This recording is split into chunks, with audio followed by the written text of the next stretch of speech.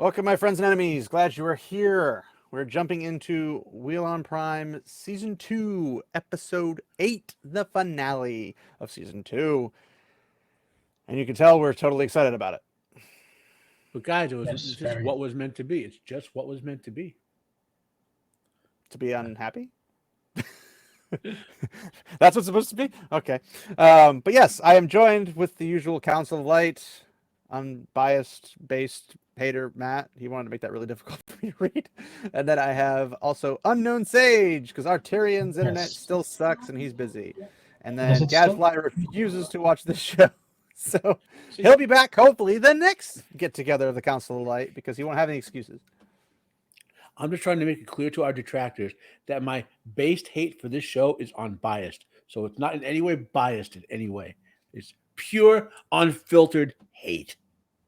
Totally unbiased.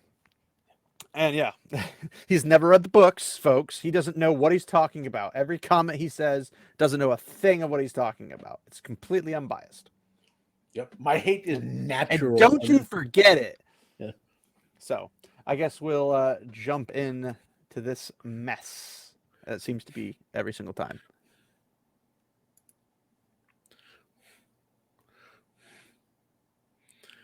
Oop,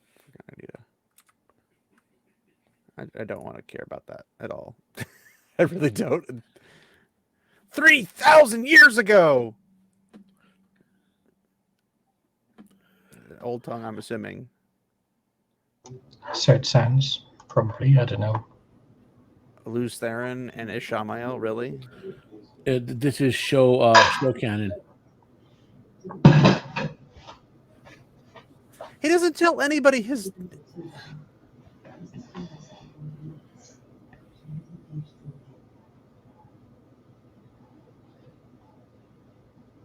So are they doing actually? Is this sealing I guess Ishamael? it's the ceiling, Yes. yeah. Which doesn't make sense if he's out for the breaking, but.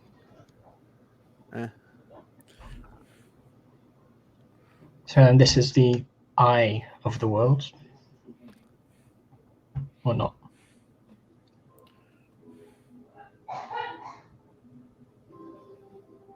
I want to know who made this language up because it's funny how bad it is.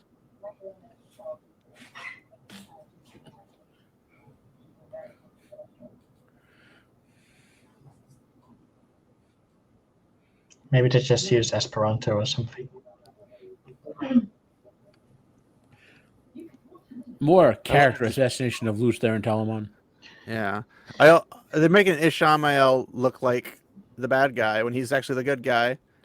Okay, I'm stopping it. No, they make him look the good guy. Didn't know it coming. So, for anyone who's never read the books, okay? Which is Matt. He's never Yeah, read the books. I've never read the books. I just heard some stuff. Okay? The Unbiased. time when this occurred wasn't very calm like this. There was a war going on that they were losing. The shadow forces of darkness were all over the place, wrecking them, and there wasn't time for them to sit around and be calm like this. Okay, Wow. yeah. So they're basically turning Luz Theron, if you watch this with the other appearance, into a psychopath. Mm-hmm.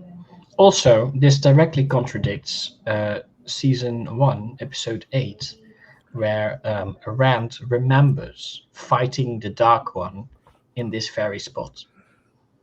And it obviously contradicts the books, which, of course, in my unbiased hate, I haven't read. That's what Ishii wanted him to remember. Yeah. That's not actually what happened.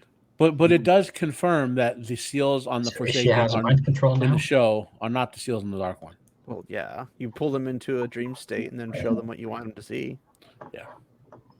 And They literally had dream him state with there Egwene. with They had him with Egwene, Rand with Egwene, and then the whole, what about what she wants? Yeah, but nonsense. the memory of the thing that happened was before he entered into that dream sequence. Technically, he could have had influence over that too. Hmm.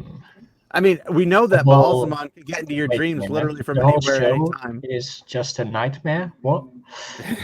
That's what it was meant to be. that would be the But best. That season 3. I do love.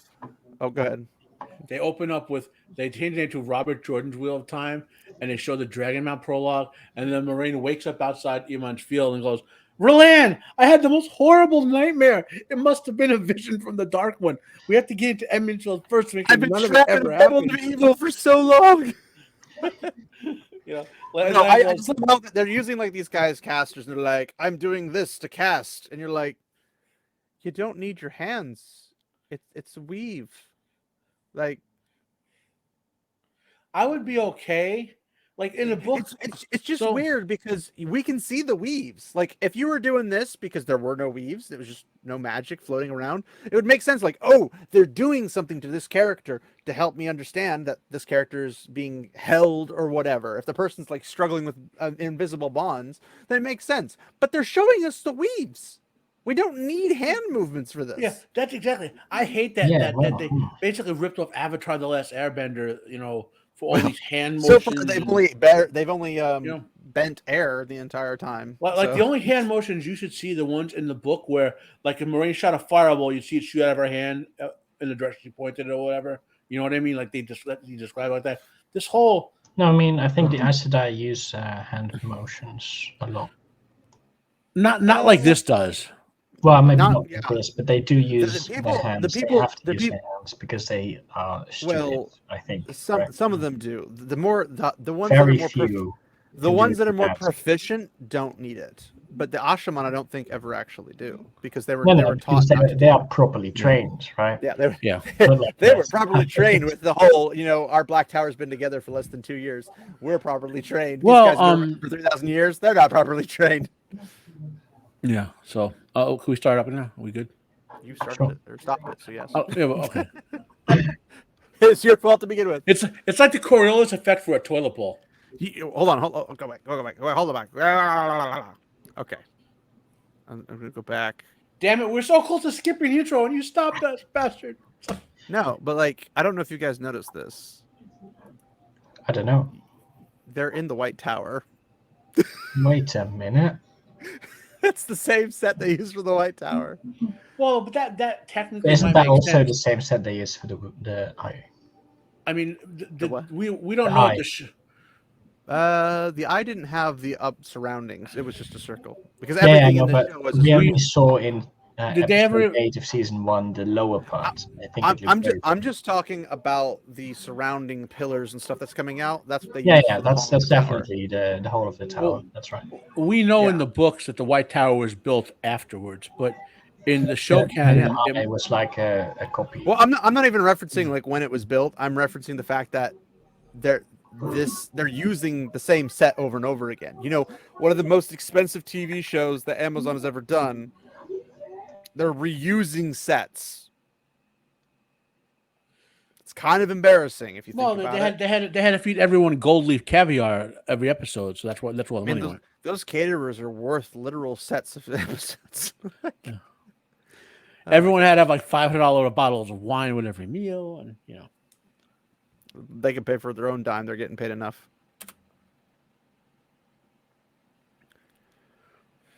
And then obviously, I don't know if you noticed at the very end, it turns into the yin yang symbol. Please skip the intro. Yeah, I have no desire to watch a poor system again. Screw you, Dudkins. Written for television. This wasn't written for television at all. Exactly. Well, it was in a way. Jangling.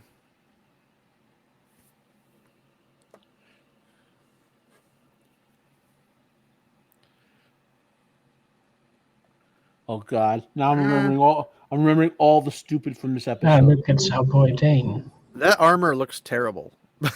Like, I wish Arturian would leave a comment, but Arturian won't because he hasn't left a single comment on any video we've made so far. That armor is the least terrible thing about this episode. I mean, I'm gonna have to nitpick with this. At least they're now actually wearing armor. I know, right? But I want to nitpick because we know from the books. Which, and again, these aren't the books, but we know from the books the White Cloaks were so picky, they would literally put their tents in rows in perfect picture-perfect fashion. And then they just have them, like, scattered. And I'm like, that's not like the White Cloaks. These are the show cloaks, not the White Cloaks. They're supposed to be like Redcoats from 1776, where they are literally so organized, they will literally die in a line rather than duck and cover. Like, it's supposed to be very fastidious. Yeah. I'm assuming this is Jeff from Bornhold. Yes.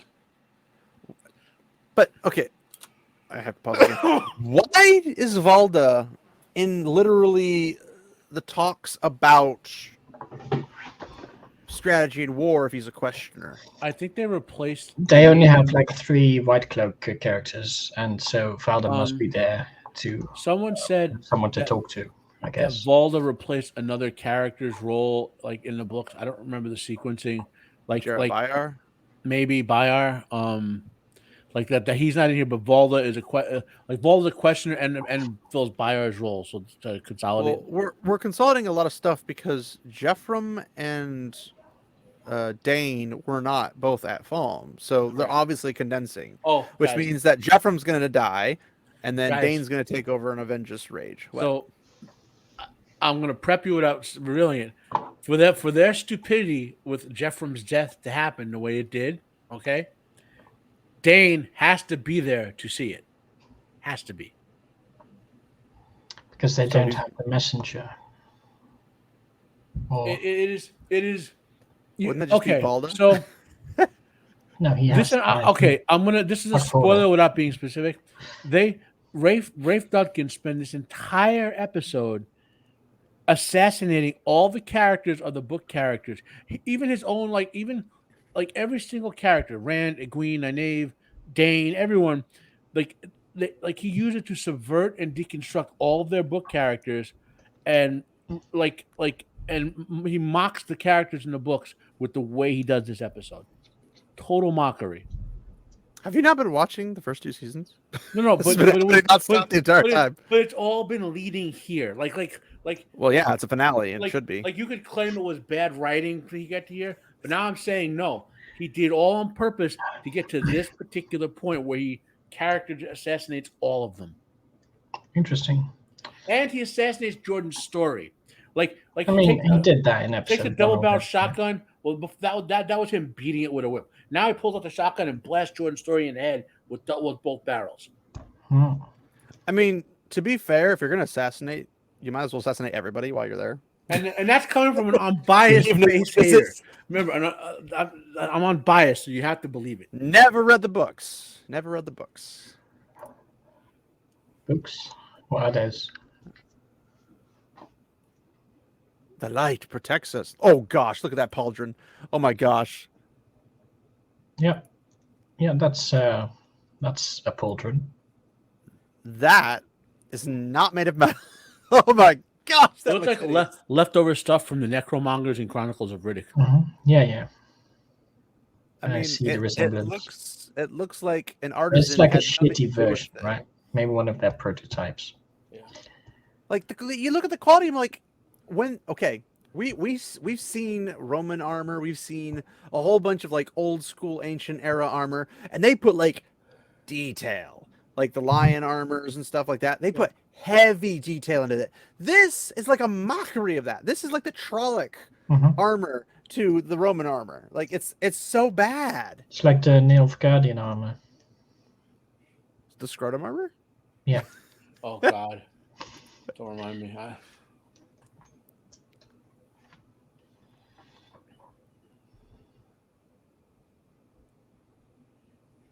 We have the light with us. There was not tens of thousands of them. There were like maybe 1,000 or 2,000 of them, because they had Damane. They didn't need. It's a scouting force. It's not the actual landing, unless they're trying to. Are they trying to say that the actual landing happened because the story requires it, so they have to have the entire landing all at one time? Is that what they're trying to go with? Because Ebu Dar was the actual invasion, not Falm. Like I should say, the Tremalking Islands. Wait, are we not in Tyr? No, we're in the Aiel Waste. What's wrong with you? But well, the only place not in the same place is Gul'dan, which is way down there, guys. True. I mean, Gildan. Yeah. I don't understand, because they're like, there's tens of thousands of them. Then why are you here? So go somewhere else and find something else. Pay attention to this when you watch the White Cloaks. They all have that arm. You know how, like, you guys know why they have like the protector on the left arm because that's their sword arm or whatever, not the shield arm. But pay attention Doesn't as do a you great watch the job. background And white then cloaks. normally you have that on the shield arm as well, Yeah. because you would angle it I and mean, then my stab. left arm would be my shield arm because my right hand would be my sword. Well, Mhm. but So yes, unless they're all lefties, then that Yeah, doesn't but make the any big that's what I'm portion telling is you. usually on the Pay, side that faces pay the attention enemy, to and the that's background also white your cloaks shield who side. have that same armor motif, but use the sword in the wrong hand. Just pay attention to it. Oh, You'll see it. Like I didn't catch it at first, but I wound up rewinding during the battles because I couldn't believe something. I'm like, why is that guy wielding the sword in his left hand, but he has armor on his, you know? The Watchers of the Waves. Is yeah, that that's supposed to be fun. Toman Head? That's Toman Head? Okay.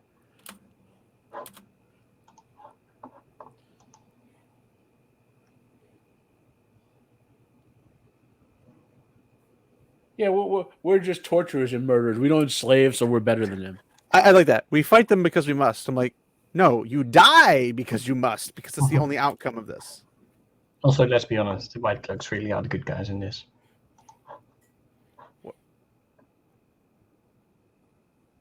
I don't remember that being part of the prophecy.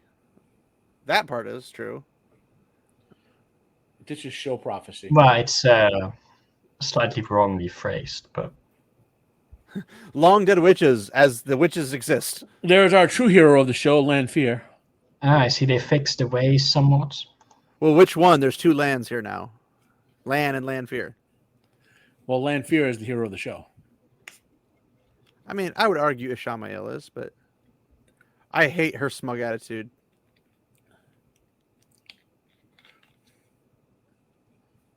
She just lied. She just lied. Well, she told the truth. He did, but you know, Mhm. he did. He just didn't keep it. Technically, he never did.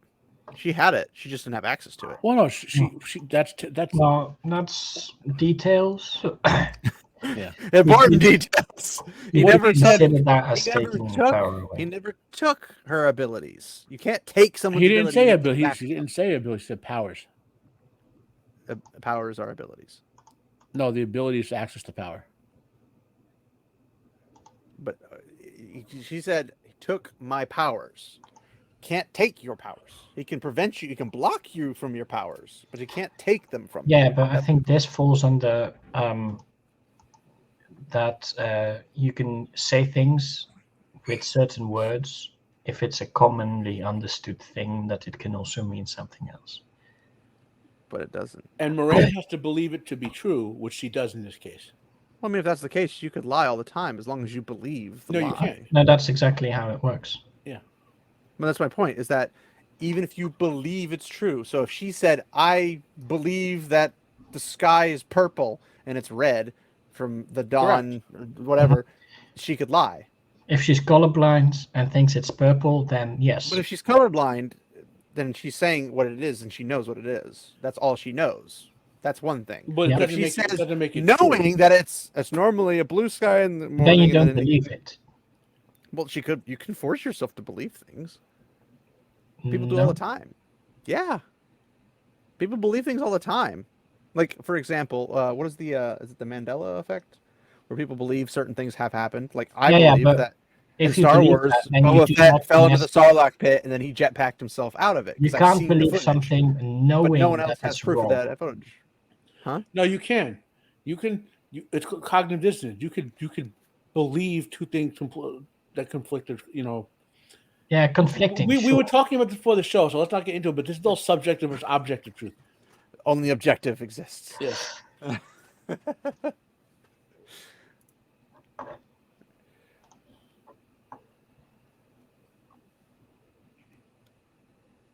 Wait, hold on. She can see the weaves? Or the ability, the power in somebody?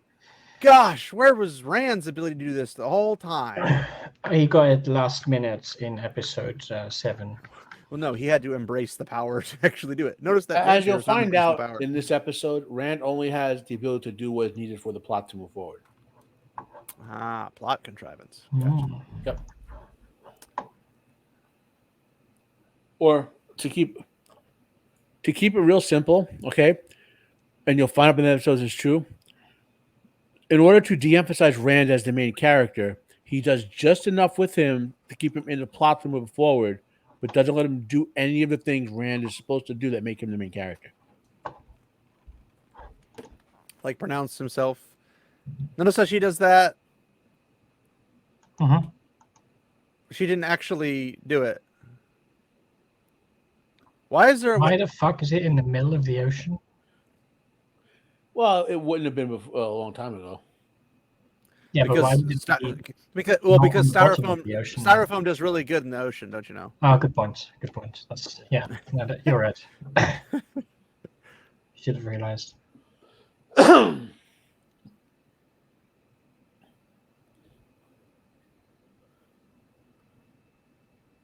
This is horrible.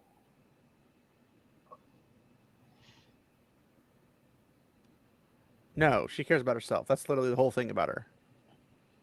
Well, that's book Lanfear. You only wanted power. This is our hero, show Lanfear. Oh, she's not my hero. Ishii is my hero.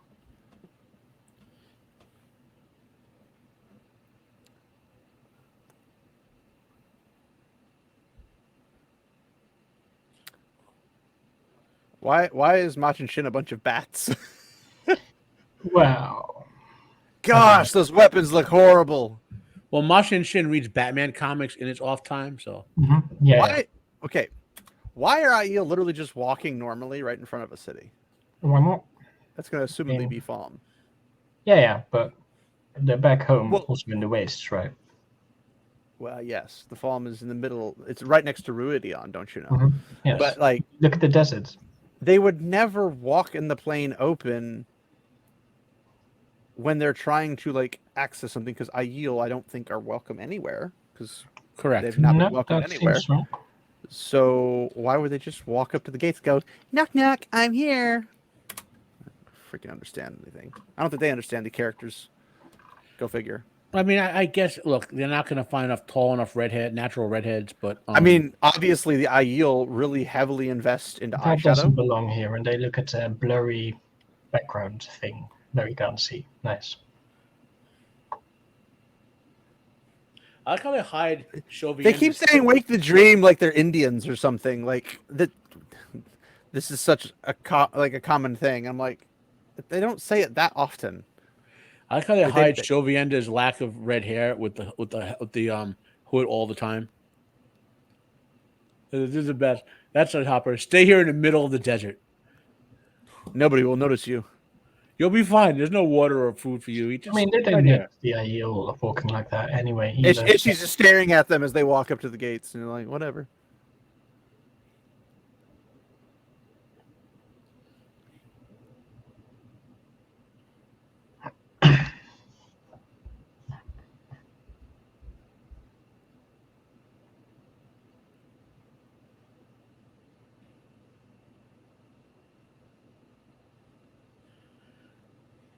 Ready for what?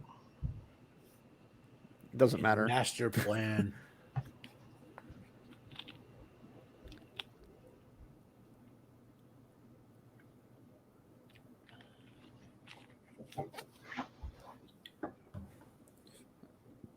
Okay.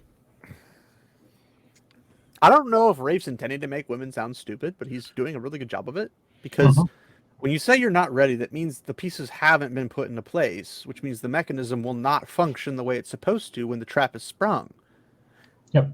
That's how it works. It's not a, oh, well, you're just being too overcautious. I'm like, well, yes, because if you don't pull, this is the way it is in like war. If you try to set up an ambush, but you don't have everyone in place right, that leaves a gap. Well, but if the gap is there, somebody can escape. If somebody escapes, you lose the overall war because word gets out. They find out your tactics. They know where you're going to be waiting. To be fair, at the though, point. So Lanfear is supposed to not be on the same side as Isha now. she's not. Well, yes, I get that point, but like, Ishii knows Lanfear enough to know that she's actually acting stupid.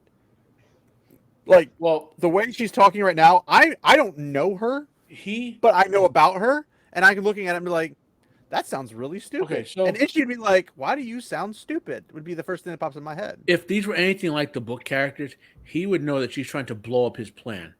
Okay, because that's what he's trying to do there. They wouldn't be working together unless he was in Morden mode. They would never. This would not be a thing because the Forsaken did everything on their own until they had to make unless they got an exclusive order or something. Yeah, but that's a whole. And if he was Morden mode, she wouldn't be moving against him without like openly against him because she'd get obliterated. So like, it just doesn't make sense because. Like, even if you're saying she's on Rand's side and she's trying to like play Ishii should be able to catch this. Rafe, because it's literally so stupid. Somebody who has no like tie to these characters since they're not book characters, even if you take them outside of the books, it sounds stupid. It does. But like, what Dudkins is trying to doing. Well, if Dudkins is trying to make Ishii really good at doing all these things and then making him really stupid, he's artificially making him a villain. He's not making what he's doing is trying to make everyone think the book characters are this dumb. All the male book characters. The female ones too. Well, he's not trying to make the female characters look dumb. He's just making them dumb. But he's doing the same. Like the point is, he's trying to destroy for the women. He's trying to destroy the books. And it becomes very apparent. That's just incompetence. The books don't exist. What are you talking about?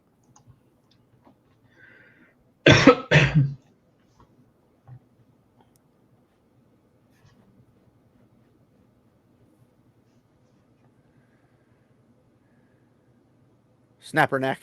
Do it. Do it. Do it. They can't. Remember, they're immortal.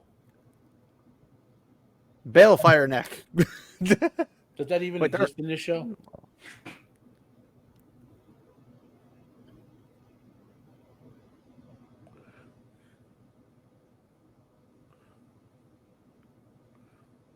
Yes.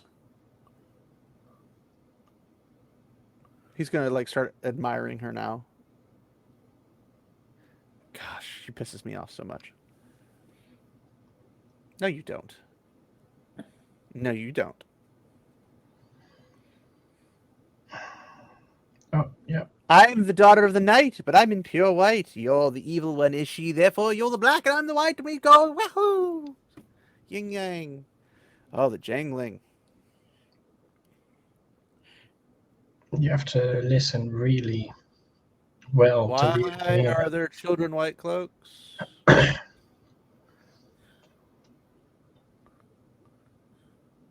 So to make that much of a cloud, there would have to be thousands of those children. Yeah. Why do the white cloaks have children to begin with? Because they are the children of the light. Yes. Yes. Smoke may hide visuals. It won't hide audio. That's not how that works. There would have to be thousands of those children. Uh-huh. So what? They're not going to close the gate? Like, and I literally heard the tang. My joke when I did my reaction last night was a running joke. Was they must have timed it just right for when the Damani were changing shifts at the gate. You know what I mean? Like a single Damani there, the whole attack would have been over. It's like, okay, the children were a bit much. Like they could have just waited for like. And notice, there's like only 2 guards at the wide open gate. Like there's not there should be a pole platoon. Well, to be fair, there was a massive open plain, so they would have been able to see everyone coming. If it were, no one's like, wait a minute, there's a giant mist appear in the middle of the dry desert for no reason. No, that's perfectly normal. Well, yes, but it could have been wind whipping it up with like a mini sandstorm or blowing the sand. Yeah. Which would have been much more believable because you wouldn't be able to see them, but you'd easily be able to hear that many horses galloping. Or like easily. Imagine there's nothing to silence it. It's literally there. It's in a wide open area. Imagine a Deathlight Guard conversating in there. Hey, let's see that giant mist out there. What do you think? Oh, this is all those thousands of kids with those incense things. That's no problem. We ignore that. But yeah. And like nobody's gonna have a quick drop for the gate. Mm-hmm. The White Tower's not in the same area. Just saying. No, Well, there's a maybe tower it there. is. Maybe it is. Gay. Nice. Oh, let's get your eyeliner right. Is Nynaeve getting shorter every episode?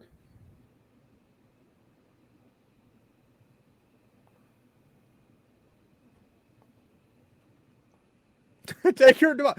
I figured that was pretty obvious. You didn't have to command that.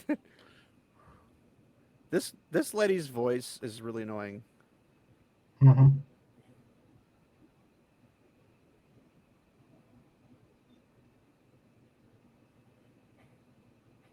Nah. But But then wait a she minute. can't channel. Yeah. Well, there goes her tongue. Well, they're not in battle yet, technically. So Oh, that's true.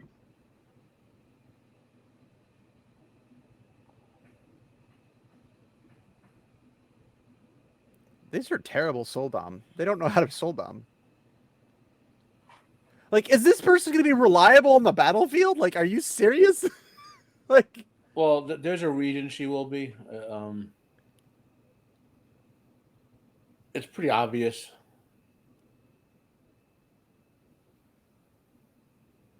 oh Oh no.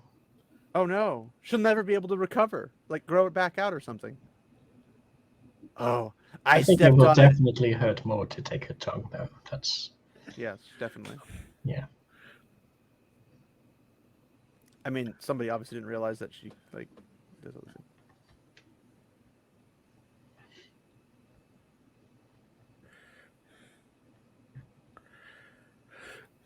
The dagger.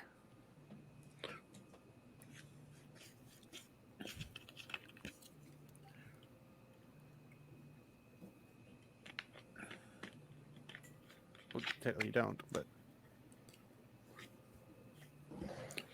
It's like they're editing the dark one out of the equation.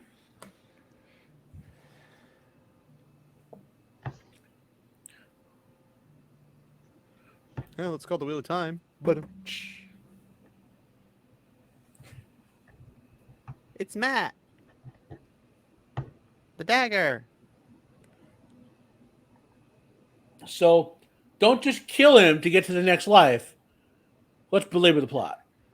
I still love that dagger though because it's like it's a ruby hilted, and the drawings show it in the hilt, not the crossguard. Postcard, yeah. And they did it literally like they had to work extra hard to not put it in the right place. Mm-hmm. It's painful, and that the dagger looks horrible also.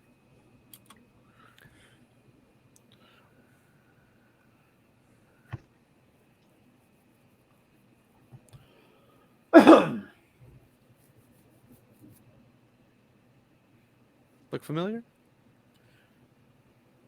So I would say this is the first gigantically stupid thing that happens in this episode. Besides the children. That was stupid, but not gigantically stupid. So it's See, the second look at that. Nynaeve can at least freaking do this better than the Soldom. No Soldom training, and she automatically knows how to do damage without actually hitting her. And then Renner's over there like, no, I must actually hit you. I must actually hang you up in the air. I must actually torture you. I can't do it the proper way with the one power through the IDOM. Yeah, well,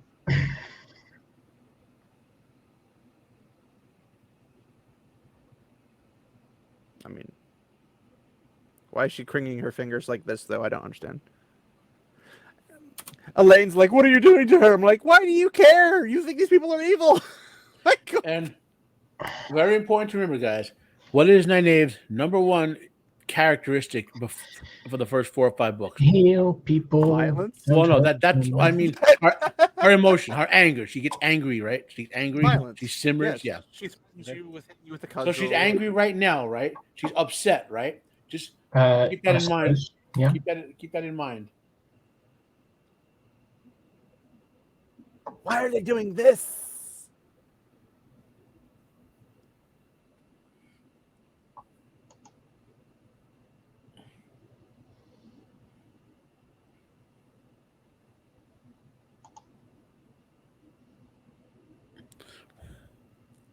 You can just kill everybody there.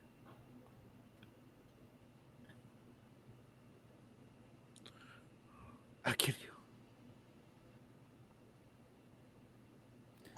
They bastardized that quote too. I mean, they bastardize every quote, right? Can't even make a prophecy correct. They're giving bastards a bad name. Yeah. What do those bastards ever do to you? That is unbiased hate from a bastard.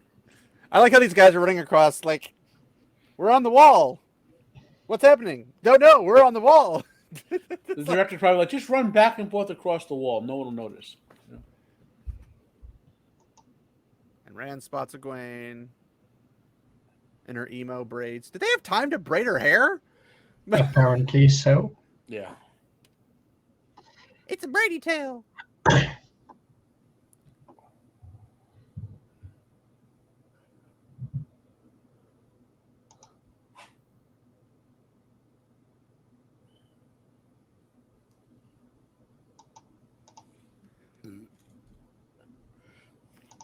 Oh, now they're trying to cover the tracks from one. I mean, to be fair, they didn't have much choice with Barney leaving, but it took them a long time to get to that. I mean, they had multiple choices to make there. They didn't have many choices, and this is not a horrible way to explain it, but they could have done better technically. Everything is horrible about this show. Well, I'm saying, like, You know, actually, I'm going to correct that.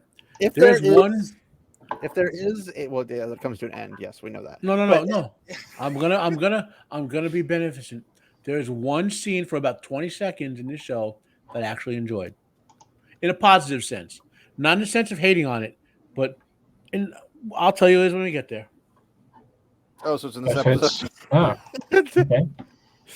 I'm pointing out, Curious like, now. okay, when somebody does something like what Rian Johnson did to The Last Jedi, screwed Jar Jar Abrams in the third one, in Rise of Skywalker, Yeah. because that's not how the story was going. Yeah. Rian Johnson changes it, and so now he's like, well, crap, I have to make this make sense, and by trying to make it make sense, it became crap. It was already going to be crap, but it was going to be even better. They forced Abrams to do that third movie. I don't know if you know that. He wasn't going to do it. Because they threw out, what happened is they threw out his script for the second movie, right? And so he wasn't ever intended to do the second movie because they had Rian Johnson. No, he was supposed to do it, but had a conflict with another movie he was filming. So KK said, "Oh, I got this young guy who can do it, Rian Johnson." And Liam Johnson. yeah, Rian, whatever. I don't want to know his name. And they worked together for about 2 months. Johnson. Him and JJ worked together for 2 months with KK to put it all together in pre-production. Like, so this is my script. I got it ready for you. And then as soon as he left, KK and Johnson, whatever, threw out his script, rewrote it completely. So he was ticked off about that. Well, he set it up to be a specific direction, and Rian Johnson went a totally different route with it. And then he's like, well, crap. Because they had comes the third movie. And was it Chapek or Iger whoever was the CEO at the time? He told KK, "If I come back, I'm gonna do what's the thing the directors do when they put the fake name on it, Smithy or whatever. There's a thing the directors when they want to disown a film is that they'll say, "Don't use my name, use this generic name." It's like John Smithy or whatever. Oh, a pen name? Yeah, it's an official name they do that with. And anyway, he said, "I'll disown it and I'll slam this film or whatever." So Iger came and said, "No, you're under contract. You're going to do this, or we'll sue you for millions of dollars." So then he came and said, "Okay, we're going to do it, but I'm going to retcon it completely. I'm going to have time travel Luke go back and undo the whole film." And they kept vetoing that. And so, like I said, I'm not defending. See, I was under the impression he was contracted for that because they had another director. No. He was contracted for 3 films, right? There was a 3-film deal. But then when the second was coming along, he thought he could work it around the other film he had to do, but he couldn't. So, because so that's what the thing happened with KK and getting Rian Johnson or whatever happened. But he was a 3-film deal because he was supposed to put together the trilogy, and like I said, he thought was it one of the Star Trek movies or whatever. He thought he could film that and then The Last Jedi. You know what I mean? And said he couldn't make it work out. So KK said, "Oh, it's fine. Don't worry about it. We got this other guy who can do it for you. He's a young and up and comer." Yeah, that's why I don't think it was a contract, because I never heard anything about him being contracted for 3. Because originally they had Jar Jar doing the first one, somebody else doing the second one, and somebody else doing the third one, and then the guy in the second one backed out. And then they brought in Rian Johnson, and the guy in third backed out, and then they brought in JJ afterwards. Thank God it wasn't Rian. We'd have 2 horrible movies. Instead, we got 2 horrible movies, but not as bad as they would have been with Rian Johnson doing it. So, it is what it is. Do we? Yeah, let's get moving here.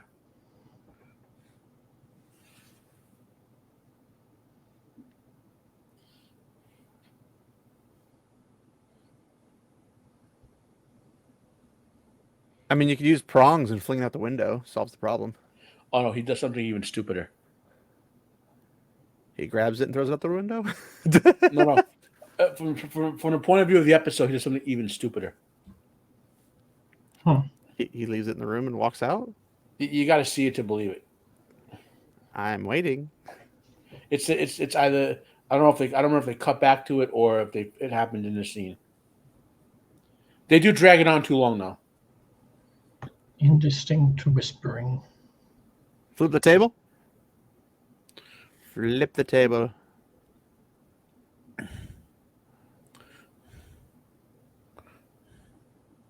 It's perfect time for a walk on the beach. You can't want it back. It never left. That's not how bonds work. Can you imagine what happened if an Aes Sedai got sealed every single time and it disconnected the bond? In the show's logic, she shielded the bond away before she went to the fake eye. Then she got shielded when she thought she was severed, obviously. So the bond is still there, but blocked since she just blocked it when she ran to the fake eye. But you don't block it, you hide it. Well, in the show, you do. Well, hiding is blocking in the show. Yeah.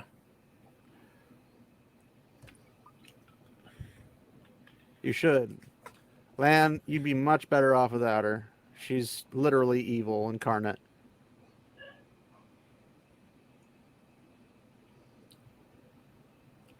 I hate saying this, but he'd be better off with Show Alana than with Shoreen. No, he wouldn't. I'm not so sure about that one. At least Alana takes care of her waters. No, they take care of her. Yes.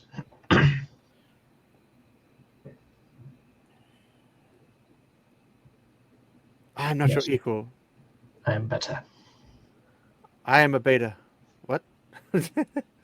You're psychic, Sage. You're psychic.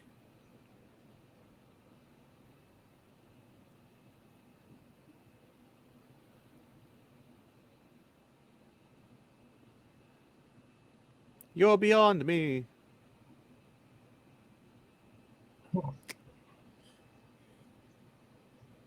Well, she's not wrong. Certainly in the show.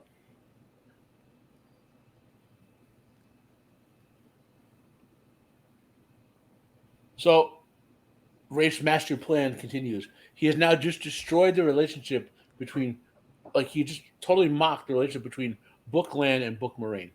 Mm-hmm.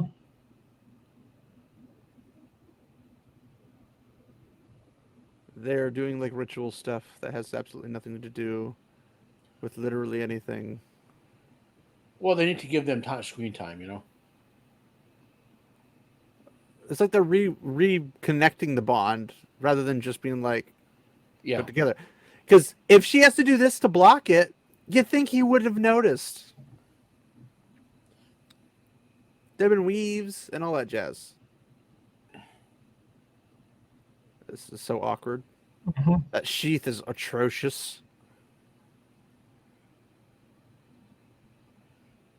At least they do go the Shad way and make the side open. Well, they have to, otherwise it wouldn't come out. Exactly. Just to be technical, if that blade were shorter, he's tall enough to use a back sheath. It'd be a very short sword. Well, that's basically a long sword in terms of length. If it were a short sword or or like a broadsword type of thing. And of course, the Aiel just wander in. Like, what? Yeah, no one. There's Aiel who literally wiped the floor like terrors of the land, wandering your village, and no one's like Aiel. Ah!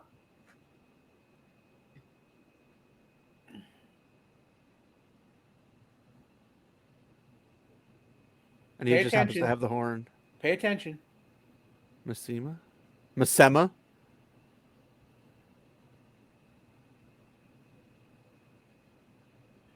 They don't even show Lanford helping him get the horn.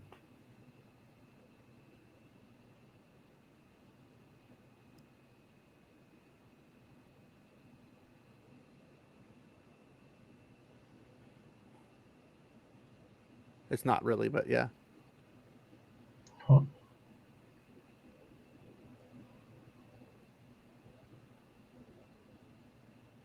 His like robotic voice is really annoying. It's like he's on his stilts for some scenes and not on others. Mhm. Yeah.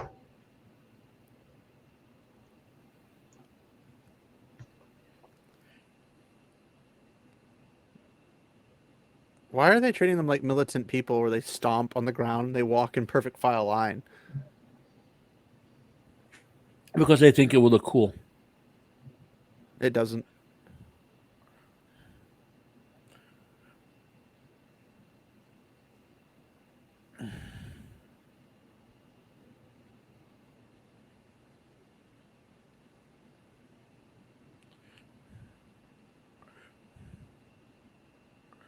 There's no way people would be in the streets. Well, the Sean Chan, these are the Show Chan, not the Sean Chan. But in the book, the Sean Chan cared about people and would have gotten them off the streets. Mhm. See, but here's the funny thing is that the Soldom can't see where they're firing. So for all she knows, she's shooting fireballs like she's supposed to, but she could totally be hitting the Shamajan with it. No one would be the wiser. Like, Yeah. nobody's paying attention. Everybody's too small. They'd be like, fireball. They're hitting more civilians than they're hitting enemy soldiers. So wait, do all the White Cloaks have axes now, or am I missing Yeah. something? They're Vikings, don't you know? Are they? They are. Guys, spoiler. Perrin gets his axe in this episode. So he already had an axe. Is it gonna be? He has an axe to grind. Yeah. Didn't they take the axe from? I'll be here all week. Nope. Nope. Still no axe. Not yet. Why did they dismount? Why did they just enter on foot? You send a scout battalion to guard the gate. Well, she hates white cloaks, so that won't be hard. Yeah. Mhm. That didn't hit anybody, but okay. Well, that's because she was not using her hands to aim, right? That too, but I meant like, why are people getting flung backwards at a fireball? It's literally just fire. It doesn't have physical impact. It just literally goes. Poof. Maybe there's some air in there that makes an explosion, a shockwave, or Well, whatever. I mean, she's creating an earth ball that's literally a physical being, lighting it on fire, and then throwing it, and the impact. Even then, impact from stone would just go woo, poof, poof, poof, poof. Like it wouldn't. Well, in theory, it's superheating the air in front of it, and the air could be moving. Maybe they were all like, "Oh, That's a hot," lot. and then stumbled But back. the weight, like how far the guys? They were like 6 to 10 feet away from that blast, and they were going "Wah!" backwards in the air. It's.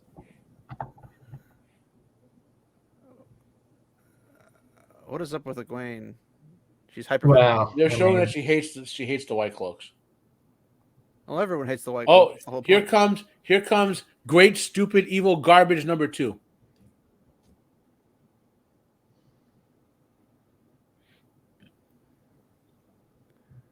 What the fingers swords? What are they? Pure character assassination of Rand. You people just you. What do you mean, you people? It's just blade on this side of the ocean. Another wasted.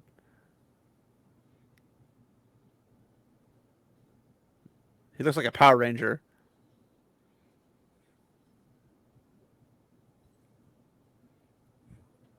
disgusting. That blood was horrible. No, just the scene. Yeah, They I mean that's correct, but not fighting Turok. That's what I'm talking about. yeah. I'm just saying the suicide guy. That's the only correct thing. I mean, they should have all done that to begin with. It saved us all a lot of heartache. See, wouldn't the IEL be scouting? Like, Bane and Chi ought to be off loping ahead, and then... Oh, Hangtar.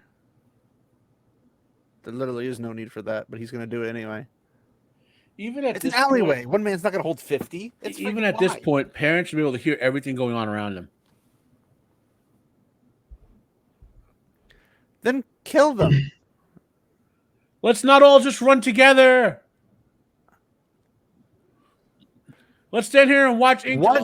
One man would not hold in that wide of a gap. Literally, one person Wait, needs to be rush, better. push him against the wall. They just come piling by. Like, Let's not shoot our bows and arrows at those guys from a distance. That's because they have to Yep. run. Because Do they have bows and arrows? I didn't see any. The IEL have no intention of veiling. Chiad and Bane have bows. Oh, okay. I thought you meant the Xiantian soldiers. I'm not. Avienda might too. Or show You just Vienda. belly check him, like boom, belly check. Now this is a.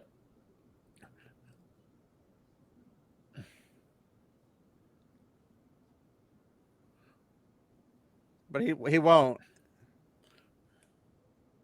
Like so.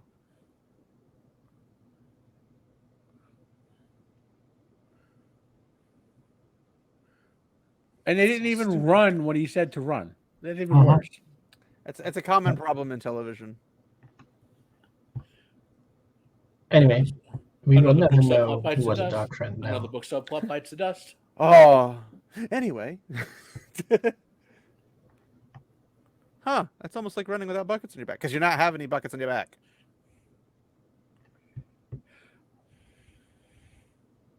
For some reason, I want to see Sean Connery and Christopher Lambert run by with the quickening right now. I don't know why.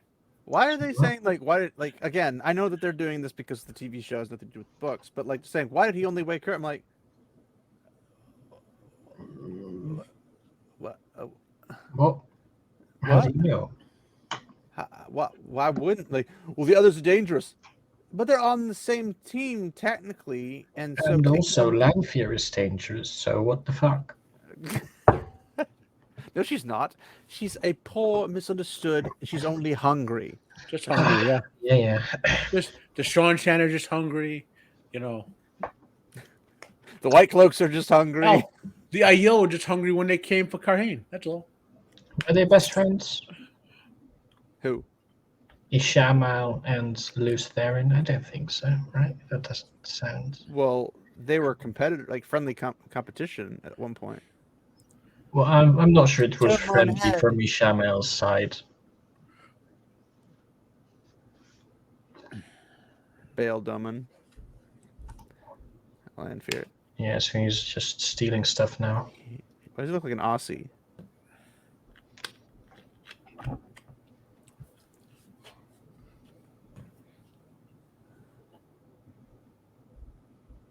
Neither are you. Oh, called it.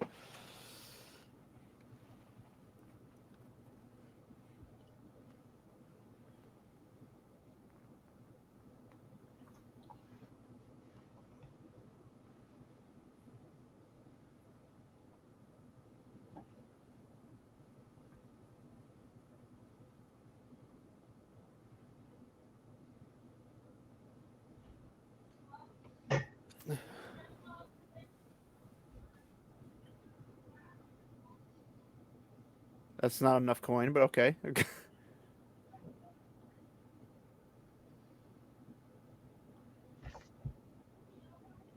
So, is she trying to throw the seals in the water so they won't get unsealed?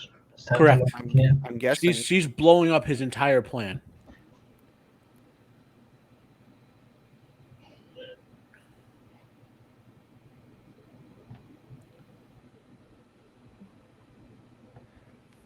Do you see those bumps on her head? That's my gosh. They did not do a good job with Suroth.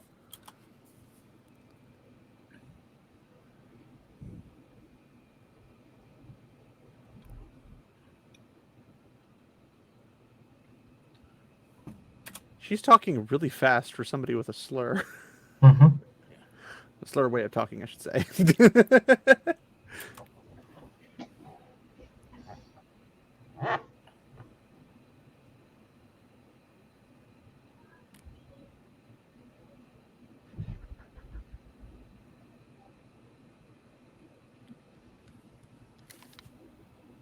No.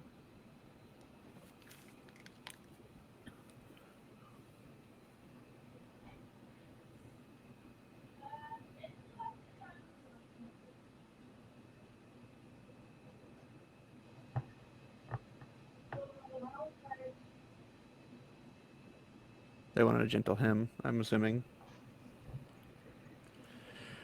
Apparently, it only takes one to do it in this show. Mm-hmm. It's not only is he an alcoholic and thief, Well, no, I mean it only requires one he's also a druggie. in the books as well. Yeah, well, that they have to learn that technique to sever with the. Mm-hmm. Yeah. And here's third stupidity.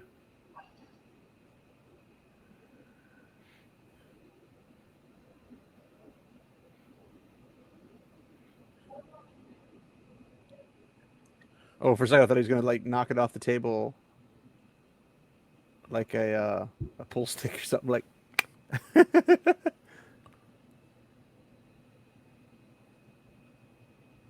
is this how he makes his Ashendari? Oh my gosh! So every person he strikes with this will theoretically release the evil as shit out of Logoth. Mm-hmm. I mean, yeah, technically that's not touching it, I guess. So we have three great stupidities. Oh my gosh! They're turning that. They just blew up the Ashendari, one of the coolest weapons in this entire series. What? But hey, it's a lightsaber. Didn't know that was possible.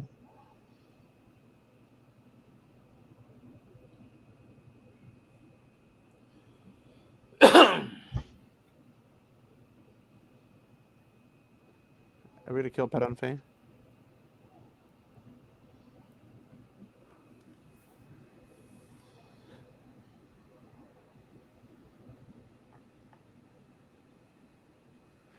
Lightsaber! And thus dooms the world. What did he what did he take his hat off for? What? He just he's like, oh, I've been stabbed in the gut. Quick, take my helmet off. Probably he wants to die with his face on screen for acting purposes. Yeah, maybe, I don't know. You can't see it. Sweet. Run away, run away. You can literally lightsaber them. Why are we running away? Well, no, you need some skill to do that to multiple people, right? And we all know the boys can't be skilled. It's like they're literally hitting civilians on purpose or something. It's like, we want to kill all the people we came here. So she just mass murders like dozens of people, 100 people. Now she's feeling bad. And the White Cloaks are helping the wounded people. Wow. Well, the White Cloaks don't have anything against the Falmians. That's the thing. Except the White but Cloaks are a this bunch is of further douches. cementing that the White Cloaks are they actually the good guys, douches, right? But the original battle never took place in the city. It took place outside of the city. Yeah, they got thus, blown to when they bits. clashed, there was right? no unnecessary casualties. But everyone in Falm, when everything was going down, they went into their houses and stayed there. They didn't. They didn't come out. It's like those old Wild West shows that you saw, where they have like a duel outside. Everyone's like closing the shutters, and like, I'm not here. Like that's the whole thing. And this they're like, it'd be really like, okay, if you have fireballs raining down on you, you don't run to your home. You run to the nearest building with a door. You jump inside that and close the door. And unless somebody else is trying to get in to like hide from fireballs, you don't let anybody in. Like, you just stay there. Like, it's like an unknown rule of, if you come in that door, you close the door behind you and keep moving. Like, go to the other side of the building, go into the basement cellar, whatever it might be. But you don't stay in the freaking street. Mm-hmm.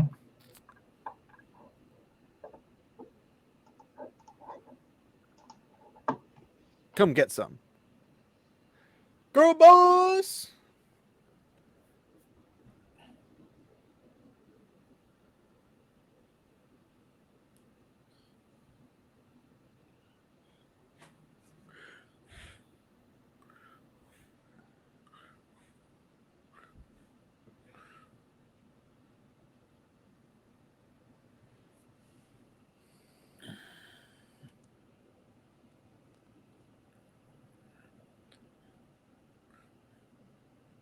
Ah! Goes flying by. Let me out of here. Somebody take off my buckle. I like how they say we made it as they're like 300 yards away. Yep. Yeah. You hear that? Yeah, what? Why do they have hamster wheel trebuchets? And also, what the fuck was with that rock? It didn't even fly straight. That would have killed every Soldan right there, and that would have killed all the Demani there Yep. too. Well, it only kills all but 2. The 2 that matter.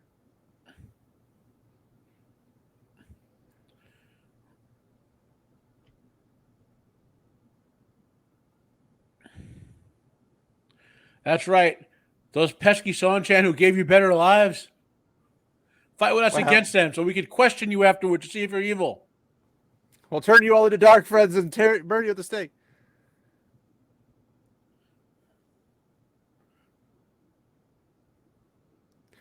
I do like when Elaine's like, "Do you hear that?" I'm like, "You can hear trebuchets from outside the walls, Yeah.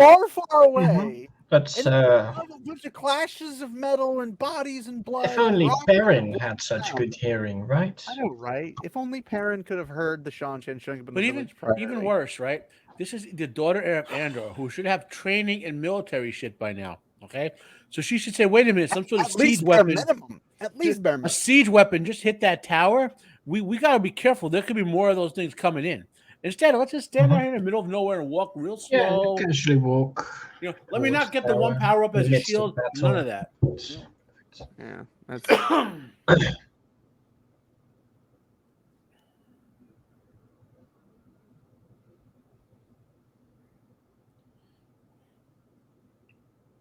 that was the coolest thing I've seen all day.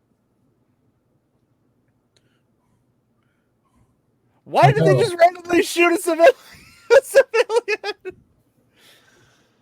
Oh. Who knows, really? I think in mild defense that those guys are like kill anyone who looks like a sultan. But they didn't hit Nynaeve. They hit literally the girl who looks like a bar wench. But I think they know that the Mane are the ones, you know what I mean. That's not Sultan, I meant Mane. Like in other words, they think the other, like focus fire on the ones who could blow you up type of thing. Yeah. Yes, they did. They killed the one that they thought was that. They killed what they thought was the Demane. But then they shot Elaine.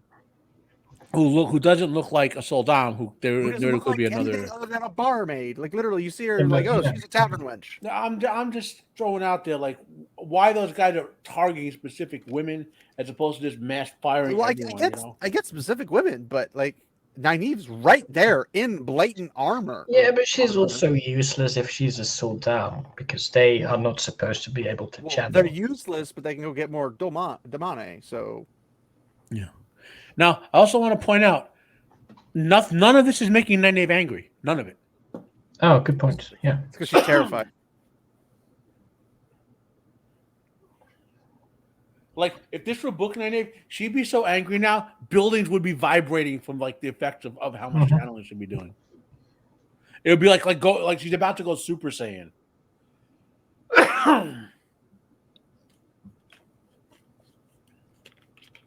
Yeah, because Demane wouldn't have been able to knock that rocks flying in the air out of the sky. Everyone's dead. Where did the fire come from? They're all dead. Well, there's probably a torch or something that hit pottery or something of that nature. Apparently, when you die, there goes your collar. Oh, the poor blue sitter, who shouldn't have been able to do anything here to begin with. Just saying. They overlooked that fact. gonna say, can she touch somebody else's Now, item and then if throw it they off? had just like had her die from the explosion or whatever, and that how Egwene got freed, I would have been okay with this scene. But it wouldn't have happened because if the Soul Dom dies, so does the Demane. Maybe, but that's the book. Again, there's the Aiel walking around. No panic at all. They haven't done anything either. Do you know she's holding the short bow in her hand though? Yeah. Oh, one of them veils their face. Oh, Like- there's another one. Oh, there's another one.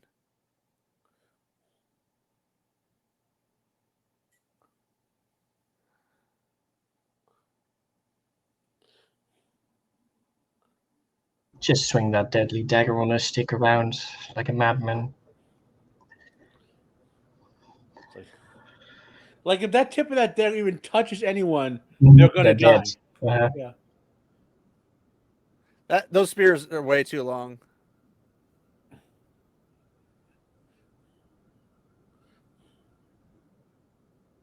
so now they can fight a whole army.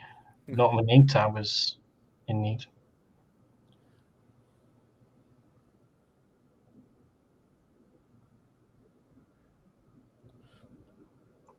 But there were like two others right next to them. There was a lot more than two, and none of them apparently can stop a boulder from flying. There's a lot of bad logic in floating in there. Yeah.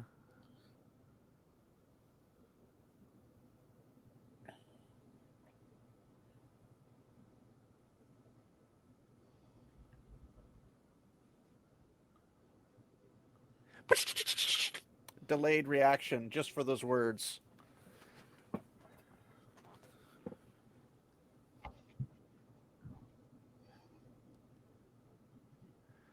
Oh my gosh. This is stupid. Now Egwene's character gets character assassinated. Double. Twice in this one scene. That's not even where I'm going with it. How does she know what the searchers are? Don't know.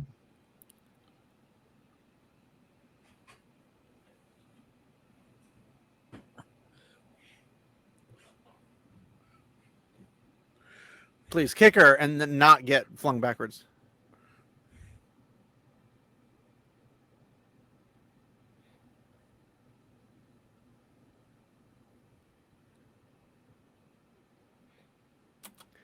This would cause Rena pain, which would cause her pain. It's a feedback loop. Yep.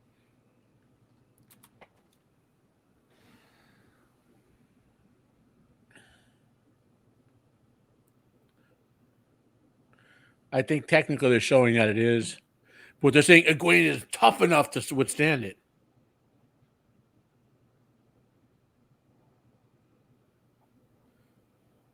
I know. Is death also transferred or just the pain?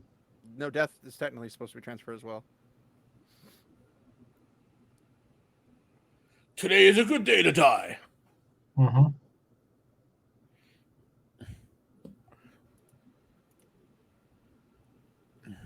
That was the lamest That's give up not how ever. that's supposed to work.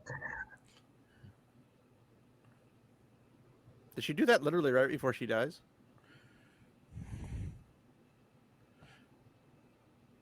There's a wall sconce where that torch was.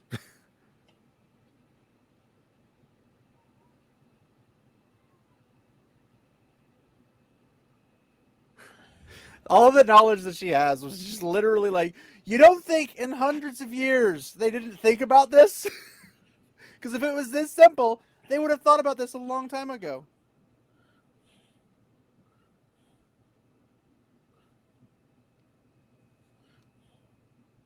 Oh my gosh. This is some lame writing. Yeah. Oh no. Oh. She's... Oh, it gets worse. Okay. It gets worse. We're still on our way up Shit Shovel Hill. Are we? Yes. Fuck.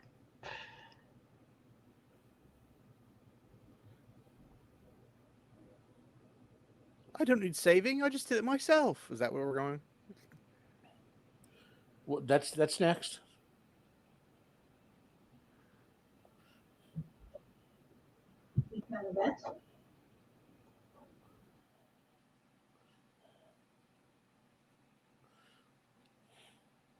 Going full Legolas with the bow and hand-to-hand combat. What? Why does Avienda not have her buckler in her arm? You can have the buckler on your arm while using your spears. This is Shovienda, not Avienda. That's why. The other ones are. It's so stupid.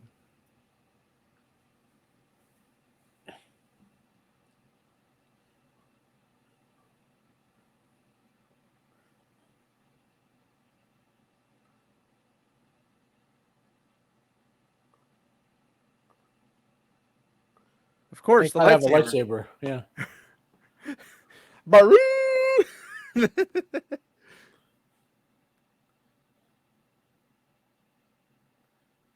Well, my friend Lanfear got me here. I was gonna say, why is she speaking like an Indian? How? It's like, oh gosh. We're still on the way up. That's not possible. Surely. It's possible. How dare you call me Shirley? I'm not Shirley. I'm Egwene.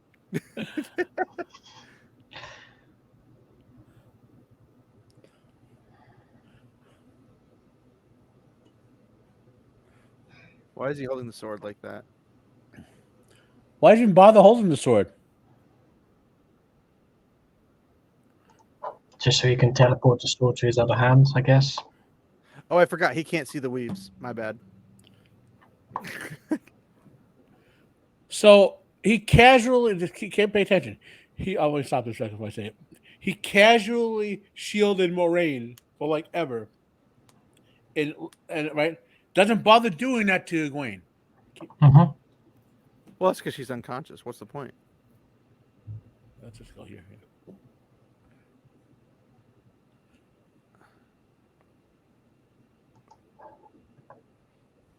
So they left most of their force on boats so they can do what exactly? This, apparently. I don't know what that is. I don't know. It takes all Oh, of is those Zamani to the do shield? what Swan could do.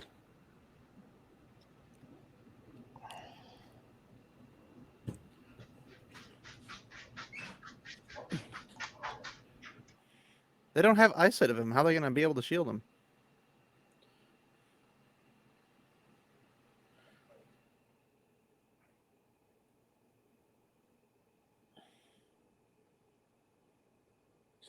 Oh my God! Also, how the fuck can they see? You know what she looks like? Do you remember That's the what I Fifth said. Element? I didn't watch it, but I know about it. The character, the bad guy character in the Fifth Element. Oh my Oh. God!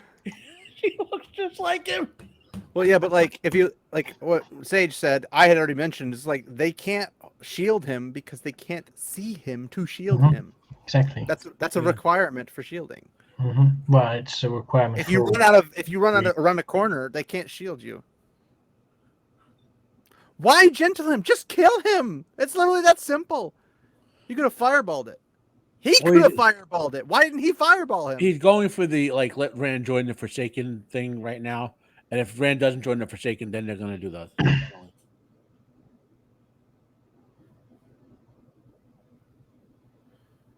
Because Lews Therin was evil.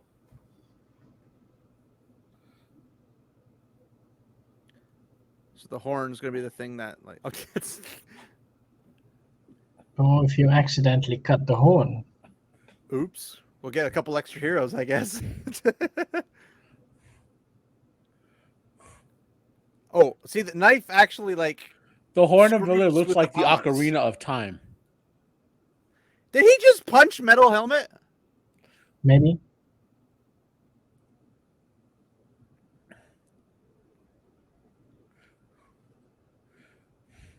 He's the Obi-Wan Kenobi of the show.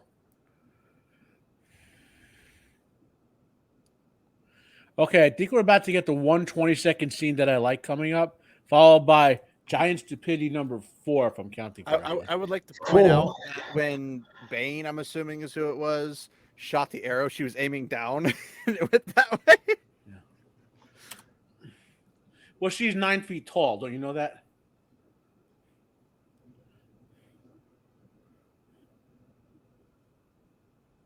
Is this where he gets it from Dane? It's coming up. That was.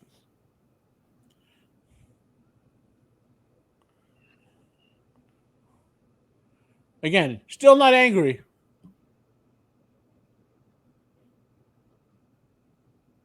All the people dying doesn't piss her off. Nope. Man, they made Nynaeve look useless, and she already had a block. And for book fans, at this point, Nynaeve knew if she got angry, she could channel. She would deliberately make herself angry.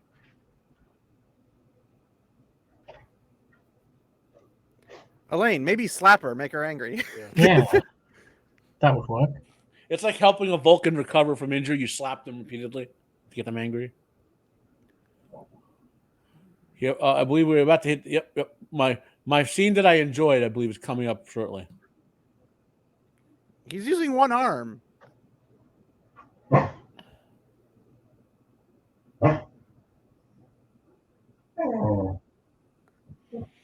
Hopper.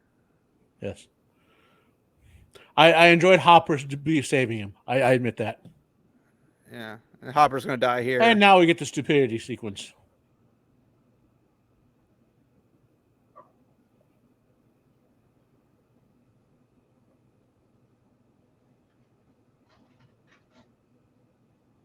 And Valda's just going to walk away from him. Well, Volva has orders, I believe. He's a dark friend, right? In the show. They're all dark, all dark friends. I'm not sure actually. There's some dog. Somebody's dog's not happy. Arr! I'll admit I like Show Hopper. I'll admit that. Maybe because he's a dog and Show doggy version. Yeah. He's gonna go. Screw pacifism! slap. Now remember, in the book, Perrin was only blamed for the death of Jaffram.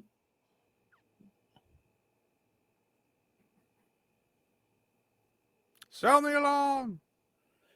In Dutkin's awesome mind, it wasn't enough of Perrin just to be blamed for the death. His horn looks stupid. It's All the these soldiers are up here and not down fighting the guys in. It's the ocarina of time. He's gonna blow it and grow into his adult form.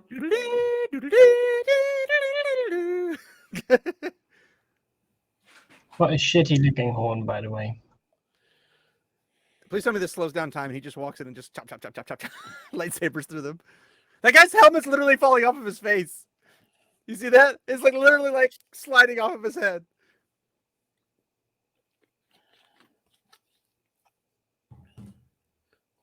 Oh my gosh.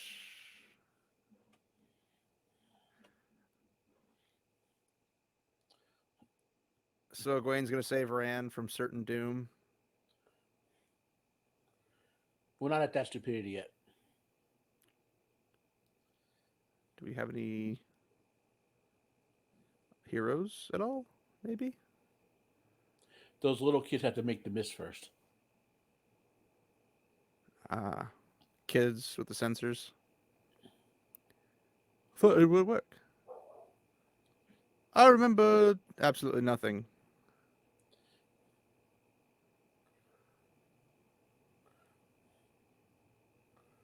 A bunch of random people we don't know and don't care about. Oh, look, it's Uno. Because Uno somehow is a hero of the Horn.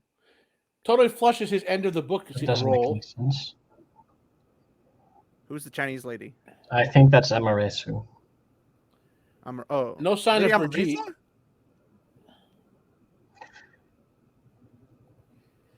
There's They're just like, Aquaman. let's make the weird. Why are they still in pause mode? Why not? So no Brigitte? What? Is there a guy with a bag over his head back there? Probably. Why do you give the hero the horn?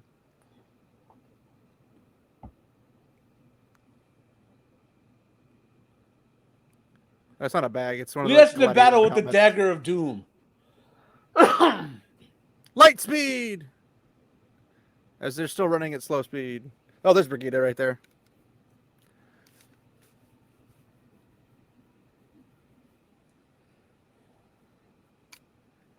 Just random people that are magical coming out of nowhere just to plow through them.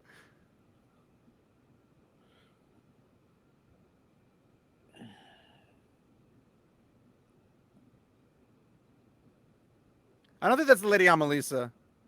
I don't know who it is, but No, I don't know I'm any a of these people racer. How, what? That's Amaresu, probably. Oh, Amaterasu. She's the one who is supposed to be, according to How many the. times do you have the to Katie axe a guy in the people. chest? Well, What, Perrin has what to do it. times? Has to axe Yes. someone at least once a season. He's talking to Jeff. I asked you a question. I'll ask it again. He had to make sure Joffrey's baby was dead too. Oh gosh. Remember, show fans, in the book, Perrin didn't actually kill him. Just remember that. Mhm. Yep. So They're compiling. yeah. So now Perrin's character is completely assassinated. So we're great And Udo to just page shows up out of 4. nowhere. Yeah. Shield bashes him. So now when They're Jane red. descends upon the two rivers to terrorize them, now he's justified. Mhm. Randomly gives him his shield for no reason, but that does matter later. But is that possible? I guess that means we're not getting Gnome. Or Noel. Noel. Not Gnome. Noel.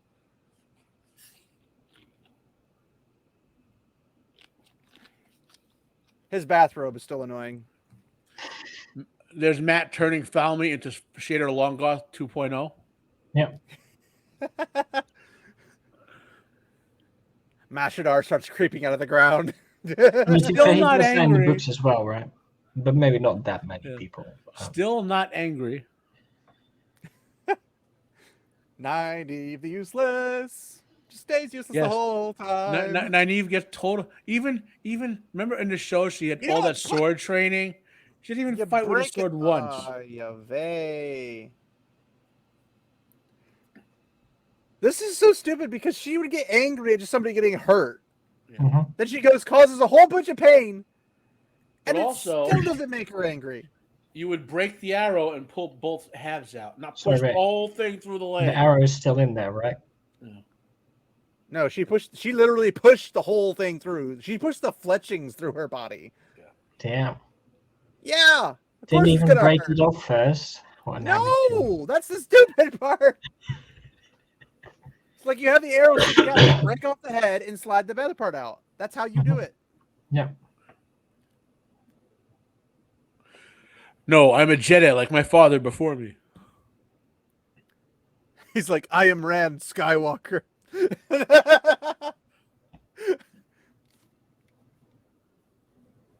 Well, obviously, because you wouldn't be here.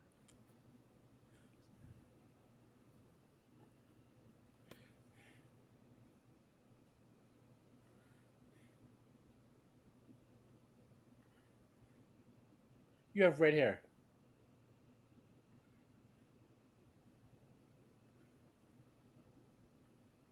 Here it goes. Now we character assassinate Min. Oh. Remember, Min Vision showed Matt stabbing Rand, and Min Visions are never wrong in the book. Mm-hmm. Yes. And somehow everyone's getting taken down. Dutkin's destroying everyone. It's not even the vision she saw. Mhm. It was him like grabbing him and shoving the little dagger Yeah. in. There was no spear. There was no nothing. Exactly. So Rafe specifically said he wanted to show that Min's visions don't always come true. Is that what Rafe said? He actually said that somewhere. Do. Yep. They always come true, just not necessarily the way you expect it. Yeah, or they If could be it- misinterpreted. If it shows like, well, Women's Visions, it would show the dagger above Rand's head. It wouldn't Mhm. show the actual scene play out exactly how it would Yeah. happen. Yeah, You but just say one would know what it means sometimes, right? But if she did see, she would know, but she doesn't necessarily know how it happens. She Yeah. says that means death. She doesn't mean she knows how they Yeah. die. but if Yeah. she It's they're did going to see die. the stabbing itself, the stabbing would specifically happen. If she did Yes. see it. Yeah. Which can't happen because it didn't right here. Yeah. And this is going to create the wound, which isn't in his side; it's in his belly. I believe you'll see it moved later or whatever. It gets teleported. It's down his forehead. It looks in a different position when it gets healed. Remember, we're still going uphill, guys. We're still going uphill. How can you not see it? It's like, well, if you're talking to Matt, he can't see the one power. If you're talking to Rand, it's because he's stupid and can't see anything because plot contrivance. Yep.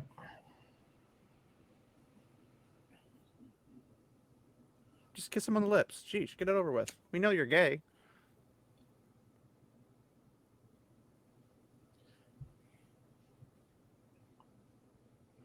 Press X to doubt.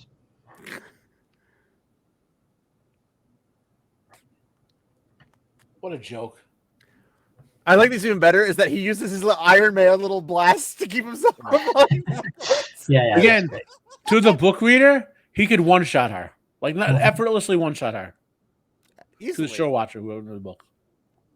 No, because he's only stronger than Logain, right? And Logain's not as strong as Egwene, according to Moran.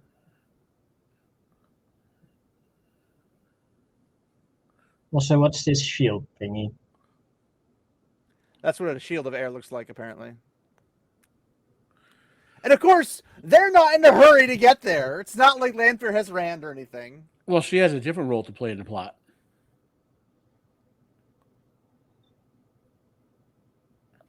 And now Moraine, here's another stupidity.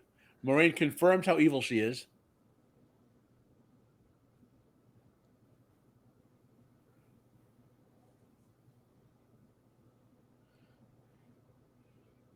Like, they already know that there's invaders.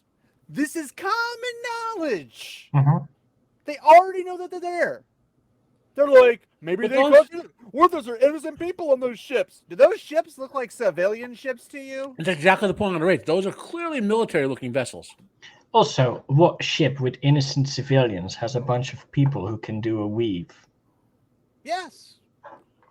It's like, oh, the Aes Sedai have backed us up. Why are the Aes Sedai in a foreign-looking boat? When we know that the invaders have channelers under them. Bit suspicious. Oh, wait, Land's a guy. He's retarded. I forgot. I want to get some plot convenience here. Yeah, I forgot about that as well. I'm doing the sideways thing off camera. Me. But it's like, but think about it. Like, all this time, Land's like, oh, she murdered but my son guy. And then she murders a whole bunch of the people. He doesn't even bat an eye. Now he's like, maybe you will help Lanfear if you cut some weaves. What? Yeah, why not? Let's do it. Go. Shouting in distance.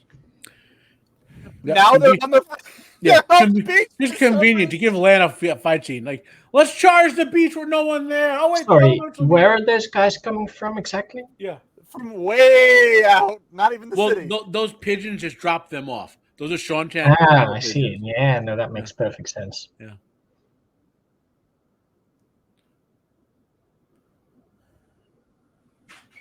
That is not how anyone fights. Let's all charge him at once, and none of us charge that Damane over there. But the best part is that Lan got his butt kicked by a couple Murdral when he's notoriously killed multiples of them on the way to Shadar Logoth and killed tons of fists and Trollocs to do so. And then all of a sudden, he fails to a couple Murdral, but now he's like, oh, a whole bunch of bodies hit me at the same time. No problem. Got this. Yes. Also, oh, man, that was a good pause. There's a crossbow bolt. Although I will give him some credit. Maybe this guy's going to shoot Moraine. The arrow is offline from him, so by him grabbing it was him like maybe thinking something. I'm betting there's gonna be like a whole "I caught the arrow in the air" rings of power nonsense or something stupid. What is that? Rings of power? I never rings. Yeah, rings of power. Black elf with the fade cut. That one. Yeah.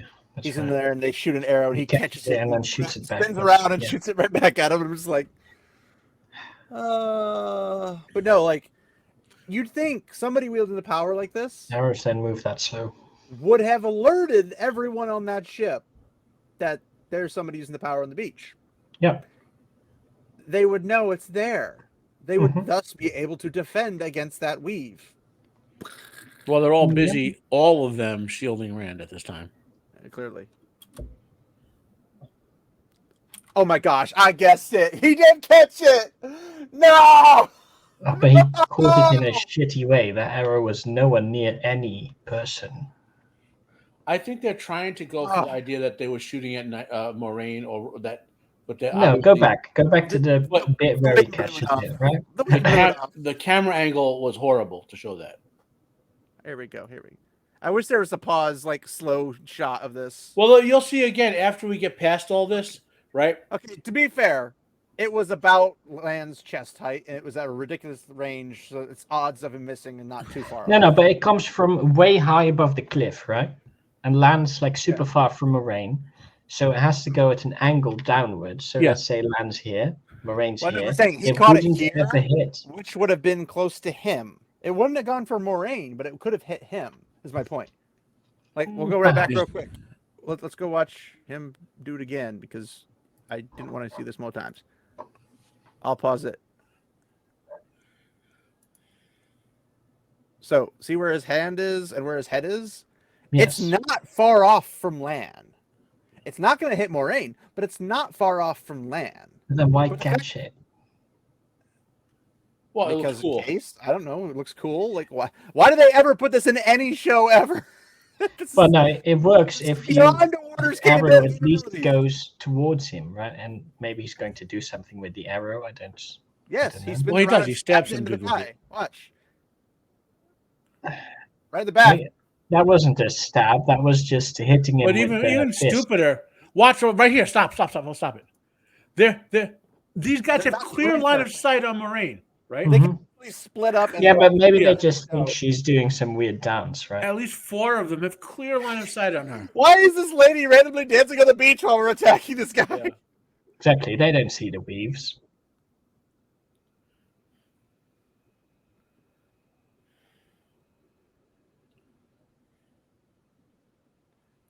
Did this subtitle say keep going? Yep. Oh, we're still uphill. But he said Egwene. Watch. I'll get there in a second. So she's getting blasted. He'll say Egwene, but it says keep going as the subtitles.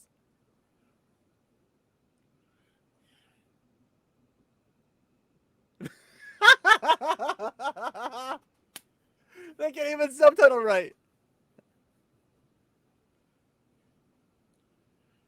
Okay. See. What? Where the fuck did he come from? I mean, where you normally do. What is the point of them being up there? Like, he can easily just aim over and blow both of them away. The stupid is continuing. That doesn't make her angry. The healer doesn't make her angry at all. Why would she be angry? Everything's going according to plan.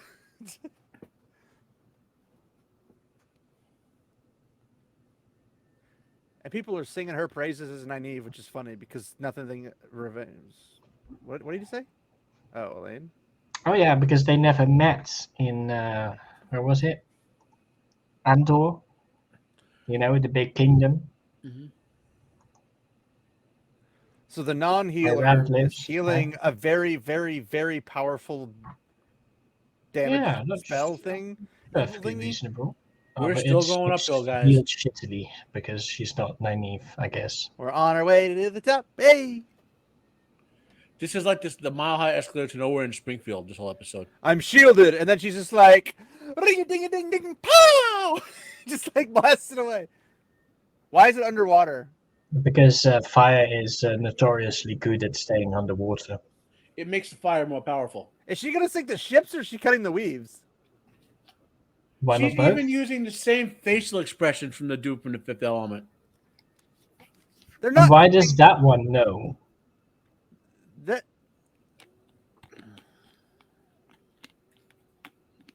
I mean, I suppose that's effective. She could have just sliced the weaves. Yeah, And but why that's did you not send it like a dramatic, tornado right? later when you, oh my gosh. Like freaking Suroth's like, what's that in the water? And you're telling me that not one Damani in Suldam combo on any of these ships could have been like, Also, I don't like the look of that. Let me stop that.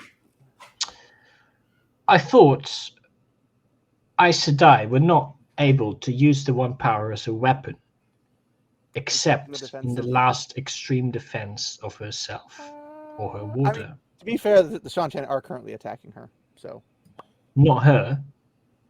They attack her water, which counts. Yeah, but that's not these Shan-Chan. They are the same. All the Shan-Chan. They are actively trying to end her life. I'm not sure that's it's the whole belief thing. She believes it, so she can do it. Fair enough.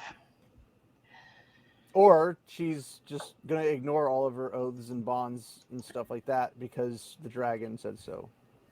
Even though technically, you know how like the dragon breaks all bonds and all that stuff, it doesn't actually break the 3 oaths. Yeah. It doesn't like actually break bonds. It breaks non-restraining ones. Yeah, it's metaphorical. It has some effect. Well, in the book, because when they all I swore those binding oaths to him. I can channel now. Hey, look at me! Look at me! I'm gonna go boom. Rand can channel now. He has his power back. Right? We're getting the big moments coming, right, guys? It's building up. Can you sense it? Did he just pick up a sword? Yeah.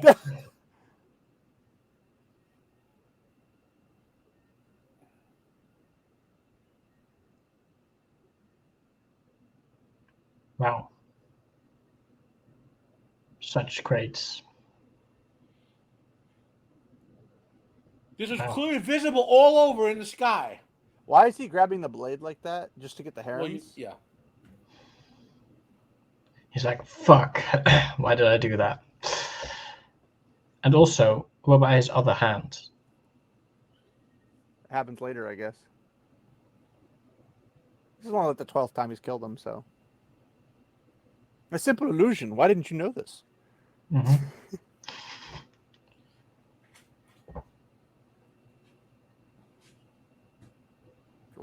Why is it beautiful? You're going to be reborn again. Blood and ashes.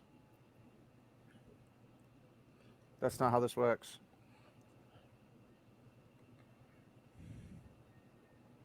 Anyway, I see we just Thanos. Anyways.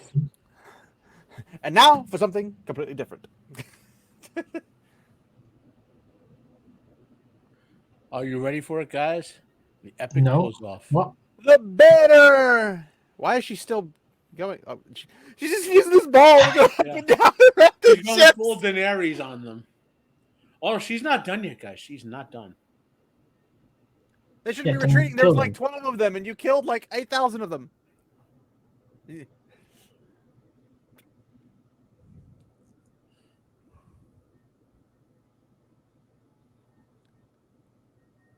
Oh no, I don't see anything.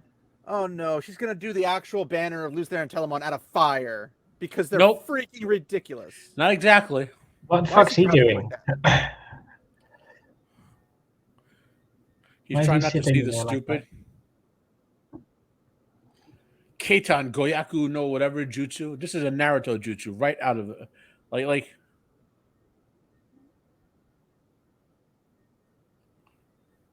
She doesn't even know he's up there. It would be really awkward if Rand was not there. Check this guy out! Hey! Crickets, crickets, crickets.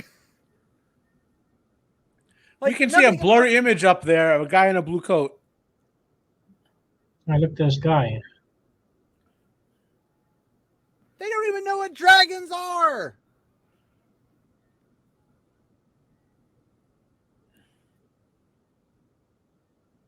Oh my gosh, she can summon familiars now?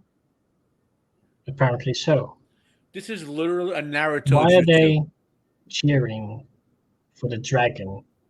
AKA the guy that's going to destroy the world's going to break again. World. Hooray! He who comes with the dawn. Okay. Yeah.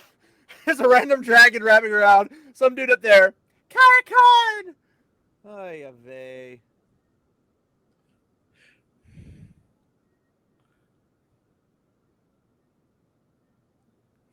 My plan continues. He looks like a western, like Wild West bandit with a little. Now, bandana. what if Rand never walked to that balcony thingy? Like, what if Hopper was alive and did it first? Would he be the Dragon Reborn? Well, actually, now that you mention it, why wasn't Hopper in the Horn Heroes people? Because it's discrimination. Rafe is a Yeah. wolfist. Exactly. But doesn't he show up in the books? Not in this part. Well, not in this part, but like technically at the last battle, I thought he showed up again. Yeah, but I think that might be a separate effect. I don't think Hopper's dead by this time in the book. No, he is. No, he is. He was dead when they were Okay, escaping throughout the. when they were hiding in the steading. Oh, okay. I'm thinking. Of, yeah. What's his name's future city that never happened. Oh, Arthur Hawkwing? Yeah. Yeah. Well, we're almost done, I think. Maybe. Got 3 minutes left. We're still going uphill, guys. Well, beyond this, Please tell me he just goes spirit bomb style and Bale fires the whole city. One can hope.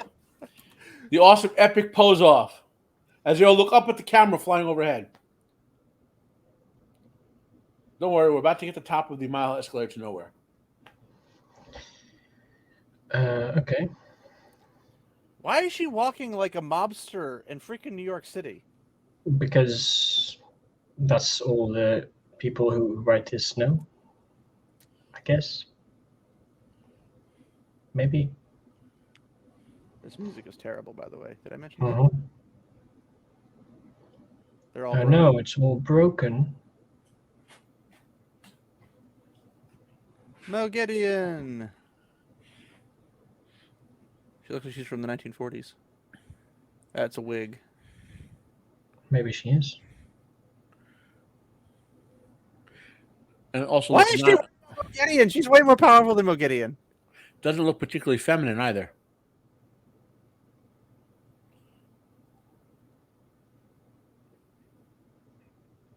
Why is she talking like she's mentally retarded? Because Well, she is. did you just look at what she was doing? Of course she's mentally retarded.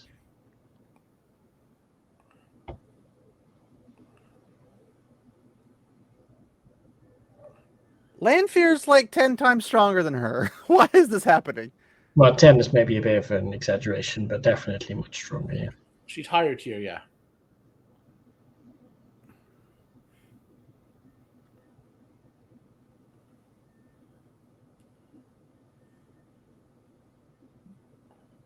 That haircut's terrible. Mm-hmm.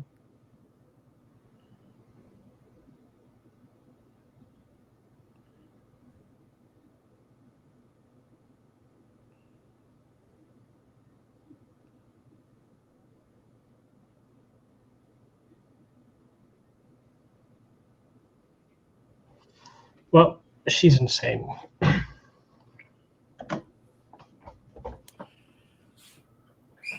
Yes, you do, actually.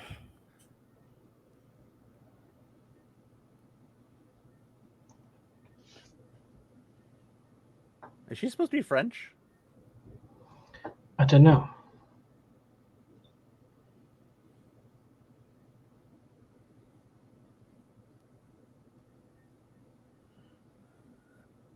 Those pants and those ginormous feet of hers. Oh my gosh. They built the entire season upon Lanfear being super girl boss, and now she's like weaker than Mo Gideon. That's pretty sad. Well, they have to break hard down now that she's a main character, basically. I was the good guy. Now we finally have fallen off the edge of the mile escalator nowhere. Oh, fuck. I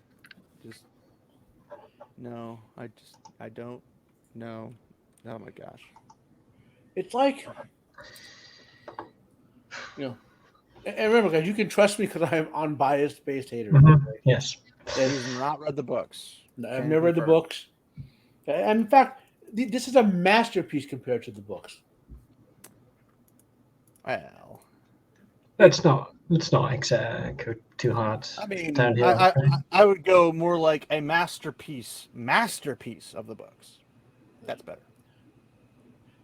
Well, you gotta use Rafe logic here, right? The books were clearly written by an inferior man in an inferior time Yeah. who couldn't admit how awesome, What Green Lantern Robert Jordan would have written was he alive today, of Yeah. course, right? Yes, Yeah. yes. Dudkins is doing it for Robert Jordan. He's doing it for him. I would like to announce that I am in physical pain right now. Yeah, I can understand that. I don't know if I can go on for another season. You know how they could have made Nynaeve angry enough to channel? They could have made her watch the episode. Oh yeah, no, that works. Well, I don't Well, know. she probably did because excited she about was that. in there, right? Yeah, she she saw was in there. everything. I think what they should have done is had Lan come up, do a tap dance, and jump off the tower. That might have done it. Mm-hmm. Yeah. Might have. Maybe. Actually, no. On second thought, that that would. She'd be really happy about it because he did a pump and dump and left. Yeah.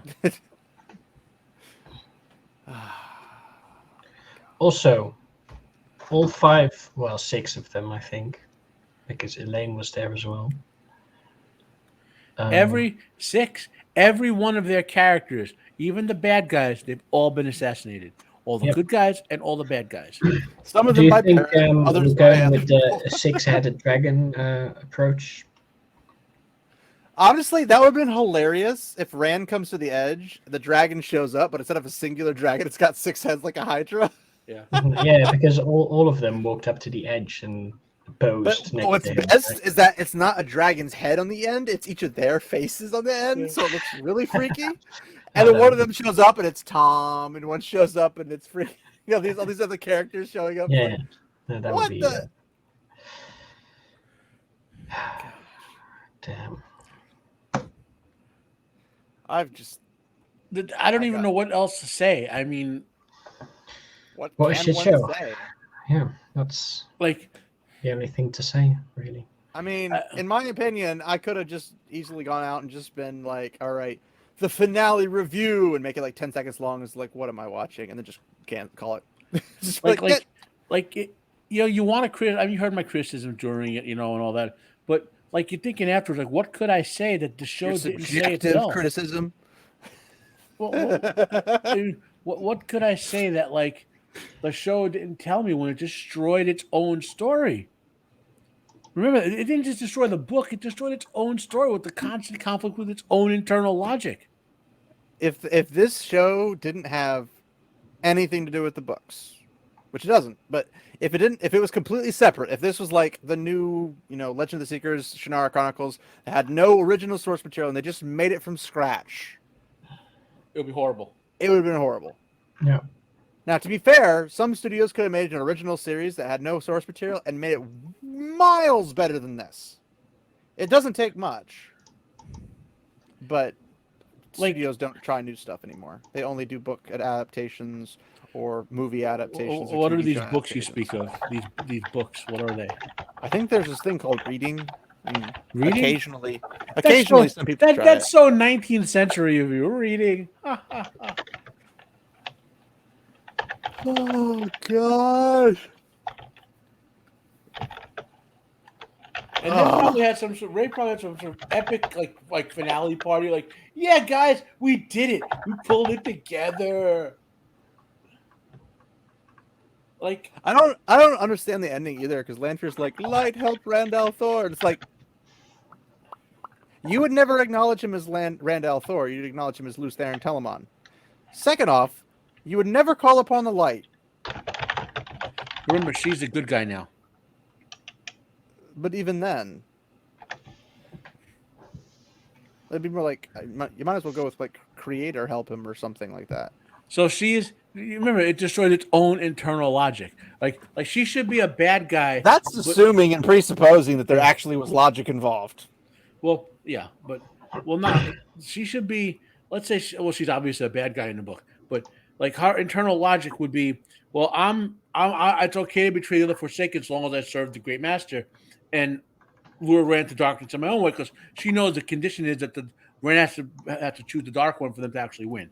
Tarma got into Sideshow, right? So theoretically, that could be the plot she has. Which doesn't necessarily make sense, because the more I think about it, it's like, okay, in the books, they're like, the Dark One's breaking free. Well, if they don't Mhm. seal the Dark One back in, he'll get out, right? Yeah, exactly.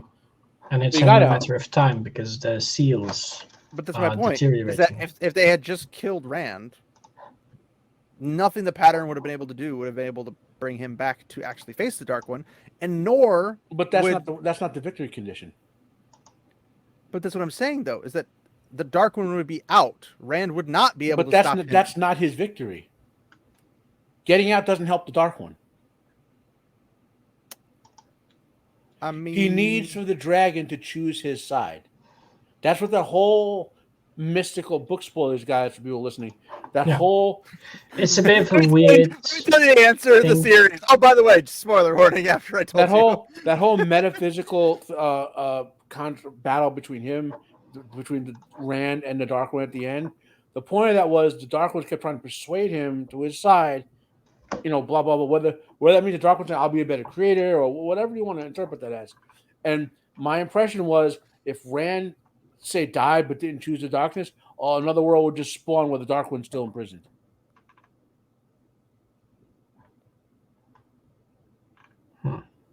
But if he does join his side, Or let me Then put it what- another way: the only people who think that the Dark One getting free is what the Dark One wants are the people inside the story telling us that, right? I know. But my point is that if Rand doesn't join, another world gets created, and they have to do it all over again. Yeah. If Rand joins him, it matters because reasons. We don't know that, or honestly need to know. We just know that's the my victory. point. Is that That's the victory Why- condition. It Why seems is like that- a really weird victory condition still. it's a very strange victory because my condition is you must think like me, and it's like, okay, I do. Well, maybe it's such that if Now what? again we're speculating I what don't Jordan know. meant You with tell that was the victory. we're speculating on Sanderson's written version of Mhm. Jordan Yeah. Henry, right? So Well, maybe yeah, I think Jordan had that part written out. yeah, but Well, we don't know.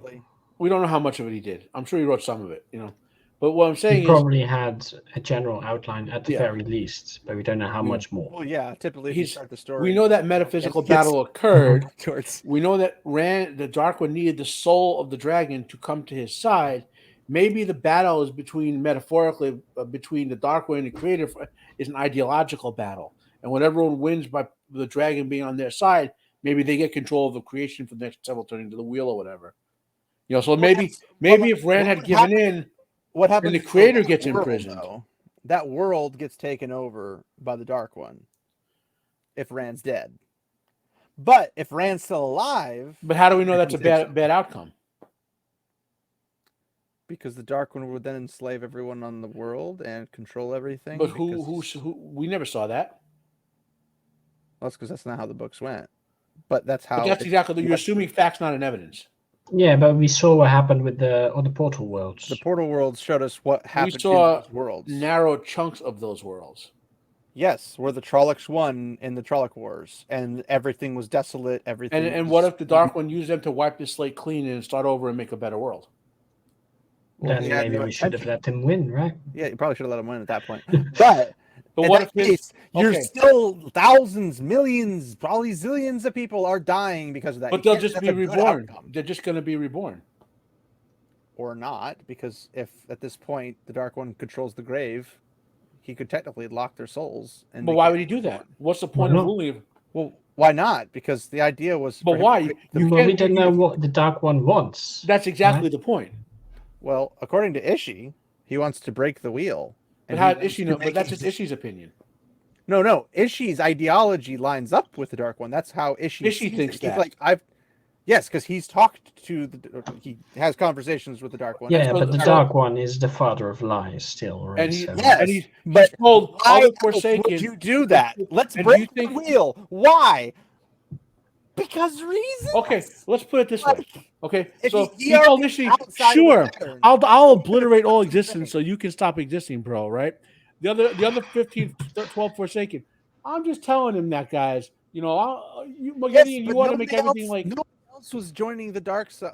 The dark side. No one else joined the dark side. Bring him into your hate. Nobody else was joining the shadow under the pretense of getting the Dark One's aims completed. They Uh-huh. joined Yeah, they for did. their own goals. They wanted They had- power. They wanted wealth. They wanted prestige. They wanted to be Exactly. able to. Yes. That's why they joined, not because they cared about the Dark One. They're under their consideration. But how do we know that? Because that's what they tell us in their mind. Like the Dark, like every single one of them thought that they were going to be nameless, and then Morden shows up and he's nameless. Morden has no signs of not being nameless because him. But and he the- also has and no the Dark sign One- of his interpretation being correct either. He's 100% supported by the Dark One. Because he's accomplishing Yes. what the Dark One's goal is. Because he's powerful. But that's not necessarily what Maybe. Morden's goal is. The Dark One may Morden's just goal- be using Moradin Maybe. as a pawn. We To don't get know. But to here's to the thing: get- if you're outside of the pattern and you're in your own little prison, your only goal should be breaking out of that prison. What else would you do if you break out of the prison? Okay, so- going and screwing with okay, somebody else's world and existence does nothing for you if there's no point. If you want to create a new world, you could do that. Why? Okay, I'll You put this all one. by definition have that power to do so. Why are You you can't assuming the create the creator world. is a good being? Wait, are we really going into that? So I'll make it simple, Gnosticism, okay? really? So Listen to me, folks. Give me here a while. there's an author who happens to be from New Jersey, like me. His name is F. Paul Wilson. He wrote, That explains all the problems with this. you know, he wrote several book series that tie in together. One was the Repairman Jack series, which is kind of a vigilante series. Another one was the Night World sequence, the Adversary Cycle. And what the metaphysical background is, there are these two universal forces that are in conflict for the ownership of all reality, right? Mm-hmm. Both of them are inimical to anything they capture. Are either of them However- created beings? No. So they're both eternal beings. Yes. Utterly And which- indestructible, infinite, omnipotent beings. Are either of them evil? Well, I'm about to tell you what they are. They're both inimical to everything except Sage knows where I'm going with this. except if they value what they possess, and in the case of the one who possesses the earth, he values it as is, whereas the one who wants to possess the earth wants to make it something he wants to have. So now think of the creator and the Dark One. Maybe the creator values existence as is, whereas the Dark One wants to own it and make it his version of perfection. Could be. I mean, typically when you have gods, most gods are created beings in shape or form, some shape or form. Whatever Well, mythos in this comes case, from. as far as we know, the creator and the Dark One are infinite, eternal beings. Well, we don't know anything about the Dark One's origin story, but the creator. And we by all also don't really definition, know doesn't have anything about Kratos' origin story, right? We don't really that, but we know he has the power to create. Most gods don't have the power to create. It's the same thing with like Eru Iluvatar in Tolkien's world. Yeah. He's the only one who has the power to create, and he grants the powers to the Ainur for them to do as they wished to create in their particular areas. Mm-hmm. Well, But yeah, they but he's only also the Judeo-Christian God. They're not creating. Melkor was pissed because he wants to create his own world, but he doesn't have his own inherent power. Well, therefore, He wants to twists create his own everything. sapient life forms. He could, Well, he wants to create in order to dominate. yeah, Melkor could create planets. That's no problem. That's full power. Mm-hmm. Well, I mean, like he couldn't create life. Yeah, could but create No no one. one could create Non-sapient. life. He could create non-sapient life. I mean, he makes Yes. dragons, right? Yeah. And stuff. But does he make dragons out of things? Because every instance of creation, it was The power always Eru has that he cannot wants create, is they called can the also flame create. imperishable, which is the Mhm. ability to create souls or sapience in beings. Like Aiule creates the dwarves who are fully functional. They can They think have and no everything, souls but they have They no have no souls. souls. But they can They think have- and function. They have a culture even Well, before that. until he doesn't think about them, and then they die. They Yeah, stop. exactly. That's my point. They're Yeah. not created. They're temporal. They're not. They're they're not not created. permanents. They're just not. They're not free will. permanents. They're permanent as long as Aiule wants it. No. As long as Ale actually actively thinks about them, that was the whole point. Yeah. They could not function. He was like, "What am I missing?" Yes. And then And Eru Melkor shows up and and says, Melkor, "They who's won't more work powerful than because all they of them, don't could have do the me." same thing. Well, no, because if that was the case, then he wouldn't need to twist the elves into orcs to make orcs. He would just go poof. He didn't orc. twist the elves to make orc to make. He twisted the elves because he wanted to corrupt them. Well, yes, but why corrupt them when you can kill them? Because he wanted to. He was spiteful to Eru. Well, yes, killing them is pretty spiteful. No, because they just get reborn. He knows they get reborn. Well, yes, that's why you cover the land in darkness and create an army size that the elves will never be able to deal with. He can't do that to Valen. He can't do that to Valinor. They get reborn in the halls of Mandos. They can't. Once they die, they go to the halls of Mandos. He has So no what you're power. saying is it's literally pointless for him to do anything he's doing the entire story, Yes. which makes it really stupid for him to do anything like that. Yes. But no one but Eru Iluvatar, that pronunciation was Eru weird, but- Iluvatar. Yeah, Eru Iluvatar. But no one but him knows that, well, no one else can achieve what he has achieved, let's say. Morgoth might think he can sometime in the future reach that point, even if he actually cannot. Right? Melkor was searching for the flame imperishable throughout all of the void and creation. But he never couldn't find realized that he couldn't find it because it was with Eru. Yes. Yeah. And we can assume that he still doesn't know that. Yes. And if he does, it doesn't matter. He can't get But it. back anyway. circling back to the point, like we were talking about the end condition of Wheel of Time and why, like. Well, considering that Robert Jordan created the Creator out of a deistic based system, not a Christian, not a Hindu, not a whatever. But he also had. I mean, it's strongly dualistic, of course. He had the whole yin yang. Deistic, as in like Yeah. He had yin yang, so he had the concept of balance. To be very much dualism. Yeah. Yes, but the thing about the yin yang doesn't make sense because you can't have evil without good, because good would be perfection, which any eternal being would have to be perfect by definition.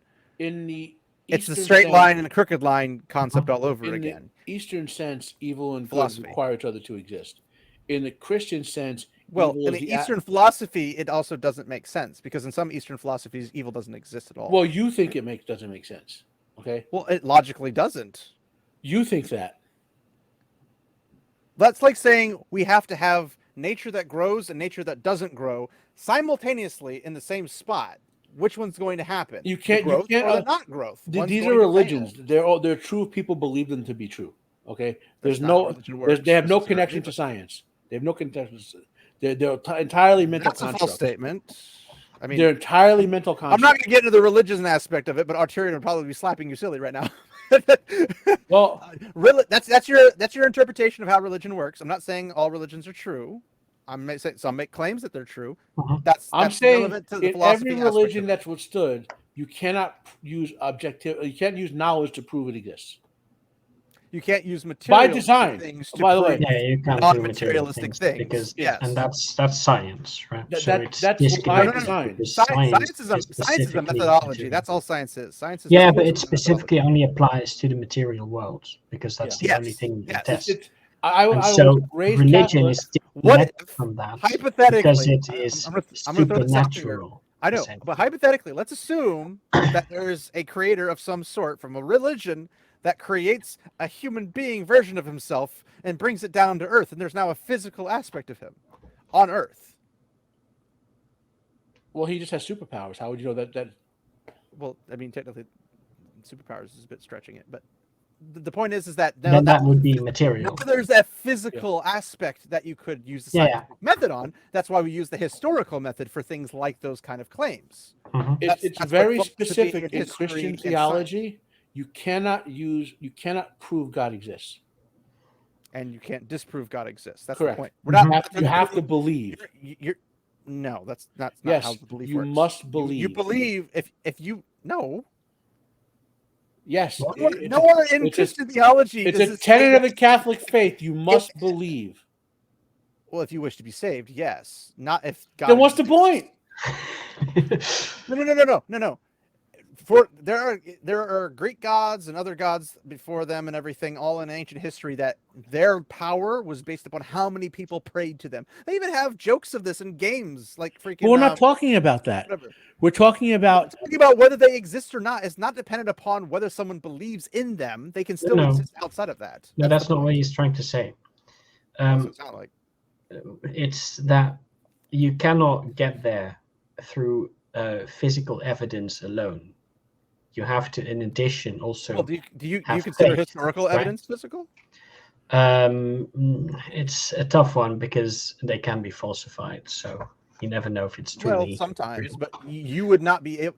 You would have to make an assumption outside of any scientific data. Yeah. You have to make, historical evidence is necessarily not perfect. It's called the mystery of the faith. Okay, there's an inbuilt mystery by God in the faith that you cannot transcend with human knowledge. You just have to believe.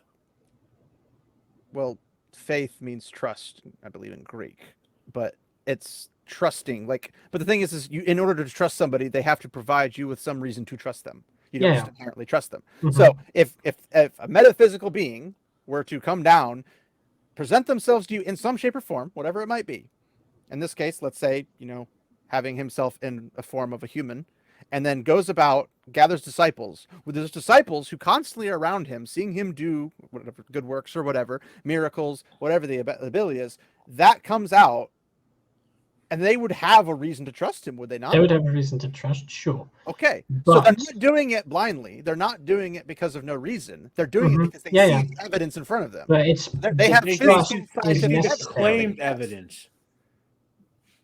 If they, in that moment, if they're there, they see it, they touch it, they feel it, they're doing all that jazz. They have evidence to them that even Christianity itself. Okay, the Antichrist had the same powers as Jesus. Not the same, but he has certain aspects. He had the same powers as Jesus. That by definition, you will know the Antichrist. You have to recognize the Antichrist because by the innate fact that you in the presence of God. It's the whole Moses in the burning bush. There is no presence of God in the Antichrist. That's the whole joke. No, that's the point. Like Moses, it's not the same. Moses, it's a mockery. Felt the presence of God in near the burning bush. Needed no proof of it. That was just that. So when you're near, he had the presence of God. That's proof enough. But the point of whether it's Islam, whether it's Christianity, Hinduism, or any other religion, it's not to prove. It's evidence leaning in favor of. Yeah. No evidence leaning. And in the favor last step. Because you can't prove anything according to science, because there can always be additional information. Even in the material world, we can't prove anything because there's another factor we might not have access to. That's not the point. We're not trying to prove anything. You don't prove. Well, no, it's about disproving stuff with science. Well, you could try disproving too, but unless you have access to every ounce of information that exists in existence in all of the universe, you cannot know everything perfectly. Thus, you can't make a guaranteed perfection claim saying this is disproved or this is proved. You can only lean to whichever has more evidence. Well, you can definitely say stuff is disproved. Well, certain things, yes. But what happens if something comes up and then that hypothesis that you had made 10 years ago no longer works because something else did? It still might be incorrect to another thing, but it might not be the same exact claim you have. There could always be another component. This thing that I thought was false wasn't by itself. No, but the fact that it doesn't work, say you have a hypothesis, you test it, and it turns out you're not right. But I'm talking like a physical thing. Like if you test different chemicals or whatever, but then you actually find out there's something that you completely missed in the entire process. Yeah, but then you still have a wrong theory, so it's still disproven. Well, I know, but I don't know. The theory is disproven, yes. Yeah. But a theory is just an idea. It's just, you're saying, I think this is or isn't the thing. But you can't do that with a metaphysical thing. Not with a materialistic. That's like saying, okay, if something doesn't, if I can't physically touch it because it's a supernatural. Well, okay. Let's say I'm not disputing that. It's an other dimensional thing. You can't be like, well, I tested, I found no supernatural, therefore it doesn't exist. No, but see, that's not what I'm saying. I'm saying that specifically material things you can disprove if it's material, right? I'm not saying anything about immaterial. So what happens if a supernatural metaphysical being comes to Earth as a non-metaphysical being and turns into a physical being, and then there's historical. How would you know that, documents though? on this? Yeah. Well, there's historical documents. There's a lot of other things like. But how would How would you no, know that's it not was aliens. immaterial before? Well, we have no evidence of aliens. We have no So evidence of God either. we were just going over the historical documentations. But that could be equally evidence of aliens. Why? We have literal trails into the ancient world that is highly Which could documented. lead to aliens with super So technology. you're saying too. Julius Caesar was an alien? Well, why would anyone say that? Are you saying the Mesopotamians were aliens? You're saying that when they built ziggurats, they were I'm saying aliens? we're talking about Jesus here, okay? I know, Specifically but I'm Jesus. talking like he's written from Christian and non-Christian sources as a historical event. Well, Yeah. they witnessed some So- history, yes. But it could be that he was But if secretly an you're alien. But these saying could that be- is unreliable, then you have to disregard all of history that has Mhm. less reliability than that of what is the Gospels contained. Which the Gospels have a closer time period of the events happening to when the book was written than we do for anything Aristotle, Socrates, Alexander the Great, Homer, the Iliad. Any of that stuff is hundreds of years apart. Okay. Not From within the 100 point of years. view of studying history, you are right. From the point of view of So believing either in an history is omnipotent, valuable then or it's not. there is That's my nothing in the point. Gospels that indicate that God actually exists. You mean the part where he says I exist?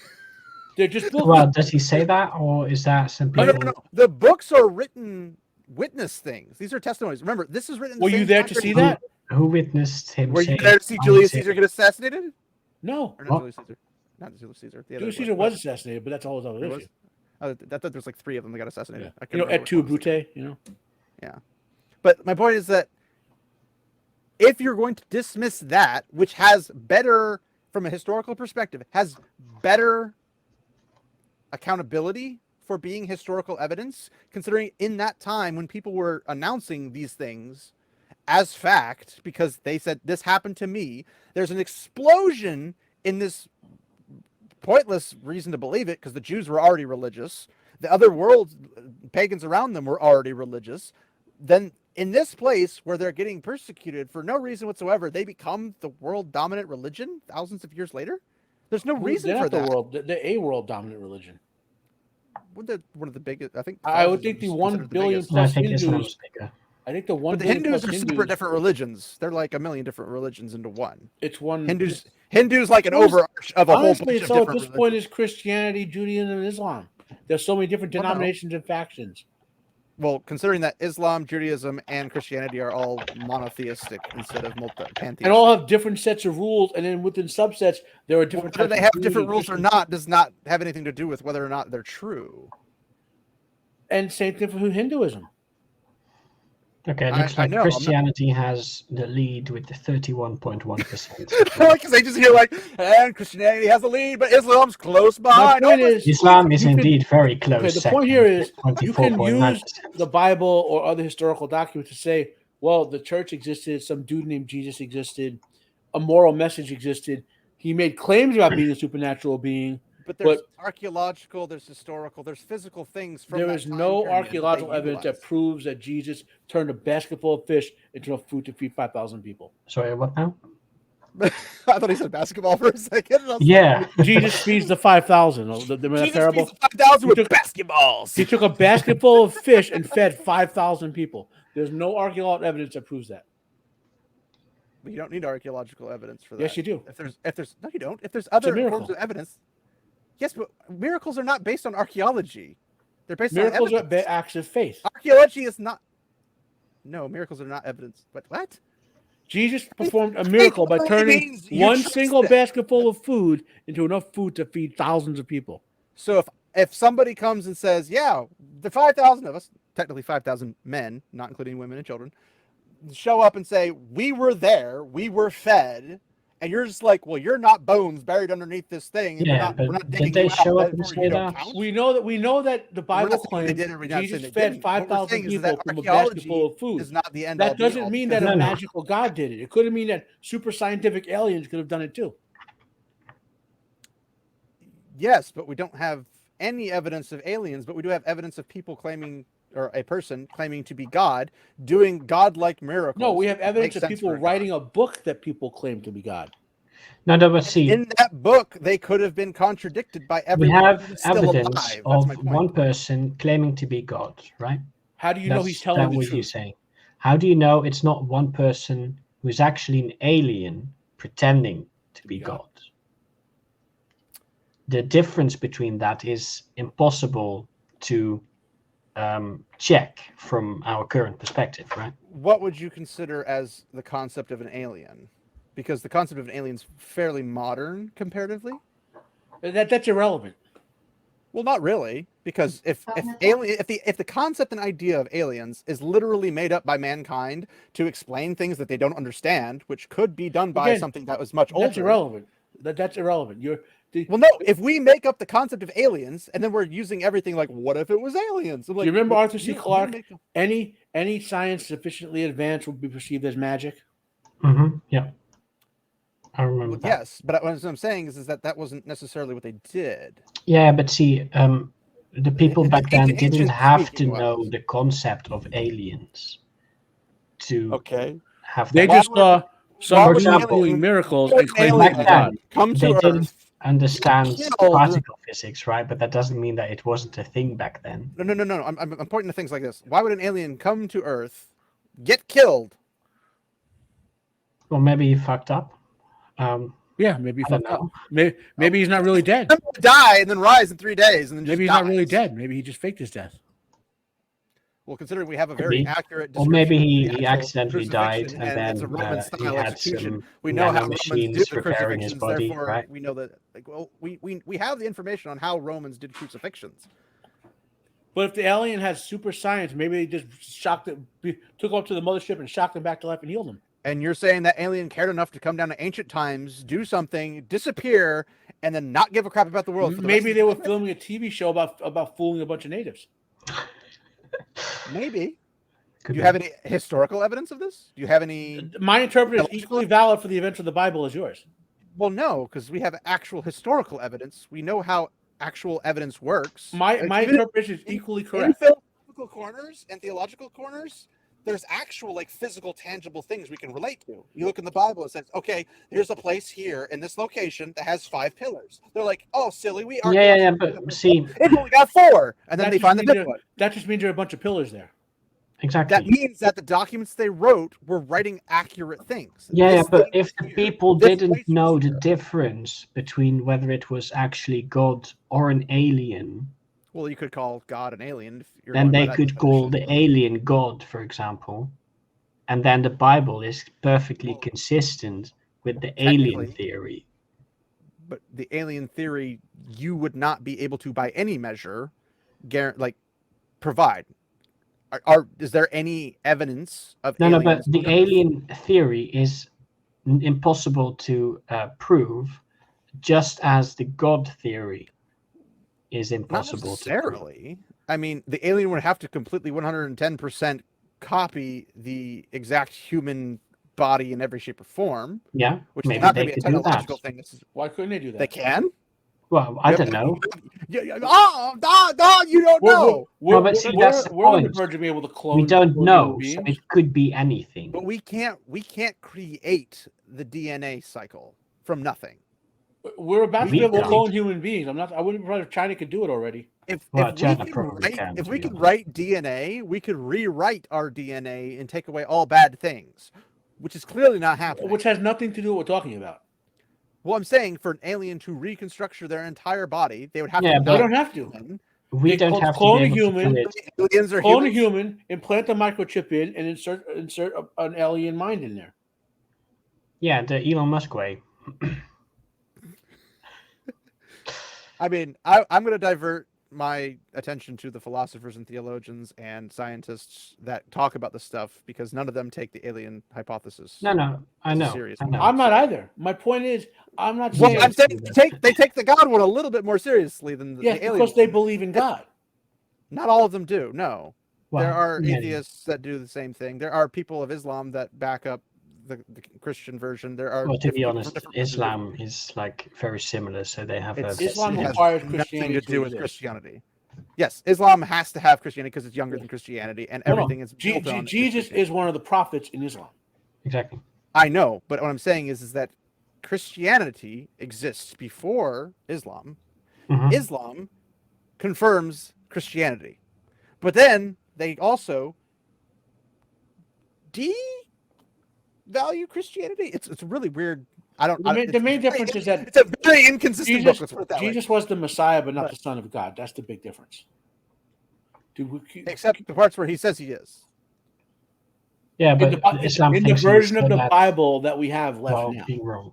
No, and like the ancient Koine Greek, Hebrew, and Aramaic. There are hundreds of other gospels, by the way, that the church basically said they were pulled apart because they didn't reach the requirements of the church propaganda. I don't think they were that interested. You can read the Gospel of Thomas. You can read the Gospel of Barnabas. You can read all of them in that regard. I don't think they were that interested in historical accuracy back then. Correct. To be honest, I'm not talking about back then. I'm talking right now. We can do that right but now. Back then they may have discarded a bunch because they didn't agree with what they thought, rather than because they thought, well, they had ecumenical councils literally over these types of things, and people fought tooth and nail to figure things out. There were a lot of disagreements among the councils. Much might also have simply been lost in time. What were lost? Well, maybe there was an extra book in the Bible that is not here now because it was lost. God, who creates everything to work out a specific way, but that presupposes God exists. God is actually the one who did that. Okay, so you're telling me that mankind managed to pull off the greatest trick in the entire world. It could have been the case. While being persecuted and saying, yes, I believe, and getting your head chopped off, instead of saying, no, it only requires a single person to do the thing. Do what thing? Jesus impression. Jesus? I'm talking after Jesus. I'm not saying. Okay, let me get it clear about this. For the alien flies up into the sky. For the purpose of the intellectual discussion we're having here, okay? Why would anybody willingly go get themselves killed? Because they thought it was true. Simple. Okay, they thought it was true enough. People die for their beliefs all the time. Exactly. That has an argument that's been brought up, and it still isn't one of the major ones in the philosophical department. But yet, my point is that you're telling me that this happens consistently when people typically value their own lives more than anything else. Could be. That's a lot of population you're managing to pull off. Again, you're drifting a greater drift, okay, than God existing. The presupposition between our discussion is that Jesus is either the Son of God or an alien, not some con man. The con man is the third argument. I mean, C.S. Lewis has his Lord, Liar, Lunatic. Well, again, the point, we're drifting way further afield. Okay, we're having this. So for those who are still listening to us, only 2 hours in. No, go there. Yeah, we finished this one really fast. This is the interesting part of the video. The good stuff. You know, we're debating over the creator versus the dark one in Wheel of Time. So we got into this whole the creator of our world too. Yeah, in the book, you know. So. And we're debating the end condition. For some reason, Robert Jordan had the end condition being that the Dark One has to get the soul of the dragon to agree with the Dark One and join him or whatever. Yeah. We don't know why, because Jordan never specified. Maybe he would have had he lived. For a reason either way, though. It's a weird one, but I mean, it's like okay, it's there. Okay, sure. What does the Dark One need dragon for? We don't know. Exactly. But he obviously wants it. Why? He wants to put it on his trophy Jordan shelf? wrote it that way. Maybe it's written that way. But his victory, in order to able to win, having a trophy is not a requirement.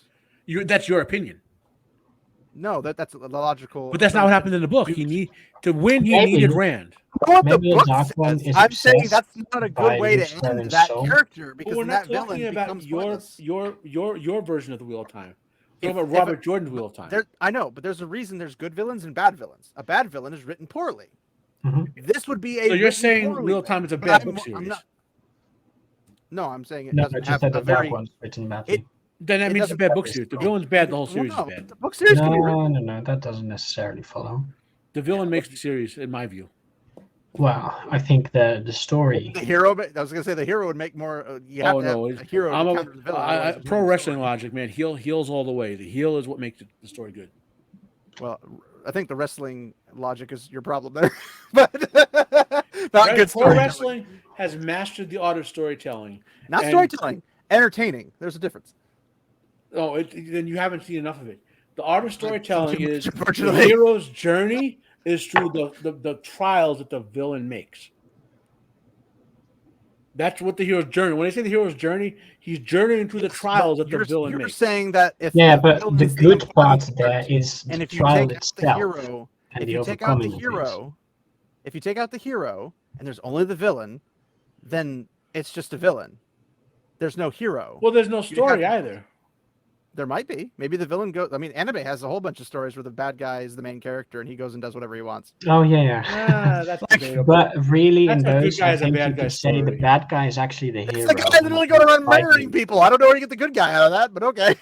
That's a whole Okay, other can of it's worms. maybe phrasing. You'd see it as protagonist versus antagonist. Yeah, right? that's a better way to put it. Protagonist versus The bad guy is in this case the protagonist. The And antagonist, the antagonist is doing typically stuff that not a good is guy. blocking the good guy, essentially. But it's the protagonist, and now he's a But what I'm bad guy. saying is So that it's weird. when you have a villain like character, they have an end goal. Palpatine had an end goal. He Mhm. wanted to rule the galaxy, but one could argue when they added the extended universe concept, they had the Yamas, whatever the guys are from the other galaxy that were Yeah, I supposed to don't know. invade. Yuzhan Vong. Yuzhan, yeah, those I don't guys. know enough And about. that was the point: is that the Death Stars were supposed to be basically ways to defend against that, and he wanted to create more of them. But he needed the whole galaxy in, so he went tyrannical in order to do this. He Well, didn't do no. the planets because he wanted to or liked to. He did it needed because he needed people to fall in line.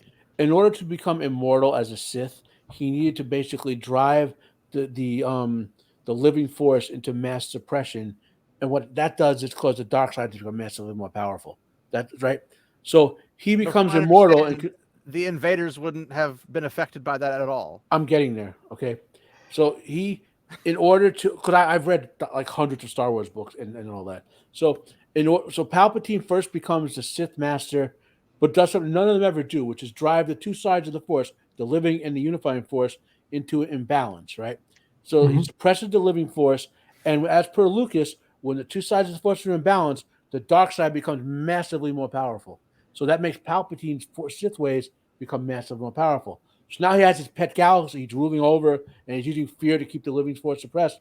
Then all of a sudden he finds out about the Yuzhan Vong, who come from another galaxy with another frequency of the force, although what happened in Vong's case is the force ejected them out of the galaxy. Okay. And he said, I got to come up with these super weapons are good for terror. I have to make even more of them to take out the Vong, and that's what the Morph facility becomes for all those super weapons he keeps building. But no one had his notes about the Vong because he had sent a Sith, another secret Sith apprentice. Spoilers for all this stuff. This is probably the character I hate second most. I don't think of all anybody Star cares Wars. at this point. Star Wars has been destroyed so Yeah. hard. Well, Yeah, it's basically dead. the Jedi, the Jedi, New Jedi Order series is actually pretty good, but I've heard the end, that from Ryan Cannell. Yeah. Okay, Outpost. at He the, said he it liked just it. it leads to the ruination of Star Wars you to me when they kill Mara Jade by having Jason Solo become a Sith, and I literally I was about to buy 6 Star Wars books, but I always do a synopsis because I don't want to pay money for something, So I I I've read the synopsis, found out that my second favorite Star Wars character, Mara Jade, is assassinated by that turd, Jason Solo. Got all of my several hundred Star Wars novels, walked out to the barbecue, and lit them on fire. What? I couldn't. I was Damn. so angry. People said I was so angry. They saw me with like a hammer smashing the barbecue grill. I lost it for like 4 hours. I was screaming. Wait, you destroyed good Star Wars because of bad Star Wars? I love Mara Jade was a beloved character to me, and I fully admit you can't live I forever. was 20 years old and before mental health treatment and my anger tended to go away from me. I was a rage monster for about 15 I years. hadn't noticed. I'm not angry anymore. My Oh no. Crimson The Empire. Crimson Empire. This was one of my this and Mara Jade's By the Hand of the Emperor Yeah. was Yeah. my 2 favorite comics of Star Wars growing up, and obviously, Yeah. character. Oh, there's But a lot of great Star this- Wars novels. This is Carter Jax, who's not my favorite character. Kirk Hanos was my favorite character. Mara Jade and Kirk Hanos were my two favorite, and then there was Quinlan Voss, was kind of cool as a Jedi too. I got a call. Give me 1 second, guys. Quick, Sage, let's talk about politics. Just All right. let's not. I don't like politics. No. I mean, I am necessarily more into politics now because of all the crazy shit happening. Well, it's the EU. It's garbage, just on fire. Oh, this is a doctor's appointment confirmation. But anyway, I was obviously a rage monster back then. Normal. Okay. Yes. It was like last night, 2 days ago in Ahsoka, when Dave Filoni assassinated another Star Wars book I don't that I even love. care about Ahsoka, dude. Yeah, I just The Courtship of I only Princess watched Leia, the first which is a great Mandalorian book, series and then I was out. where he I introduced love Mara United Jade States- because who doesn't want a Black Widow and freaking tight, Yeah. bodysuit? Yeah. My favorite I'm Star Wars: suddenly Luke Skywalker, Mara Jade, You have my curiosity. Now you have my interest. and Yes. Ahsoka Tano. Those are my three characters, and And my Filoni interest. destroyed the third one. So Well, Filoni doesn't know how to create. He needed Dave Filoni. he or, needed Lucas or Favreau. Favreau overseeing him. Favreau overseeing him, and even then, it wasn't guaranteed to be good. It'd be better For than this, evil though. cannot create; it can only corrupt and destroy. Yeah, he's a good minion. Like you Wait, have are you saying that Morgoth couldn't create? No. Yeah, now I looked it up. The dragons are actually corrupted other animals or whatever that Yep. already were alive. But K.O. That was my point, is that the subcreation aspect, everything was a position given to them. Like even Howley's ability to create the dwarves was given to him by Eru Iluvatar, but Eru Iluvatar did not give them the ability to create the dwarves because the dwarves were outside of Iluvatar's plan. That was the whole point. Mhm, That's yeah. why they couldn't say permanent. well, until he I made wanted to them. create something like the children of Uvatar, fully sapient beings with souls. Now, Yeah, if he you couldn't wanted wait to because he create- wanted to teach wanted them to something. he created them because he wanted to be able to teach them to craft Mhm, and stuff. Yes. Exactly. He didn't He want was to dominate. impatient. well, and he because was impatient for the children the other arriving. ones were taking too long. Yeah. Hurry up already. Had But Ayula said, "No, I just want to make these automatons that I can play with like blocks." Well, You he showed didn't him want about that. automatons. He wanted to be living. He just couldn't make them living. That was the Yeah. frustration of Ale. Well, But he could have when- made them when- sapient. for a time, not All permanently. of the animals and stuff on the earth were created by the Valar and the Maiar.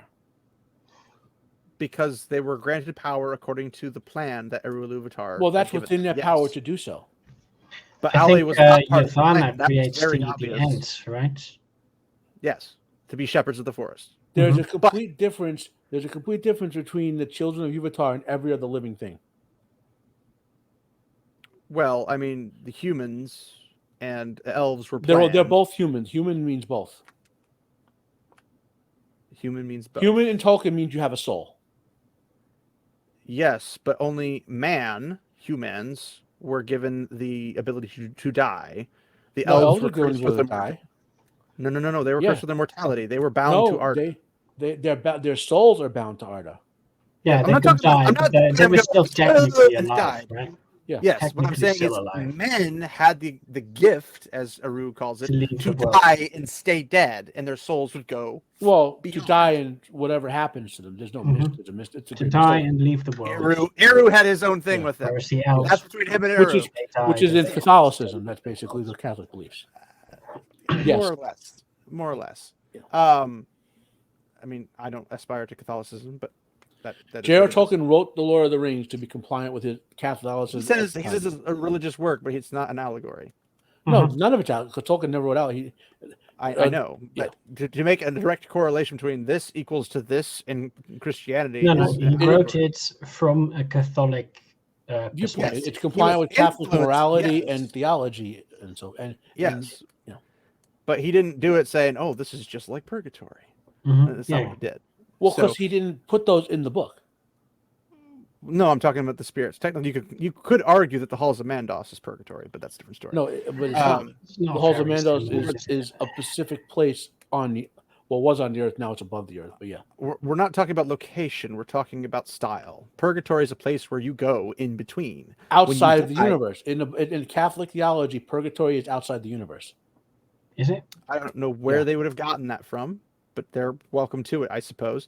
But my point isn't that. My point isn't, where is it physically located? My point is that it's a place where you sit and you have to stay there until they say you can come out. It's time out. It's literally what purgatory is. That's what it is. It's you have to be cleansed of this and then go out. Move to the next stage. That's what purgatory is. Guess what? Yeah, but that's move to the next Andos stage, right?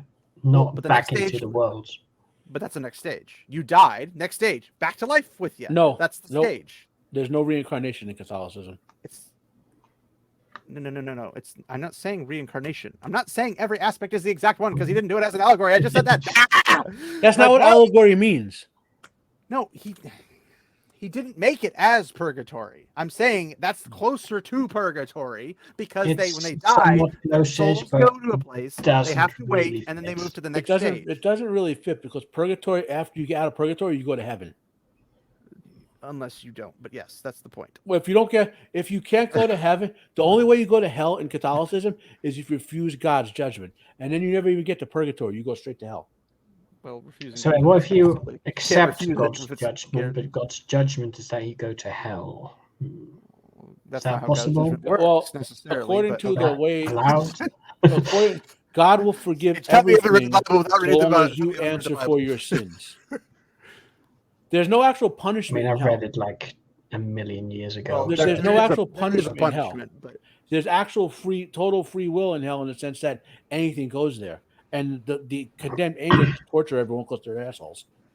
that's not necessarily the biblical doctrine of it, but okay. That is the Catholic teaching. I spent 4 years in Jesuit high school. With quotes. I mean, there's people who have decades of knowledge in that area. They still can't get it right. So I don't know if that means anything. They literally had documents from the Bible and from Vatican documents saying, with quoting from this is what the official doctrine is. This is what the official doctrine is. There is a lot of things in the doctrine of hell, and that was not one of the ones that has been taught in any philosophical, theological, or otherwise. That's what happens outside of the Catholic teachings is irrelevant to the Catholics.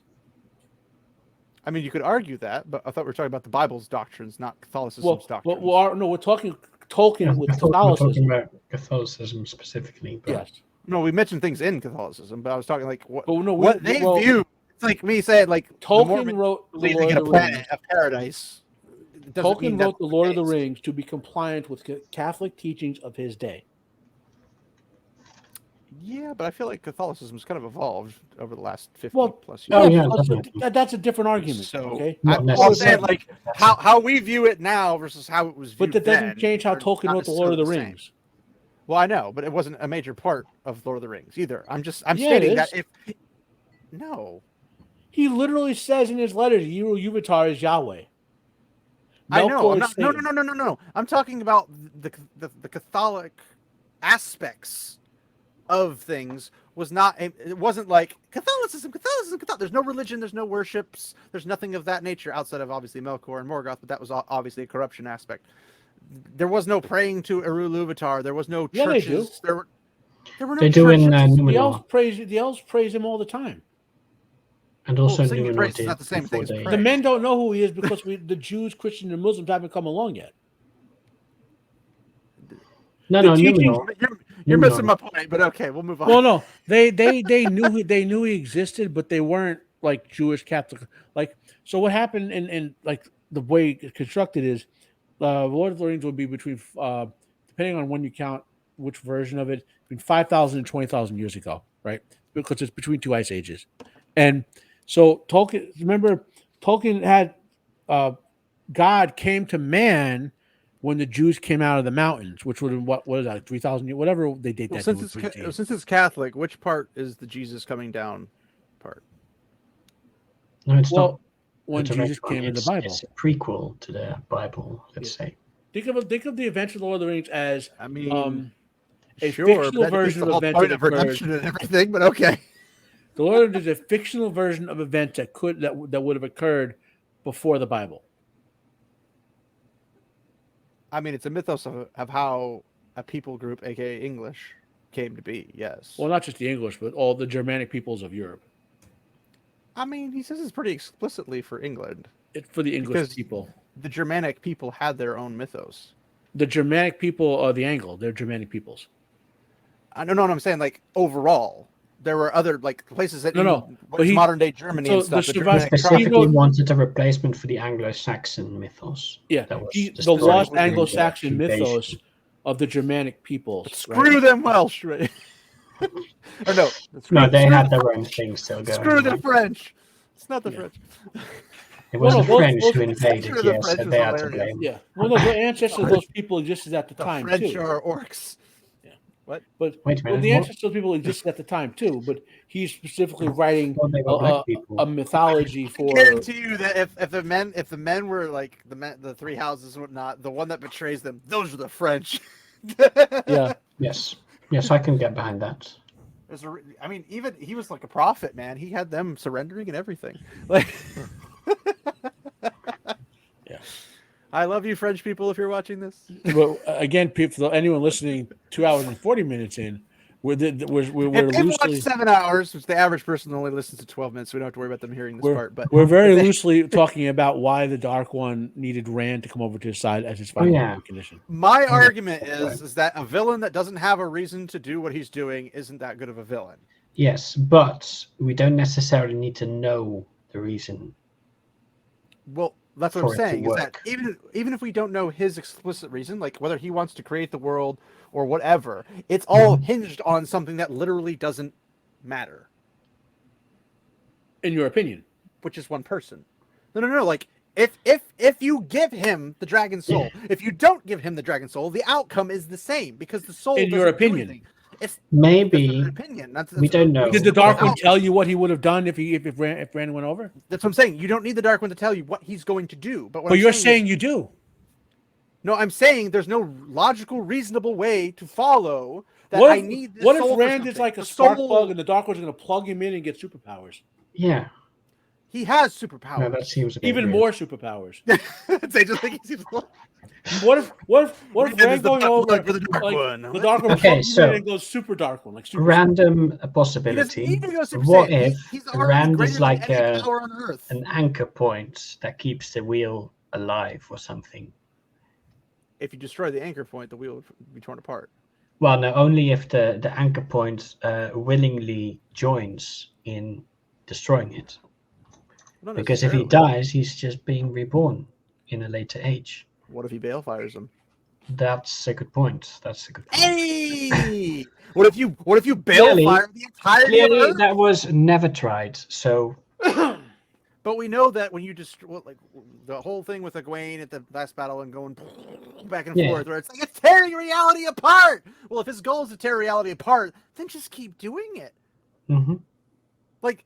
If that's his goal, the dragon has nothing to do with it. If that's his goal, because if he tears reality apart, he tears the dragon apart. Let's the dragon is no longer a barrier. Let's go back here. What if the whole thing what if is a metaphysical argument between the Dark One and the Creator about something, and the Dark One says this is the Babylon 5 version of the opposing forces. By the way, what we can tell from the Creator and the Dark One is that one of them has evil traits. One of them has more neutral good traits. So we know the Creator hasn't done anything directly. But the Creator just made it look that way. Mm-hmm. Yeah. Okay, so I can see where you're going. What if the Creator made a bet with the Dark One that said, if I could get Randall Thor to join me, then I get the wheel or something?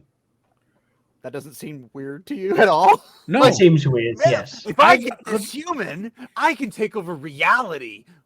Why? The human's bound by reality.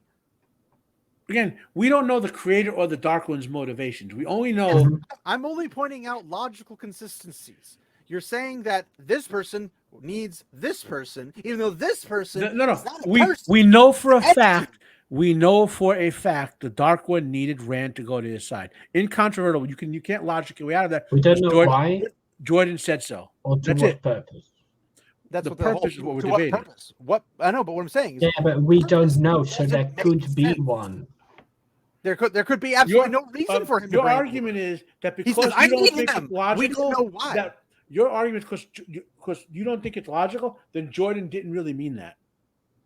Well, Jordan also didn't necessarily write the entire ending. Yeah, okay, that's a But fair this point. is the ending we got. So this is the canon we got. No, I okay? wasn't happy with the ending because I didn't get to find out about Perrin, Matt, and everybody else. Well, about that's a whole other. Oh, we all I know. agree on that. Whole My other point debate. is that I can be unhappy with it without it being a bad work of art. Like, I'm and not saying again, that was writing that up to the this point is discussion? bad. so Huh? Was that the discussion? no, that's a whole. No. That's a side Earlier, discussion. he was saying that, oh, so you think the whole series is bad? I'm like, Oh, yeah, no, yeah, that's not what I was that's saying. right. I'm not saying that the series is bad. I'm saying But I was see, unsatisfied with the ending. Just which because is we don't possible. know what but- the Dark One needed Rand for, or the sword of My the argument dragon. is the Dark One didn't know he needed the If Dragon if Reborn. we You don't, would have to prove that that. doesn't necessarily you mean the don't. Dark One doesn't actually have. A It's an plan in argument. mind. To be true, you would have to prove it. No, but we're not going for proof. We're going for evidence. That's what the Yeah, evidence. we don't have any evidence either. Evidence can lean towards something. It doesn't have to be. Proof is guaranteed. It's Yeah, yeah. undeniable in any shape or form. Evidence is what you use to prove something. But if you have No, nothing you to have go evidence off, saying that there's- I think this is the correct one. That's how you work it. Mhm. If you have evidence, you could have evidence leaning in two different directions. Which one has more is the one that you pick as the most But likely. if there is nothing And at then, all, and then therefore, that is the Nothing one at that is all, proven to then be we're true. like, then why do you think that's true? Let's say, well, because he said he needed to. Well, why does he need to? We don't know. yeah, we don't know. Because So we don't know if it's a Originally, silly. it wasn't the dragon who ending. sealed him away because he was sealed away outside the pattern. So the pattern and the dragon had no Well- assault on him. well, actually we don't being actually sealed That's away. that. debatable because, of Well, course, we it's a do, because wheel, they say right? He was outside of the pattern. Yes, but who Well, sealed so- him there? The most likely culprit is the only person we know of that has the ability to seal him away, aka the creator. Yeah, but see, And I'm it's pretty a sure there's several circle. times it says It's when a the creator circular sealed timeline, darkness right? So away. okay, let's put it this So- way. We know Why do- Rand seals him away at the end. Why do we think that? Patches the seal. Why- Correction. Why do we think Okay, but that He the patches the Dark One seal was that he sealed? previously made in the past Well, cycle. he didn't previously make it. That was Lanfear's fault. The only person, the only being. Okay, but he patched the thing. Lanfear broke it, and then he had to No, patch no, it no. again. No. Lanfear broke this jail, prison, whatever you want to call it. The She Dark dug a One's hole prison. somewhere. Yeah, She dug a hole Lanfear in search keeps of digging something. holes. That's right, and He digs Rand a has hole. to keep patching up the holes. Basically, That's how it works, right? remember that clip where it's a woman saying never accuse a man of a woman's job or whatever? I don't Yeah. know. I can't remember the name. I of it. don't But know. it's a joke because they always play it every time a woman screws up, and they'd say never let a man take credit for a woman's work or something like that. It's like from So- Batman. Or Okay, yeah. Remember that? You know what I'm only- talking about? It's, The Vaguely. reason we're saying that the creator steals the Dark One is because characters in the book said so. Mhm. So the only is character in the book who that could anything actually do else you that, have to work with. the But we only also character, know it's a loop timeline, Yes, but only we don't know if character any time which before has this, no beginning which or is a an contradiction, end, right? So it's which is also a contradiction because Yes. if it ends the third age and moves to the fourth age, there was an ending. no, that's just a ending, but not the ending. the only character who could But since there are possibly neither tell us the beginnings truth nor endings of matters would be if the creator rode up on a horse and explained it in the book. Basically, that doesn't Why would matter. he get on a horse? He's the creator. He could silver surf. Well, him. Lanfear rode a horse. I mean, hey, Yeah, You know? but Silver Surfer That's not doing Lanfear. it seems That's a bit Tranfear. ridiculous, right?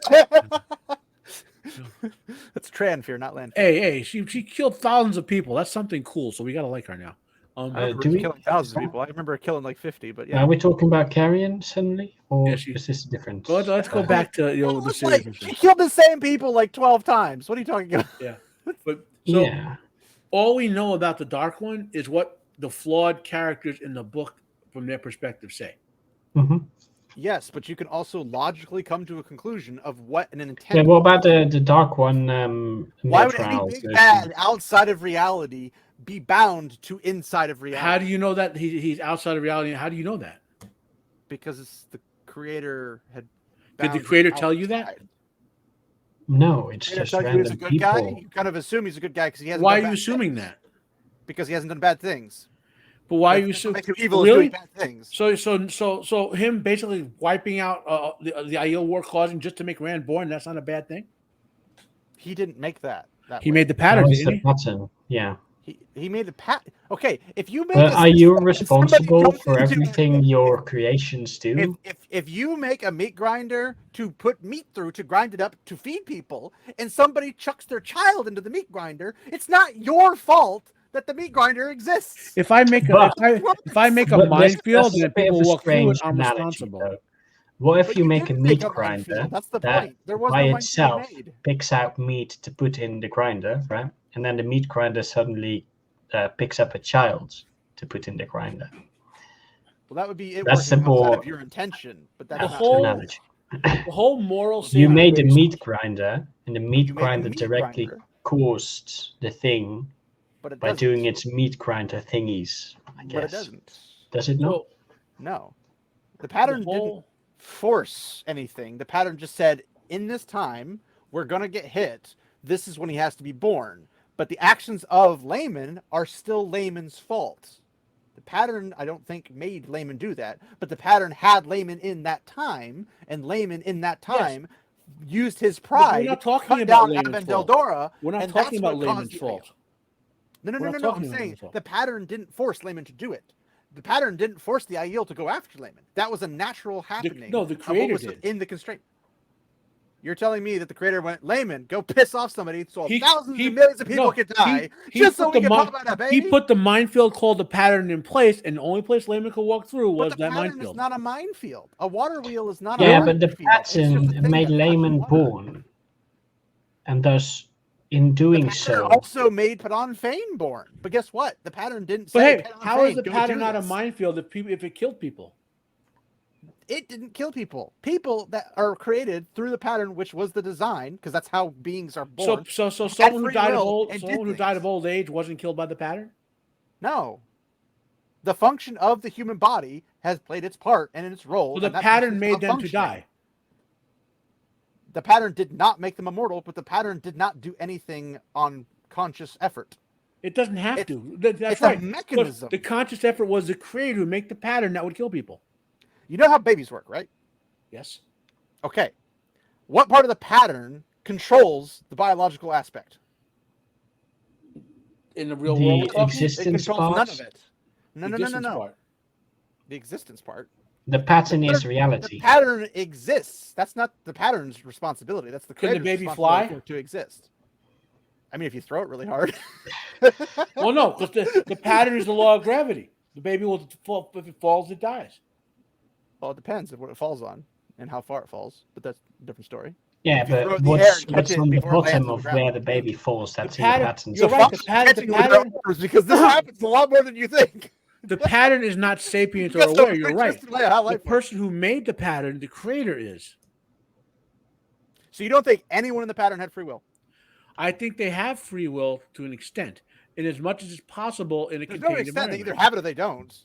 They don't because the prophecies exist. Do we have free will? The prophecies say something is going to happen, and Do we have things free will? Are placed. I believe so. But that's a So, story. how much free will do we have gotta if go a, back into meat- that rabbit hole. if a The comet prophecy the size of the says- one that killed the dinosaurs would have crashed in 3 seconds from now, how much free will do we really have? I Sorry, thought I what? heard dinosaurs in there. What? So, if Yeah, a comet I the was size of the dinosaurs, one yeah. that killed the dinosaurs would Oh, have hit that's the Earth in dinosaurs. 5 minutes from now, how much free will do we have? That's not how free will works. Free will works only within the bounds of what you are capable of doing. Yeah, You're but we capable would of- still have Exactly. free will. That's how the pattern works. You are not capable of growing wings or without Exactly. wings, and That's it's how the fine. pattern works. You are not capable of doing that. Therefore, it's not a free will issue. That's not a free will issue. Correct. Okay. So Thank you for agreeing let's with me. let's think about this So, because my the point was pattern that says You just Free agreed will- with me. Well, not from what you previously said, because The pattern, they have free will within the context of the pattern. just like we have- the meteor will crash in 5 seconds, so everyone will definitely die in 5 seconds. But that does not mean they don't have free will. Yes. Correct. And it Yes. will crash because of our Okay, maybe- pattern called the laws of I'm physics. trying to figure out where we went past each other because that's not what I heard you say earlier. so Our that's pattern why I is disagree called the with laws of physics. it. Is it though? It is. How's the laws of physics work with Tavir? It dictates everything that goes on in the So what? universe. Exactly. Say what? The laws of physics are a structured thing that dictate everything that exists and occurs. So far. Well, then we don't Well, I mean, that depends on if Aliens, you man. mean Aliens. that depends on if you mean with the laws of physics, specifically the ones we have figured out, or the very nature of Are you reality. saying specifically the very figured out, nature of meaning that reality, could the be ones we nature of operate things- under, even if we don't know them all yet. But everything that is part of reality is just in your head. Remember? Our head exists in reality. Does it? I don't know. Does it though? Yeah, it does. You could be non-physical completely, so your head would not exist. I am not. I am almost completely not physical. Most of my body is made of empty space. He's got a point there. I'm pretty sure that's called nachos in our world, but okay. No, atoms are made of mostly empty space. I mean, it depends on. I what you have mean by empty one of my space. when I was going to college the first time. One of the graduate physicists goes, Well, obviously, it didn't work. You had to go the second time. "Well, no, I got sick. I got very sick for 8 years." So he said something like, If only you had gone to college and stayed there, you wouldn't have gotten sick. well, no, how I it got works. sick. He said something like, your body or matter is a really a giant electromagnetic exclusionary field with very little in it. Yeah, it's just- no, that sounds about right. That explains how people are so stupid. So, if in the Wheel of Time, I'm gonna say it again. In the Wheel of Time universe, the book, keep the stupid show out of it. Okay. Yeah, I've already forgotten everything about Yeah. the show. The underlying laws of reality. That was the first season. The underlying laws of What? reality is the pattern. Within the context of what the pattern allows you to do, like not like you can't jump over a But you're cliff and saying live. allow as if it like says you can do this. Like That's you not what the word can allow do means. that. Allow means That's the way function you're under the pulling rules. it out. Allow means function under the rules. Well, allow means someone allows something to happen. No, you're Yeah, putting a person. Okay. that seems Well, not. I allow my child to go outside when I open the door and say you can go outside. Yes. I'm allowing them to go outside. Could Well, be. you know what else allows them to go outside? The opening in the wall called the door. Well, it's not on the wall. There's a brace, and then the door's inside. that You're brace. skipping the point. If that door weren't there, you Go could not, Leave me alone. if that door wasn't there, no amount of you allowing them would get them out through that door because it's not there. Hey, where there's not a door, you make one. I allowed him out. But then you have to allow the creation of that door. What if I walk through the wall? What if the wall is made of 6 foot thick concrete? You can't possibly allow a door Well, there. if I can phase No, through no, it, that's- I don't think that'll stop me. You can still destroy concrete. Well, not if you're just standing there with you and your kid. If you have enough dynamite, sure, but that's a whole other argument. The word allow. Before, dude, it only needs a sledgehammer. But yeah, allowed does not necessarily need a personal. Correct. I'm not saying it Thinking does. I'm agent. just saying allowed can also. I mean, who allows Mars to orbit the sun? I do actually. That depends. Well, yeah, okay. Mars is yours. Who allows Jupiter to orbit the sun? Industry demands it. Thank you very much. Yeah. Allow just means does something under the rules. Well, I'm going to go on a limb and say Mars goes and revolves around the sun because aliens. Yeah, that's possible. Possible. Well, there is a thing called the answer. Possible does not mean probable. Those are two. There's a Yeah, whole yeah. other It's a difference there. Everything Sage, you is probably know possible, about Not this. everything is probable. There's a whole other subset, which is a separate argument called the anthropomorphic principle, Yep, yeah, that. which is way away from our discussion. But A lot of things are out of this world. no, in this this discussion. whole preposition that the universe has to be created because there's too many coincidences. I call that plot contrivance. But No, that's actually a Teferan power, I think. Yeah. But anyway, back to the Wheel of Time. Okay, within the context of the pattern, they have free will. yes.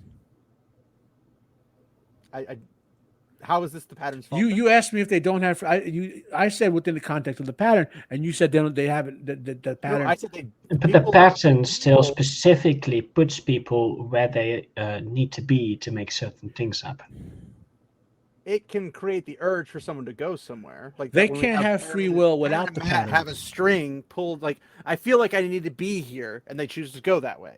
Let's go to It's not like literally dragging their corpse across the ground. They can't like have. They 3.5 can't have miles free will away. without the pattern because they wouldn't exist. But free will would be granted by an entity. The pattern is not an entity. But It's they a don't exist without the mechanism, pattern. which doesn't exist without the creator. Therefore, the creator is Creator's the one who responsible for grants everything. them, but the creator is the one who grants them free Therefore, will. the creator, thank you, is responsible for everything that happens. That's not how free will works. Yeah, it is. You can But put things in also, motion. free will is a bit awkward, right? Because we know that It's pretty. that You know. beforehand, right? When, say, Ishamael and Rand did not yet fight above the sky in Falm, we know that they would definitely end up there, according to the prophecy. Yes. So they cannot refuse that event. But also keep in mind that that was also something necessarily out of their control, because Padan Fain at this point has already abandoned the Dark One and the Shadow because out he's of their something control, else. indeed. But that puts it in Padan, control of the forces of chance. that's not how chance works. Well, sort of it is. No, it's a chance. It's like you have a chance to do something, and the height of the chance is what is the variable that makes things happen. It's what RNG is, random number generator. Yeah, but the pattern Well- manipulates that. I know, for but what I'm its saying is mechanism. that if Padan Fain hadn't gone to Falma or Tomon Head, whatever you want to call it, if he had gone to Ilion, Mhm. Rand wouldn't have ended up in Tomon Head. He would Exactly. have ended up in Ilion. So the point But is that then the prophecy things would be that wrong. were outside of the Dark So, One and out of Padan the Fain light, necessarily party- had to go to Falm. at some point they would have to in order to fulfill a prophecy. Yes. Yes. But that doesn't mean he didn't want to go there, and he had to go there, and he was The pushed. pattern there. made him want to go there. Hmm. Well, no, the pattern. There's a reason he had to go there, and that was It Padan made Fain. that reason exist. Okay, but he doesn't. He's not required to go there. If you can predict stuff from If I happening, give right? you a left and a right, and I say you can go to work either of these directions, it doesn't mean you have to take it. I say you're Okay. going to go left, and you're going to Let's like put it it. this way: No, it's If just you saying, open I your gave you an door- option. You can follow it or not. That's free will. if you open your door and you see a bear charge you 50 feet away, do you have a choice as to whether to close that door or not? I was Yes. going to save you at all, but yes. Exactly. So the pattern made it so that Padan Fain could have either gotten eaten by the bear, so to speak, or gone to Falme. But you're also forgetting that Padan Fain was the third force, not necessarily as great as the pattern, but the Yeah, pattern but that doesn't matter because all that matters is if you have a prediction that necessarily must come true, free will is a problem in that equation. Also, Padan Fain still needs the pattern to exist because that's the medium within which they exist. Yes, but Padan Fain's not trying to destroy it. That's irrelevant. Yeah. No, you just brought up that he has to have it exist, and I was like, that was never Because if the thing. pattern didn't exist, he'd be floating in a void of space with nothing around him. Well, I mean, you could technically float on planet. Well, he also wouldn't be floating there because he wouldn't simply be there. Well, he wouldn't have a body. He'd just be a Not soul there. floating in a void. That's all. He wouldn't be a soul because there'd be no souls. There'd just be nothing. Well, no, the soul. Are souls part of the pattern? I'm not sure. When you burn the thread out of the pattern, you cease to exist. Okay, Well, yeah. no, That's you the cease to reason exist to every time you die. parts. I mean, you Norton was cease to clear exist about every that. time anyway, but You cease to exist when you die, but your soul goes on. So the souls. so why would balefire matter at all? Because it would make it so your soul can't come back in the pattern. It doesn't erase your soul. It makes it so it can't come back in the pattern. So where does it go to? Yeah, that's a good question. I'm pretty Good sure question. it gets destroyed, though. This is where it becomes a logical thing, is because a logical enunciation can come out and say, "Hey, this is what happens. You are burned out of Again. joining back into the wheel." Okay, then where do you go? Because So, the pattern only again, relates to the wheel. You're Nothing pointing else. out a flaw in Jordan's work, right? That he didn't explain Yes. souls. And I'm Well, saying, he pointed out his own flaws multiple times. In yeah. live, So maybe that's true. But just because he doesn't explain where the soul goes when it gets bellfired, doesn't mean that he might have not. Either might not. He obviously didn't live long enough. But let's say he had lived long enough, he might not thought it's a big part of the story. Well, it doesn't necessarily need to be, but it has to be understood in the universe. No, it doesn't. Well, because if we're saying you're burned out of the pattern, Yeah, but we can go outside of the universe. can we go outside of the pattern? You'd have to be able to go outside Yeah, of the because pattern. the Dark One's outside of the pattern, and we know we can. The go Dark there. One is not. The Dark One is allegedly not a direct creation alongside the pattern. Well, again, He can be- we he can can't be a make creation assumptions about the much- Dark One. We have to much be similar careful like about God that. and Lucifer. Lucifer was a creation of God, but God didn't make Lucifer specifically to rebel. Well, obviously. we have to. Did he? But then, Well, there's no point. But in the terms of, in that way, you could say that the Dark One was created in some fashion and had a fall-like scenario, which is the natural, it's a constant story-based system, where the good guy creates a whole bunch of things, bad guy comes out of him because he wants to do something else. I'm just going to go back to Tolkien every single time with this, apparently. But it's just like, this happens consistently across a lot of different stories. It's almost like it has something based in something. But in this particular instance, we don't go that far because there is no... Is it the Akalabeth? There's no... Akalabeth, yeah, that's the fall of the moon. Well, I was going to say the Valaquenta and the Akalabeth. I thought what came... Like, the initial part of the Silmarillion, where... There's two books. There's the Valaquenta and the Akalabeth. I think the Valaquenta is the first one, right? The Valaquenta is the creation of Arda and everything. Yeah. Yeah, so that's the one I'm trying to Well, they're both creation myths with both a lot of covered events. I'm saying like the part where Eru and the Ainur sing everything into existence. Kind of that part. I think one mentions the song, the other one goes into details of the song. The details one is what I'm referring to. In this case, this didn't go into the details because he didn't focus on how it came to be because it didn't play a role. It's the Ainur Lindale. The Ainur Lindale. Yeah, sorry, yeah. So in Tolkien's world, it plays a role on how the world comes to be, and he explains things because he's a technical person. Then you go to Wheel of Time, and the story is technical, but the beginning of the story was not, because he didn't really base it off of anything, as far as we can tell, except other than deism. There's essentially ideas of deism involved, but without religion. That's why the closest thing to a religion in the entirety of Wheel of Time would be the Children of the Light. Well, he also draws a zealousness rather than a religion. He draws a lot of. Yes, but that's where the deism comes from. The deism is where that comes from. The Children of the Light are more of a philosophy type of movement. Well, it's a zealous thing. They're saying for the light, but they're like religious zealots. And we all kind of agree on that. All right, but the point I'm getting at is, Jordan obviously died before he can complete his life work. So let's keep that in mind. Obviously, right? yes. So, but again, I'm not. He could have written this at the beginning. Like, he's not. That'd be a kind of an odd thing to write all that at the very end. So, well, he might have thought to read it. He could have. Well, he might have thought he never expected to get this far. I think he was expecting to be like 2-3 books, and then the publisher's like, "No, keep churning out that money." But well, no, he wanted to write. It was not part of it. He wanted to write those prequel books after he wrote the first 5 or 6 books, because then he could tell the backstory without spoiling the books. But he might have said, okay, at the end of the Wheel of Time, I'm going to write these other 20 books with the backstory. I'll put a Bible out there. I'm just saying. I can see him doing I'm that. throwing a number out. I'm just a big argument, okay? We know he wanted to write a lot more books set in the setting. We know that for a fact, okay? Well, so we know that he was told to keep writing more, so he could have technically rounded. No, he wanted to. He clearly wanted to write. Well, I mean, maybe he wanted to, but he was told by the publishers to do so. Yeah, pretty sure they wanted to write the Sean Chan stuff. He wanted to write prequel stuff. He wanted to write Swain. He wanted to write other turnings of the wheel. I think in the comments he want some of the legends about the heroes. He wanted to do like a book of short stories with the legends at some point. He had a huge set of stuff in his head. And unfortunately, his disease took him from us, right?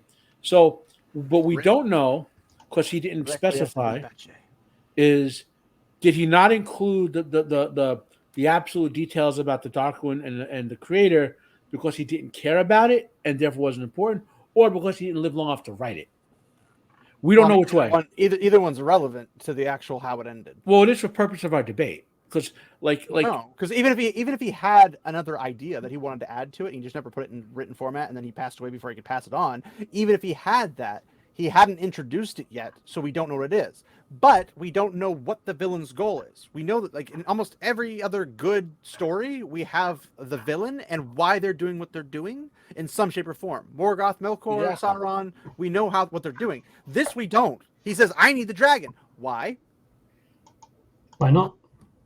And then we're left. I'm not saying to interpret. I'm just saying, why is that going to stop him in this? If the dragon is a human soul that's been super. Is it a human soul? Well, it's not the creator. It might be. It might be a third type of soul. Yeah, maybe it's an angel-like being or whatever. Well, then he wouldn't be human. All we know, what it says is the dragon soul. We're calling it the dragon, but it's the soul because only the dragon twice. A dragon soul. They don't even know what a dragon is. Yes, the soul is specifically in the pattern or put into the pattern to face the dark one. That's all we know. Well, I'm not saying that. Like, I mean, having a protagonist fight the antagonist makes perfect sense. But they're saying that if the Dark One were to win, how could he do it? If he has to have Rand, Rand doesn't need to seal him away. Rand doesn't even have to go there. Nobody has to technically die. Did you ever watch Babylon 5? I haven't had the pleasure yet. Okay. I have it on my watch. So I'm gonna spoil a little bit for you. Okay. I have a very long. Okay. Then the spoil matter. Okay. So there's two. In the main part of there's several stories that happen, but in the main chunk of it, the cycle of life in the galaxy is that a group of aliens arise, they have their time, and then they pass on, another group rises, and so on and so on. Okay. Pretty sure that's the same as Stargate. Well, the first alien that arose, he is an energy being. They were absolutely immortal, and the universe. There's a lot of so for Lorien, the universe decided that my people being immortal and unchanging wasn't a lot of variety. So the next group that came along, what you call the ancient ones, the first ones, even though I'm the first one, you call them the first ones. They could be killed. They could evolve. So there was some change. But then they did their thing. They dominated the galaxy, and then at a certain time, we as a group realized that we were inhibiting the development of further life. So we decided to leave, but we left two species behind to be stewards, right? That was the Shadows and the Vorlons. Okay, well, and Lorien himself stayed behind to be steward for the stewards, to keep an eye on them. Right? So then what happens is this: the problem is the Shadows and the Vorlons had diametrically opposing philosophies. Okay, like yeah. So and so they decided to make the young species that they manually manipulate all of them so they could play them like chess pieces to decide which of their philosophies was better. Because if they fought directly, they'd annihilate each other because they're virtually omnipotent compared to the young races. So for then tens of thousands of years, they have all the young races being their pawns. They manipulate them to see which of their order versus caste philosophy, keeping it simple, is better, right? So, what if I'm speculating based on just what I saw with the final battle between Rand Soul and the Dark One. What if the whole thing is the Creator and the Dark One have a philosophical disagreement, and whichever one the dragon side, which says, my side's better. That's all it is. Then why is the Dark One sealed? Is he sealed? He was sealed. That's why they. He's maybe just both outside of the pattern. And the board just made the Dark One. The pattern. If you are outside of the pattern, you technically can have an influence on the pattern. We know the Dark One has an influence on the pattern, and obviously the Creator would have to be one because he's the Creator. He created it, but he's known as the Creator. It's not a mutual creation of this place. But what if the Dark One's interest in the pattern is the soul of the dragon? That's all he's interested in. That's why he wanted in. That's a very odd thing to be. That's what I'm saying. Is there's no reason for the Dark One to want this soul so badly that he. I just gave you the reason. Because he wants it. Because he wants the dragon to choose his side. That's validating his moral philosophy. But that's not how you validate a moral philosophy. Maybe this is the Dark One. The Dark One and the Creator seem to be omnipotent. That's not a subjective thing either. The Dark One and the Creators, they seem to be omnipotent. So yes, but if you have the Dark One and he's like, I need somebody to validate me, then he just creates somebody that says, I think you're valid, and then boom, he's validated. But he knows that's not a creation of his. That he needs something the Creator created to validate him.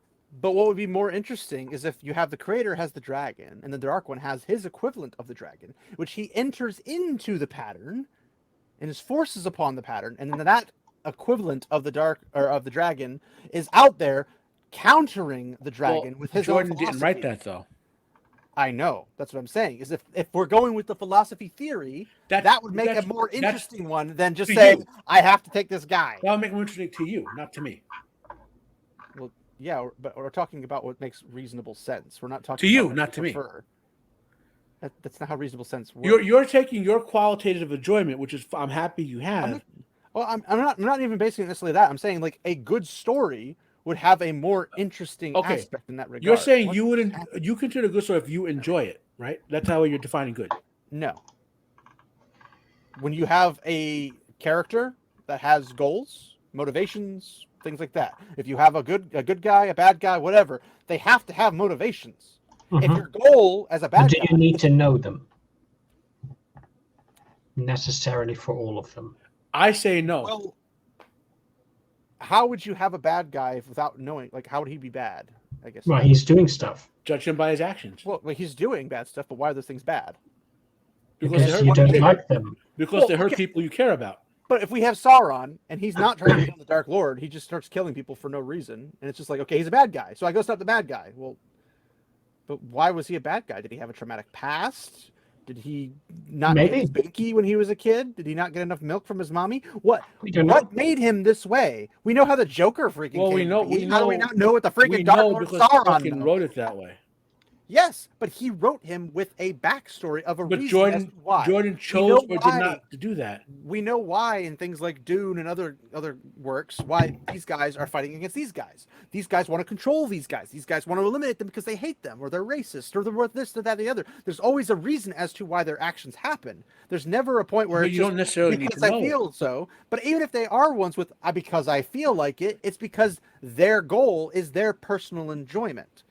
But their personal enjoyment's never based upon one thing that's outside of their initial creation, which is why this doesn't make sense. Because if there Okay. was, You- I matter of wish fact, you- Jordan you had bring more up to Dune. do on this, You bring up Dune, okay? which So- I'm not super crazy familiar with. But Well, I know I've bits read of it, but all the Frank Herbert Dunes. I've read quite a few of his son's publications as well. So the actual motivating bad guy in Dune, you never meet in any of Frank Herbert's Dune novels, and Frank Herbert never intended to publish it.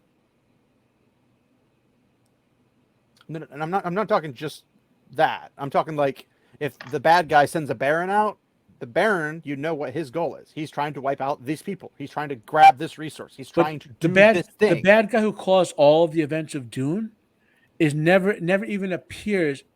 There's a loose reference to him when you start meeting the honored matres and you hear about But the great he's enemy. not the guy you're beating. Then you're not. He beating him. is.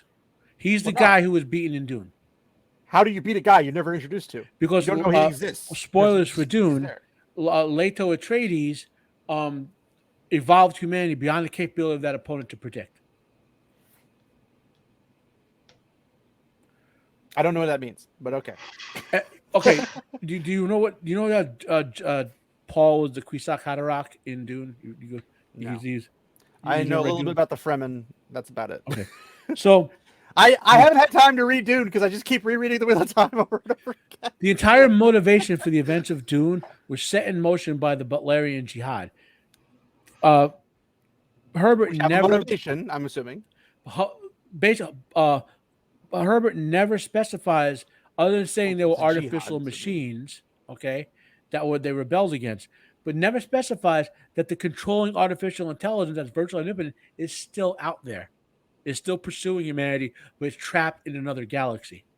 But that's not my point. And my point is that if you find a story and you're like, this villain has zero reasons or anything to do what they're doing, I will show you a reason as to why it's doing what it's doing in any shape or form. Even in poorly written stuff, because there's always a reason. If Brian Herbert had not been such a hack and published his father's unpublished notes, which he never intended to publish, you would never have known about Omnius and his motivations. But at the same time, what is the protagonist doing to win? What will end the Dune saga? He has to have a goal. It has to reach it. But if you reach that goal and never come in contact with the villain or the villain's proteges, how do you win? The effects of what the villain caused created the Dune universe 11,000 years later, and Paul and then his son react. I'm oversimplifying because you have Yes, but that's a timed villain. That's a villain who does this thing, and tens of thousands of years later pass.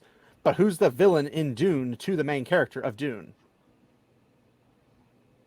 Is there one? Is it just a political struggle? Is it if we wipe out this enemy, then we're safe? Like, what is the goal? What is the point? It's more of a protagonist antagonist setup than a good guy bad guy setup.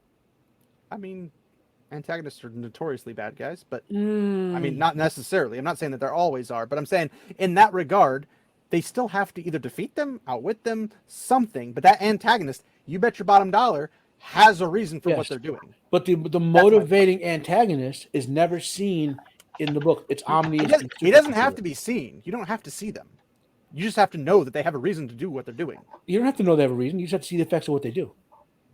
But what they're doing is for a reason. They don't. Yes, you don't have but to you know don't that. need to know the reason.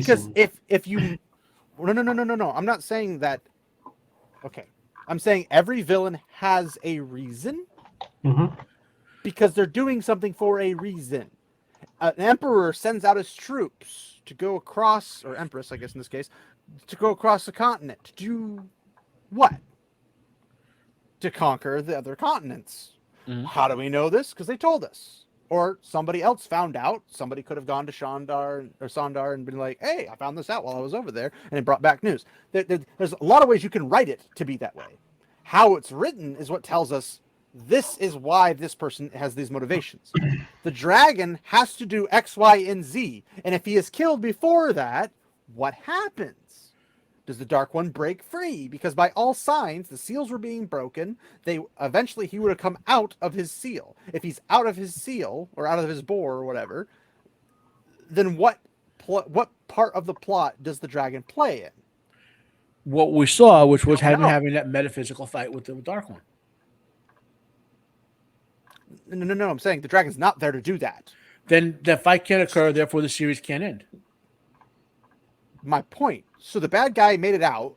The bad guys, like the Chosen or whatever, are the powerful ones. They will take over And everything. the logical They will reason- control everything. based And on when the the cycle setting comes we back saw- around, there will probably be a revolution of some sort. Or But then that another one world person's gonna be stuck- spawns. Well, yes, but we never see the world spawn. That's We the never problem. saw the Flicker world spawn either. No. They exist. We never saw them spawn. Exactly. So maybe there's another world out there, but from what I recall from seeing notes and stuff, all the other worlds, except for this particular one, had fallen to the Dark One. But if he had gotten the Dragon Soul in those ones, then why does he need it in He didn't this? get the Dragon Soul in those ones. But he won. He conquered the world. That's not the winning condition. Well, no. He never said, I conquered the world. He said, I won. Every instance, Rand, when he goes through them, it's, I win again, lose Theron. You're It's not- interpreting what does he mean? And Well, I'm parsing through the weeds. I'm saying this person comes out, Rand sees all these things flash, and it's over and over and over and over and over again. And the Dark One's showing him stuff. We have also confirmation outside of that through notes and whatever. okay, That so these things are happening. And he says, did you I win guys- again. Rand acknowledges that he wins, but it never I- says that he just explicitly conquers. I can't use this So he example wins. without spoiling a movie, so I'm going to ask did you guys see The Usual Suspects? No. Then I can't even use the example, so forget that. 'Cause I won't. Your examples are unknown and You guys unusable. need to watch it. It's a movie. You can't spoil it at all because it ruins the movie. I'm gonna guess that the good guy wins and the bad guy loses. Did I'm I not going to spoil say it anything. for you? I'm not going to say anything. Expectations subverted. You know, I'll say this much: there are no good guys. I'll say that much. Ooh, all bad guys. This is the protagonist-antagonist structure. That's all I'm going to say. So, but it's one of the best. It's one of the top 20 movies of all Start bringing time. down protagonists, which I really don't want to do because that'll take another 20 years. Yeah. But anyway, so I get okay. Let me phrase this way. I get and accept that you think you need to know the reason, and it makes it enjoyable and want to readable for you. I'm fully okay with that. I'm saying okay? if I don't have a villain, or if I have a villain but I don't know why he's doing what he's doing, that means he doesn't know what he's doing. Well, He's doing something, but why is he doing it? And why is he doing it the way he's doing it? But we only understand as readers. Well, he can lie to characters. He can't lie to us. why am I doing We- this? Because you decided to do so to make a point. Therefore, you had a reason. No, You were trying to make a point. That was your I goal. always. You said, "Why do I do this?" Said, You're expecting a specific I've answer. said and why- I said, it's I've said because repeatedly- you are But the why? right- But why You're did he not paying do attention. specifically that? I've said repeatedly on multiple streams why I Because always his show a weights Pepsi in his bottle house on are stream. actually Pepsi bottles. I've said I'm literally fishing for a Pepsi sponsorship. I've said it repeatedly. I always said on early streams. So that's why I always drink the Pepsi. But if you're constantly going like, "Oh, Pepsi, glub glub glub," oh, look at all these Pepsis I have in my yard. Oh, look at this. I really want to go to the store and buy some Pepsis. If you're constantly doing that, I can come to the conclusion without you directly telling me. I've said it's Pepsi. Although maybe not on some of the questioner streams, I don't know, but I think I did. But on street, I always say it's not my stream. It doesn't matter. It's and Pepsi, I'm fishing for that sponsorship, and then drink. At least I do recall this being a thing. Yeah. Yes, but if it doesn't happen on one of my streams, it doesn't exist. Well, if he remembers it, then if he remembers it, same like everything off screen in Wheel of Time show. Yeah. Resurrecting of characters. I mean, look, I get I personally don't need to know the actual internal motivations of a villain or a hero to enjoy the story. Well, I'm not talking about enjoying. I'm talking about a completion. A completion and enjoyment. That's a whole other separate thing. Talking about the whole time. My enjoyment of it. I mean, I'd love to have more stories on like the finalization of Matt, Perrin, and etc. I'd love to have that. I don't have that, but I know their motivations for doing what they do. So them continuing on, they don't have end goals. They were just like, I need to survive, and I want everybody else to survive. That has happened. I don't need to go further with them. The Dark One, if he were to win, I have no idea why he did what he did. Well, because when he tells, and again, he's probably not going to tell his minions every little detail. But when he tells one guy something, a girl something else, another girl something else, and another guy something else, but you can kind of start pitting those things. Have you ever read a story called The Lady of the Tiger? The Lady of the Tiger, or the Lady or the Tiger? The Lady in the Tiger. The Lady or the Tiger. Can't say I have. It's an old short story. And it's actually pretty popular. A lot of high schools teach it. And basically, it takes place in an ancient barbarous kingdom where if you're a condemned prisoner, you can choose to take the Lady of the Tiger test, right? I'm oversimplifying this, okay? Stick your hand in a box. Is the lady or is it a tiger?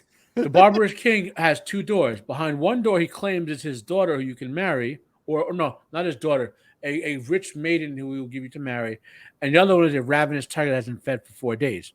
He says, you pick the door, you get the lady, I'll keep my word. And what's behind prize door number 1?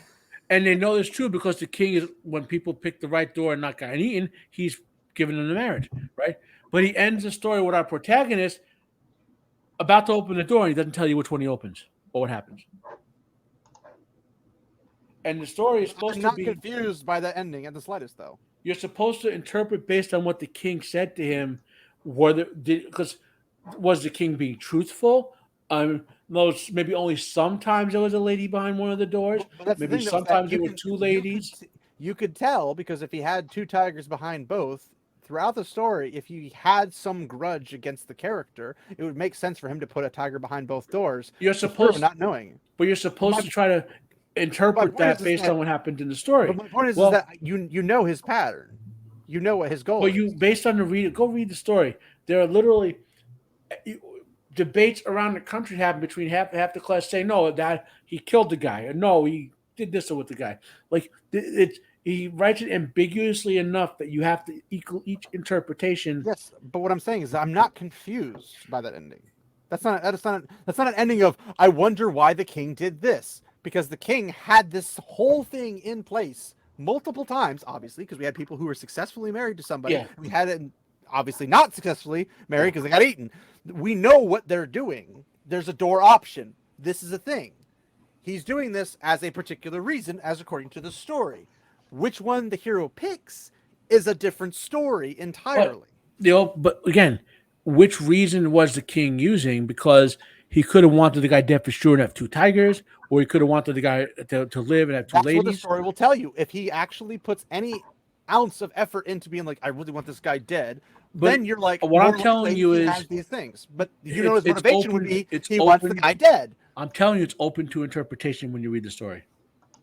How it ended, you mean? Yes. What happened? Yeah. I'm not arguing with that. I'm saying I am not confused by that ending. Either way makes logical sense. Therefore, but you can't. Smiling Sage? You can't choose Yeah. between them, though. Each is 50-50 likely. Or I know, but I'm saying if the outcome is Just he saw gets a married, meme. then ta-da! If the outcome is he gets eaten, ta-da! The ending is still ending. But I'm not left with wondering like, why did this happen? Why did the king do any of this to begin with? Because it was already explained priorly. He gave the explanation when this all began to happen. It's been going on for a time period at least. And now the protagonist shows up. based on That's all I need to know. Like I don't need to know. Like I'm not confused about anything. There's no missing pieces. There's just I'm going to subvert your expectations. And I don't just think leave it there's any there missing and let you guys do pieces it. in what the Dark One wanted. But what did the Dark One want? He wanted to get the dragon to his side For because that's what he piece. wanted. Missing piece. Yes, That's but not a when you missing want piece. something, you have a reason to why you want something. But I don't have to know. Because I don't have to know that. soul. You don't need to know that. But that's what tells me why the Dark One's doing anything he's doing. But Why didn't he go to why another do you care? pattern? Why do you didn't he care go to why the another Dark One's universe? doing what he's doing? Why didn't he do anything else? But what if you don't care why he's doing it? Well, then that's your personal reason to do or not do things. That's not story based. Thank you. So you care why there, but your personal reason. No. I said story based. I'm looking at it from a story perspective. If my personal reason is I don't care why, I don't and know you why just the said- antagonist is doing something. Okay, Why is that a good thing? you just said my personal reason is I don't care why. You said you do care why there. That's your personal reason. No, I'm saying your prerogative when you read the story was to not care whether or not this happened. That's your prerogative. Not care why it happened. But it's also your prerogative to do care. No, my prerogative is I'm studying the story, the construction of the story. And your When you have prerogative to construction, interpret the you events have in one, your way. Then you have 2, then you have 3, then you have 4. If I know That's that your- there's 10 pieces and you give me 9, I don't know why the 10th one's not there. That's your personal prerogative to interpret it that way. That's not a prerogative. I'm not. Well, if you're interpreting not the structure. supposed The to structure know. is already structured. What if I'm Jordan not- intended you not to know? Then that, like I'm saying, that's a very odd way to finish something. To you. Well, that should be odd to everybody, but you might be satisfied In with your how odd it view, is. it should be out there. No, because from a story structure, that's odd. No, it's not. There's no. Yes, it is. From a story structure, that's odd. That's like saying, why is the hero being a hero? You don't need to know that. Okay, so he does the thing. What happened? We don't know because he did stuff. Why did he do it? You can have well constructed stories where you don't need to know, or you don't, or if you do They're need not to know, well you have- constructed by definition if you're missing pieces. by your definition. No, by story constructed. When we have a construction, I'm not a subjectivist. I'm an objectivist. There's the structures. How do you know that Disney Star Wars wasn't told good? Because it was against a standard, which is a story construction. Things didn't happen. Why did The Last Jedi last, like, what, 2.5 hours? And nothing happened. They were literally moving in space the same scene. For how long? The entire film. Nothing happened. Give me a second. I'll take this call. It might be work. Yeah. Does that make sense, Dave? Yeah, Like, sort of. The construction of the story. You have a character. He has But I'm to not come in and do convinced that something. you definitely always need to know the motivation of the bad guy. But okay, I'm not saying you have to be told verbally, but you will understand by their actions what they're doing, why they want to do what they're doing. How does the Dark One win in all these other worlds, but never once gets the dragon? Because the dragon's the thing that makes them win. And then we know from Rand's conversation with him, it was like, you have to make us spend. That's the winning thing? Then why do you have armies? What's the point of armies? Wouldn't you just seduce them into your side? It destroys the entire purpose of all the other plot lines you've created. Yeah, no, I get that. So that's my point. It was like the story construction was going great. We're going for a touchdown. And then you trip and fall right in front of the 2-yard line. And then Well, I mean, you picked up the ball and returned. You could argue that don't we know. fell a bit before that because. Well, yes. I mean, Sanderson, if you want to argue that route. Exactly. But my point is that when a story is constructed, you can tell a bad guy's reasoning for doing what they're doing. Like Moriarty and Sherlock. Moriarty's always countering Sherlock because Moriarty wants to be better than Sherlock. Mhm. He wants to be the best. That's his motivation. Pick it. Voldemort wants to rule the world. That's his motivation. He wants to eliminate anyone who's in his way. Well, That's I don't think he motivation. cares about the world specifically. It's just Britain. You really think a Dark Lord's going to go, I'm just content with my little island here. Dur, dur, dur, dur. Takes 2 hours to go across. Dur, dur, dur, dur. Well, the No rest one of the can do world that." doesn't care about Voldemort. I know, which is the perfect way for him to come out and sideswipe them because they can't do anything to stop him. My point. Anybody who And goes Voldemort for seems to will be never stop. specifically occupied with only Well, Britain. He's very occupied with Hogwarts and Britain because that's where he's from. But when he's done and he conquers it, why would he have a reason to stop? There's no logical reason for him to stop. Every other bad person or any imperial conqueror, anybody with a mass amounts of authority has never just stopped because they were good. No, they went going as big as they could and that they could hold in hand. Yeah, He can but hold. maybe he thinks, oh, France is actually rather scary. Let's not go there. They surrender too easily. But Must be a trap. my point is that we know his goal is to conquer. Yes.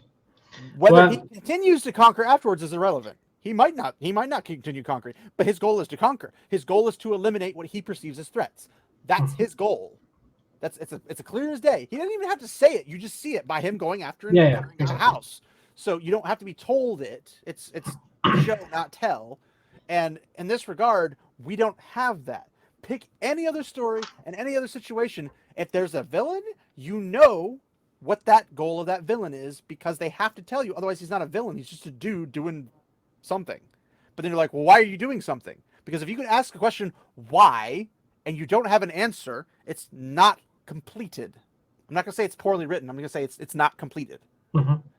If it's not completed, you can't attach it at the end of a series and expect people to go like, makes perfect sense. Yeah. Because it doesn't. Because now you're just like, but where's the ending of the story? All I know is the Dark One's been resealed. But if he had won, which is the stakes, allegedly, there's allegedly a stake. And if the stake is he wins, everything goes bad. It goes bad juju. Well, what's the stake if it doesn't matter because he doesn't have a goal? If he just wants the dragon, he doesn't need to conquer the world. Okay. He doesn't need to go evil. He doesn't need to spread the blight. He doesn't need to do any of that type of stuff. He could literally just seep into Rand's dreams and say, look, I'm a reasonable guy. Okay, so what if you should join my side? Boom. What if he needs to do that stuff to get the dragon soul to come into the pattern? Well, he's waiting there outside of time for all of eternity, so it doesn't matter when he shows up. But he's never going to show up unless the Dark One tries to corrupt the pattern. Well, not necessarily. If the reincarnation's a thing, it's going to happen at some point. Well, maybe it doesn't. Jordan, no, we have a Jordanism for this. Wait, we have a Jordanism. The other addition that's a problem for this as well is what happens if Rand was forcefully turned to the dark. So the Dark One side, Shadow, whatever. Rand could be, but I don't 13 Soul magic, can't be. 13 channelers. Well, no, like everything about him would be serving. You can't. That Soul. That was literally a plot point. I don't think based on Jordan saying that the personality is not the soul. I think what would happen is we would get that whole other reset cycle where either another turning comes along or a world spawns or something. But again, I'm very hesitant to use what Robert Jordan says because he's contradicted himself before. Maybe he's not as reliable as the source material. Well, he's more reliable than you or me. Yes, but I'm not relying on me. I'm relying on the source material. But the source material is ambiguous. Well, if it says that this person turned to the dark, that's not just the person. It's not just the meat flesh thingy. But it's the person and the soul aren't necessarily the same thing. I mean, they're kind of required. Every person has to have a soul in that universe. Yeah, but the soul is different from the personality. What evidence of that? It's not Lutheran. Jordan They do have the same soul. What happens when an Ogier goes into the ways, Machin Shin sucks out the soul, and then he comes out as a husk? Is that the personality or the soul? That's the body. Yes. But if the soul is separate from the personality should still be there. The soul wouldn't have to be there. But the brain turned off, so the personality is gone. Well, why did the brain turn off? Because they have a soul. Because the brain might need a soul to sustain it. So the soul is required for them to have a personality? Yeah. That sounds an awful lot like the soul is the personality in a shape or form. But the soul specifically changes personality. Okay. as you go. None of through my them. personality is stored in my base stem, the base stem of my brain. But if How you do you pull know? the base stem of my brain out, my brain will How turn do off. you know, Mister? Was the aliens? We know that from science. We know that. We know. You know that you don't have a soul storing things in your body because science. No, I said No, brain. we know that it's specifically not in the brainstem. Well, how do you know? You're Science using knows that. Science knows that. No, science is a methodology. Scientists are the data output. Science. You're quibbling again. Science has I'm determined. saying, you're saying a soul, which is a metaphysical object, No, I'm not talking about a and your soul. personality, which is also a metaphysical object. No, my personality is a function of the organic supercomputer called my brain. So you're conflating the mind with the brain. I don't know. None of this That's abstract an stuff. argument right now that's The going only, on. the only thing that exists is this I'm not organic convinced that that's the supercomputer. case, but Again, but that's at your personal beliefs. yes, or but whatever. your brain's a mechanism. Mhm. Your Yes. brain is like cogs that turn. That does not equate to what causes My it. brain's running a turn. program called my personality. So you have just an SD chip stuck in your brain. Your That's brain as is far the as we can SD prove. chip. What? What did you What? say?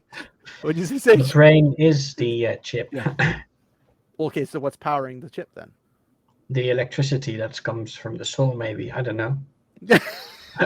Well, we know electricity involved in neurons.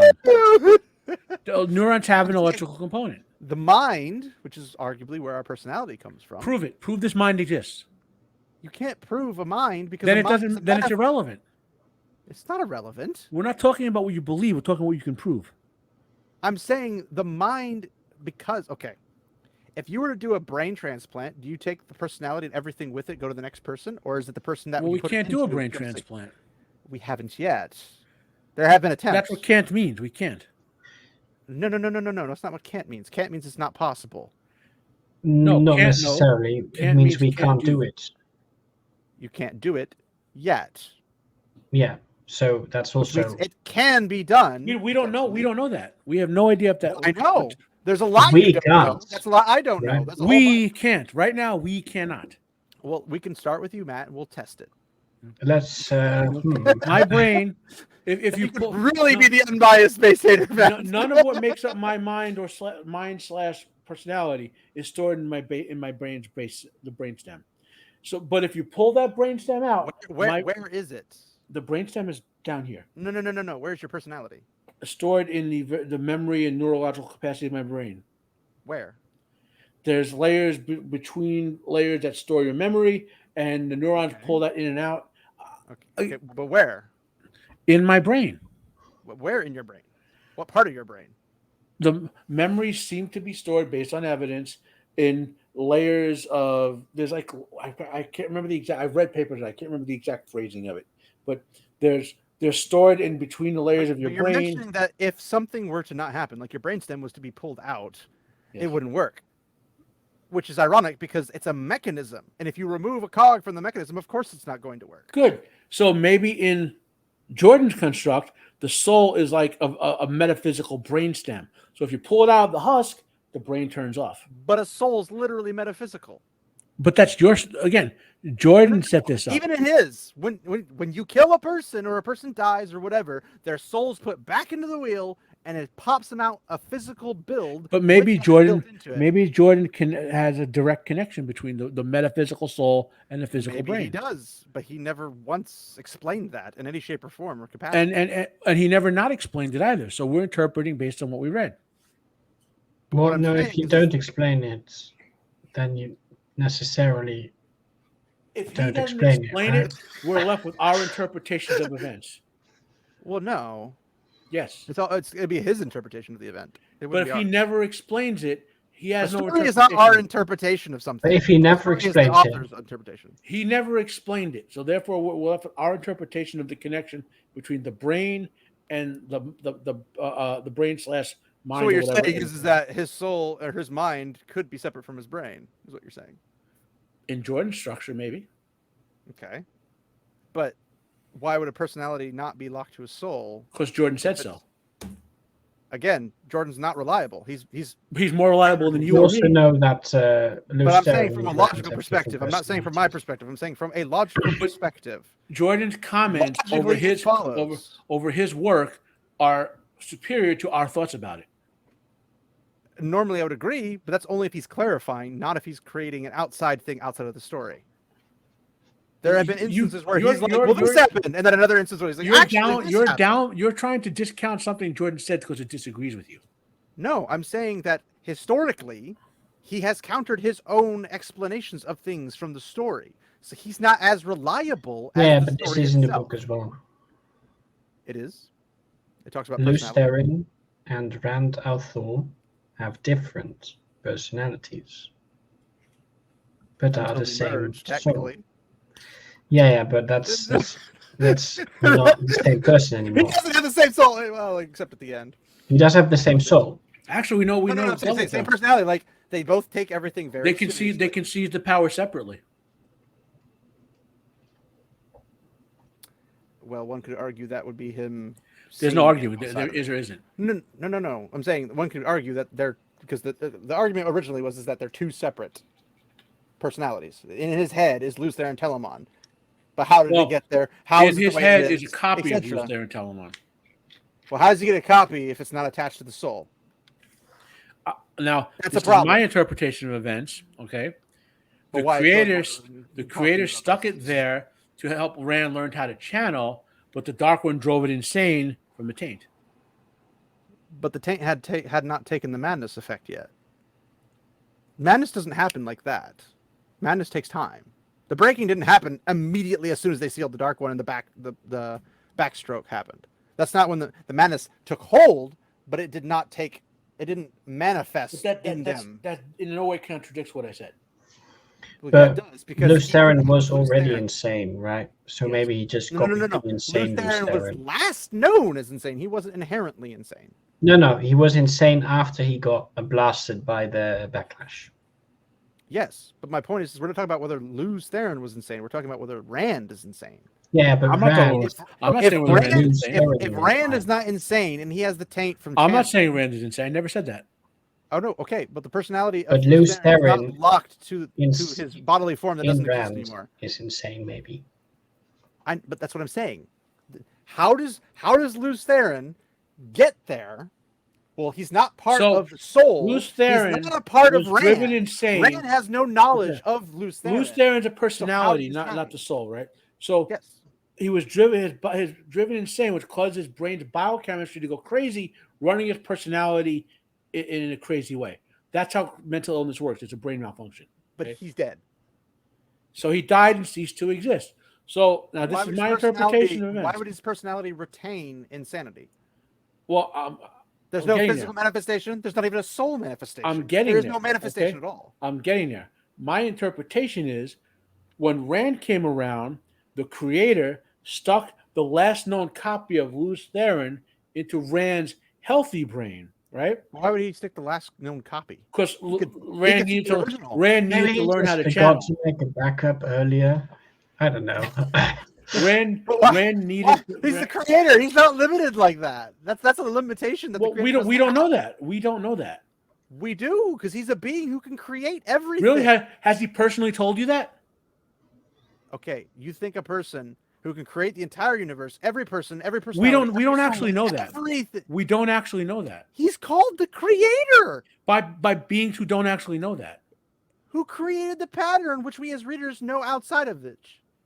We know it because we read the books, which has information.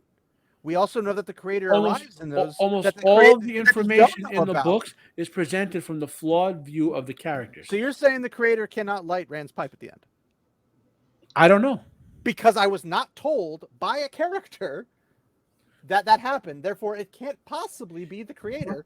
And if the creator does exist, which that instance and a couple others would arguably be the same thing as Eru Luvatar causing certain events to happen in Tolkien's world. Mm-hmm. Like the sinking of Numenor. Yep. And Gollum and all that jazz. But there's... if you're saying that this person can do these things, because why would you say the creator when no one created you. You're literally just a world. Well, then who put the dark one in this little pocket here, Okay. which is You sealed? can't use Iro Why is Yuvatar it there? because the evidence of Iro Yuvatar is from the elves who met the Valar, who literally met Eru. Okay, no one But the in evidence real is also time, of the events that took place.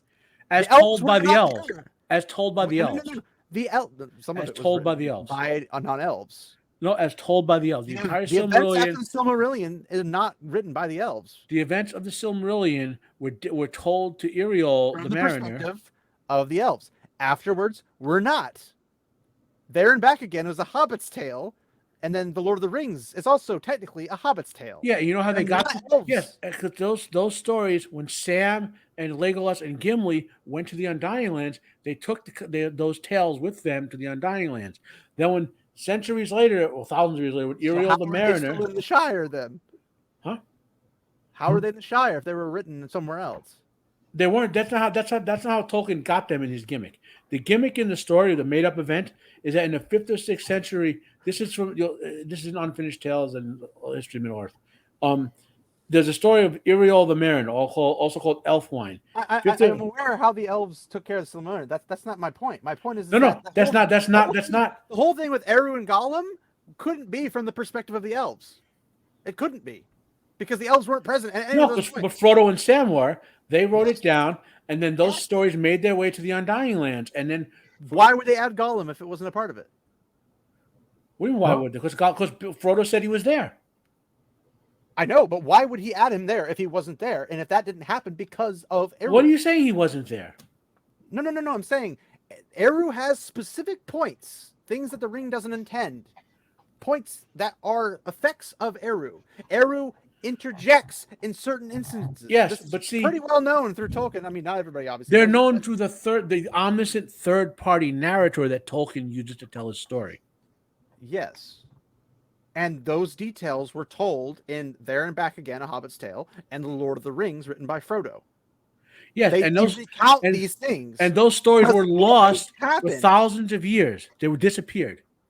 Yes, but we're reading a book about a book that was written by a book. You know how and you know where in the gimmick the story came from? In the 5th or 6th century AD, a pure-blooded descendant of Irindil and Aragorn was the first person to be allowed to go to the Undying Lands. I find complete BS in that, because it's literally impossible for a pure descendant to go that far, because at some point it's going to be filtered. Well, this is what it says in the book. Well, how does one define written by pure someone. descendants?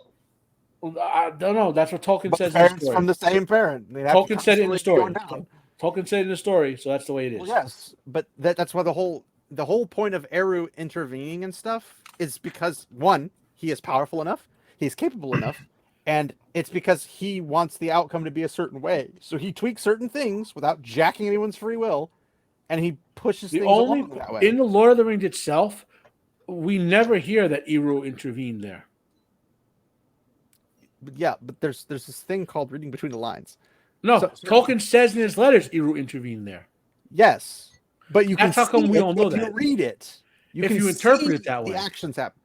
Well, it's not an Yeah, interpretation. you could also interpret Nobody it as else just plain old You can bad interpret luck. that Gollum But tripped. we know that there's no bad luck or good luck. That's not how this world works. Well, you We think know that. you think there is. How do I you mean, know that? Name an instance of good luck or bad luck. Was it good luck or bad luck they went Helm's Deep? Was it good luck or bad luck that Minas Tirith didn't get collapsed? well, there's a lot of No, luck certain- involved in that. Certain things happened because they would naturally happen that way in certain instances. In other instances, certain things happen unnaturally that would happen to help the And story. you know, in if the that hobbits stay on the road 3 seconds longer, then Nazgul will get the ring. That's good luck. Well, yes, but that's also natural. Hiding from something that you feel very uncomfortable about, like get off the road, and you get off the road. Guess what? But again, You avert something. What's natural about slipping and falling into a volcano? What's natural? Well, it's not about that. Sorry, unnatural. What what's natural about slipping and falling? Well, the slipping and falling. that's pretty natural. Now, the thing that could be unnatural is Gollum dancing about and doing his little shindig and then not Why? paying attention to what he's doing. It's perfectly natural to hold a victory It's perfectly party. natural to have a little dance party right on the No, edge of a if cliff you're- that could fall if into you're- molten lava. if you're an Yes, that's insane totally hobbit- logical. If you're an insane hobbit, you might dance with a ring by the volcano. Who knows? Yeah. He's not insane. He's crafty and cunning. Oh no, Well, pretty he's much kind of insane. crazy though. Yeah, he's crazy. Well, he's obsessed, yes, but he's not insane. Oh, He he's doesn't- insane. He doesn't be like, I can't figure out the difference between reality and reality or That's non-reality. not necessarily one of the only ways to be insane. I mean, if that's the case, then everyone Insanity comes in many forms. Yes. it does. But the typical form we use is not applicable to him. He has mental issues. Nobody denies that.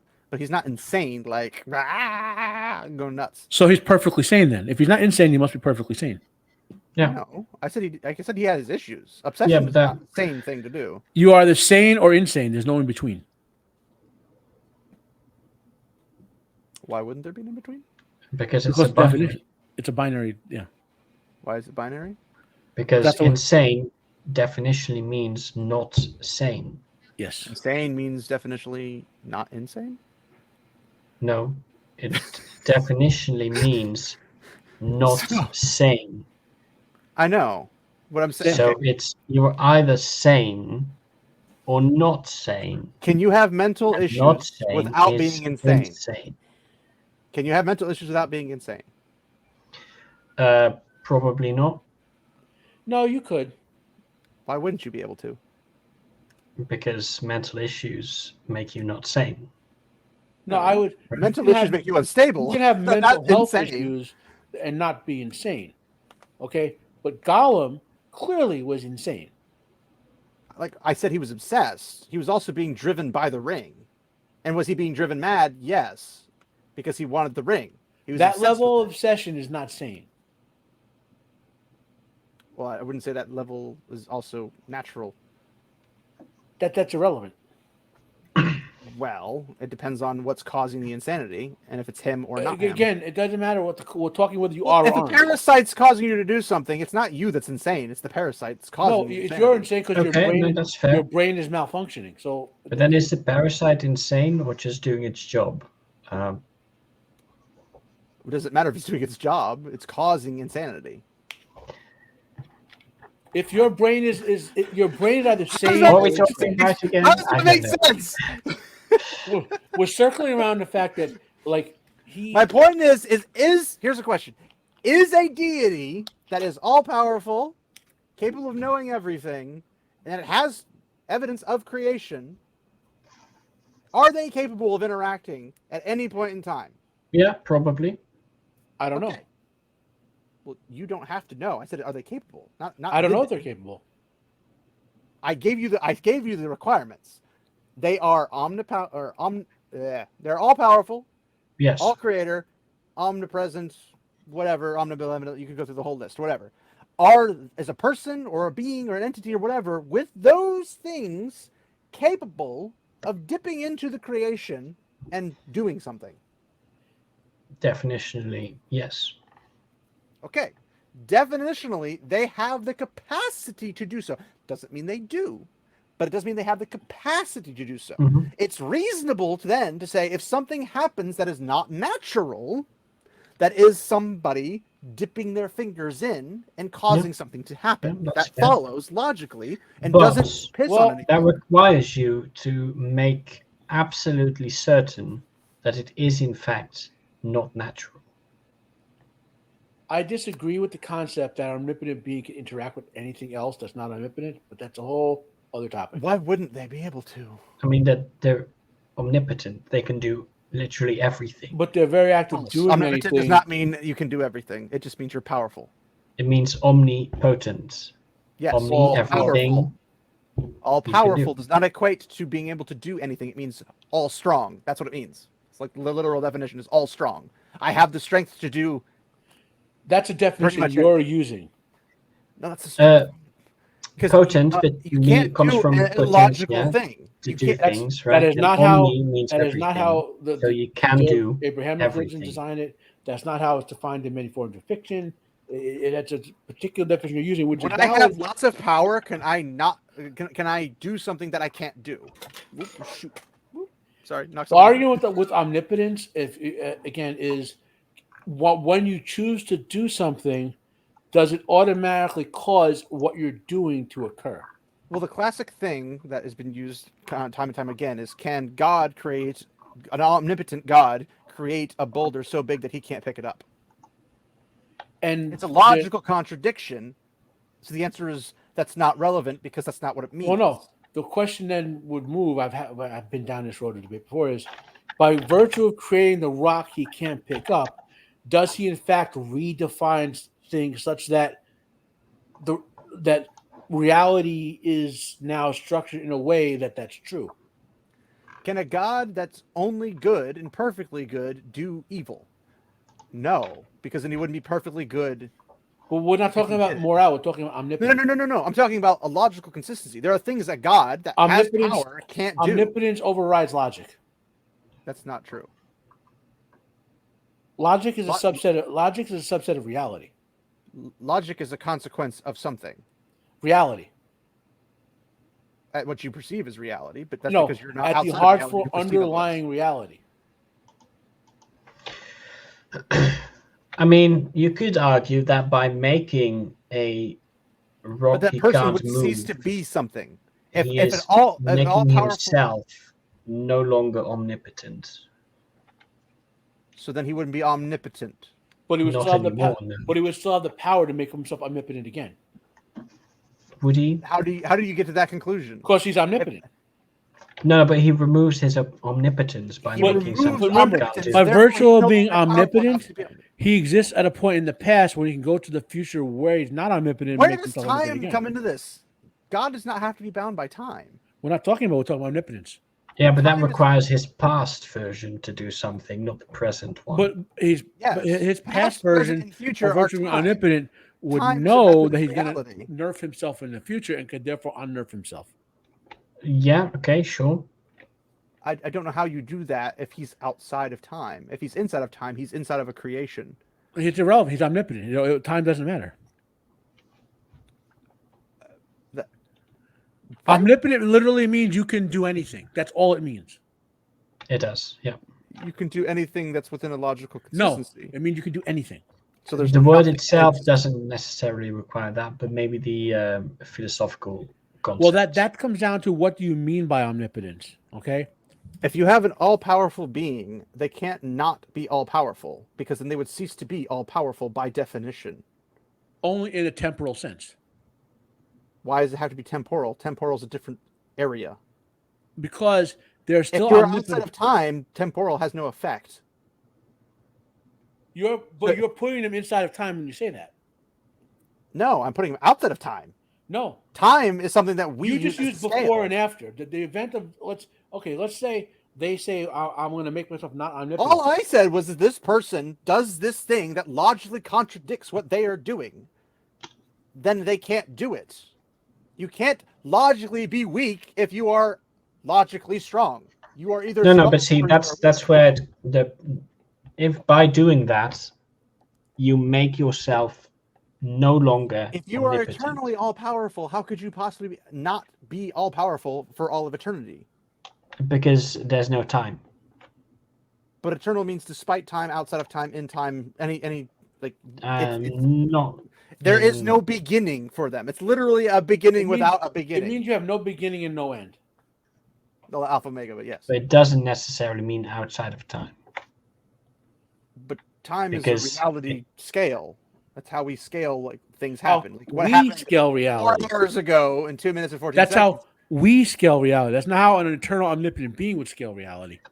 But why would if he's bound by time, then he's not all powerful because he's limited by time. Well, then he's not omnipotent.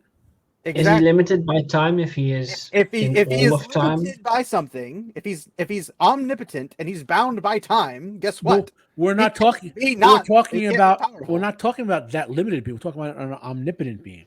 I know, but you said an omnipotent person or an omnipotent being could go back in time to his former self. No, and I be said- and thus he's I not said- bound in time. I Which- said. no, he would be in time. I Because said. he has to use. But he's time to not use- bound by it. He's not bound by it. But there would I be said- no past in time. Why would you That's say the that? plot. Because if he was outside of time, But he's and not he goes bound by into it. time, But if he's outside, he cannot be in eternal. order to go back, there has to be time. No, there doesn't. Yeah. Okay, what do you say? No, and the other one says yes. Energy cannot be destroyed. Nor created in a physical universe, not outside of the physical universe. The physical All the universe is energy limited of the size. In a omnipotent closed being. system, that is, right? That's important. In a closed system, which is the physical universe, as we know it, is of limited size. So now we're going to go to an open system, right? With no limits. But Are if we? you're using a supernatural being that's a metaphysical, it is not bound, obviously, by the basic. No. You're putting That's the words on top problem. of it. We're No, just no, talking about if- a if being that you is said all powerful. If he's inside time, he cannot be all powerful. I never said that. Why not? You just said that. I never said that. I said if he's in time, he can't be. I he can't said go back and we're become not powerful. talking about that guy who is not omnipotent. That's what I said. But why can't he be in time? I'm not saying you can't. Be If you're in within I'm time, saying you can't be you're not omnipotent. bound by time. If you're outside of time, you can enter in and leave because time is not constraining you. But it would not help or benefit you in any shape or form to go into it because you can do everything outside of it that you could do into it. But being able to do inside outside time doesn't What make does you it mean omnipotent. to be outside of time? You're not bound by past, present, or future. By cause and effect, I would say. You are the cause. Everything else is the effect. But how's that different from just being able to go wherever you want in time? Well, I'm not saying you can't, but I'm saying if you were bound by time, aka you were created inside of time, you are limited by time. You can only go forward and back inside of time. You're not greater than time. Well, You are you would limited by time. It would be better to say cause would have to precede effect if you were bound by time. Yes, and you can be outside of time, enter No, into right. time, But and then if you can temporarily time follow it. travel, you're not bound by time using that logic. If God lets the timeline go out, can he go back in, screw with something, and everything stays the same, or is it going to change? It's probably going to change, right? He can change it. Okay, but if he's also omnipotent or omniscient, sorry, wrong one. If he's also omniscient, he can't change what he already knows. But he knows an infinite number of things, all of which are contradictory. Why does he know an infinite number of things? Because He he's already knows omniscient. No, he knows everything. omniscient means he knows knows everything. Everything. Not everything, not Everything. more than everything that is contradictory with itself. Everything conceivable he knows. Well, now you're limiting it.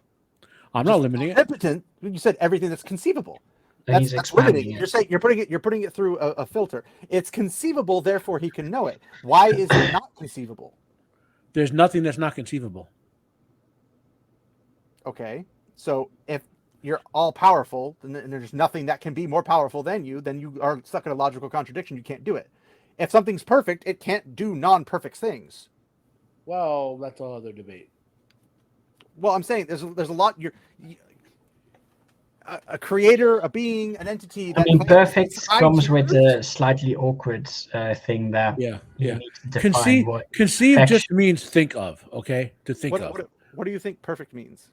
Well, no. See, the issue is omnipotent. We can easily define. Perfect Powerful.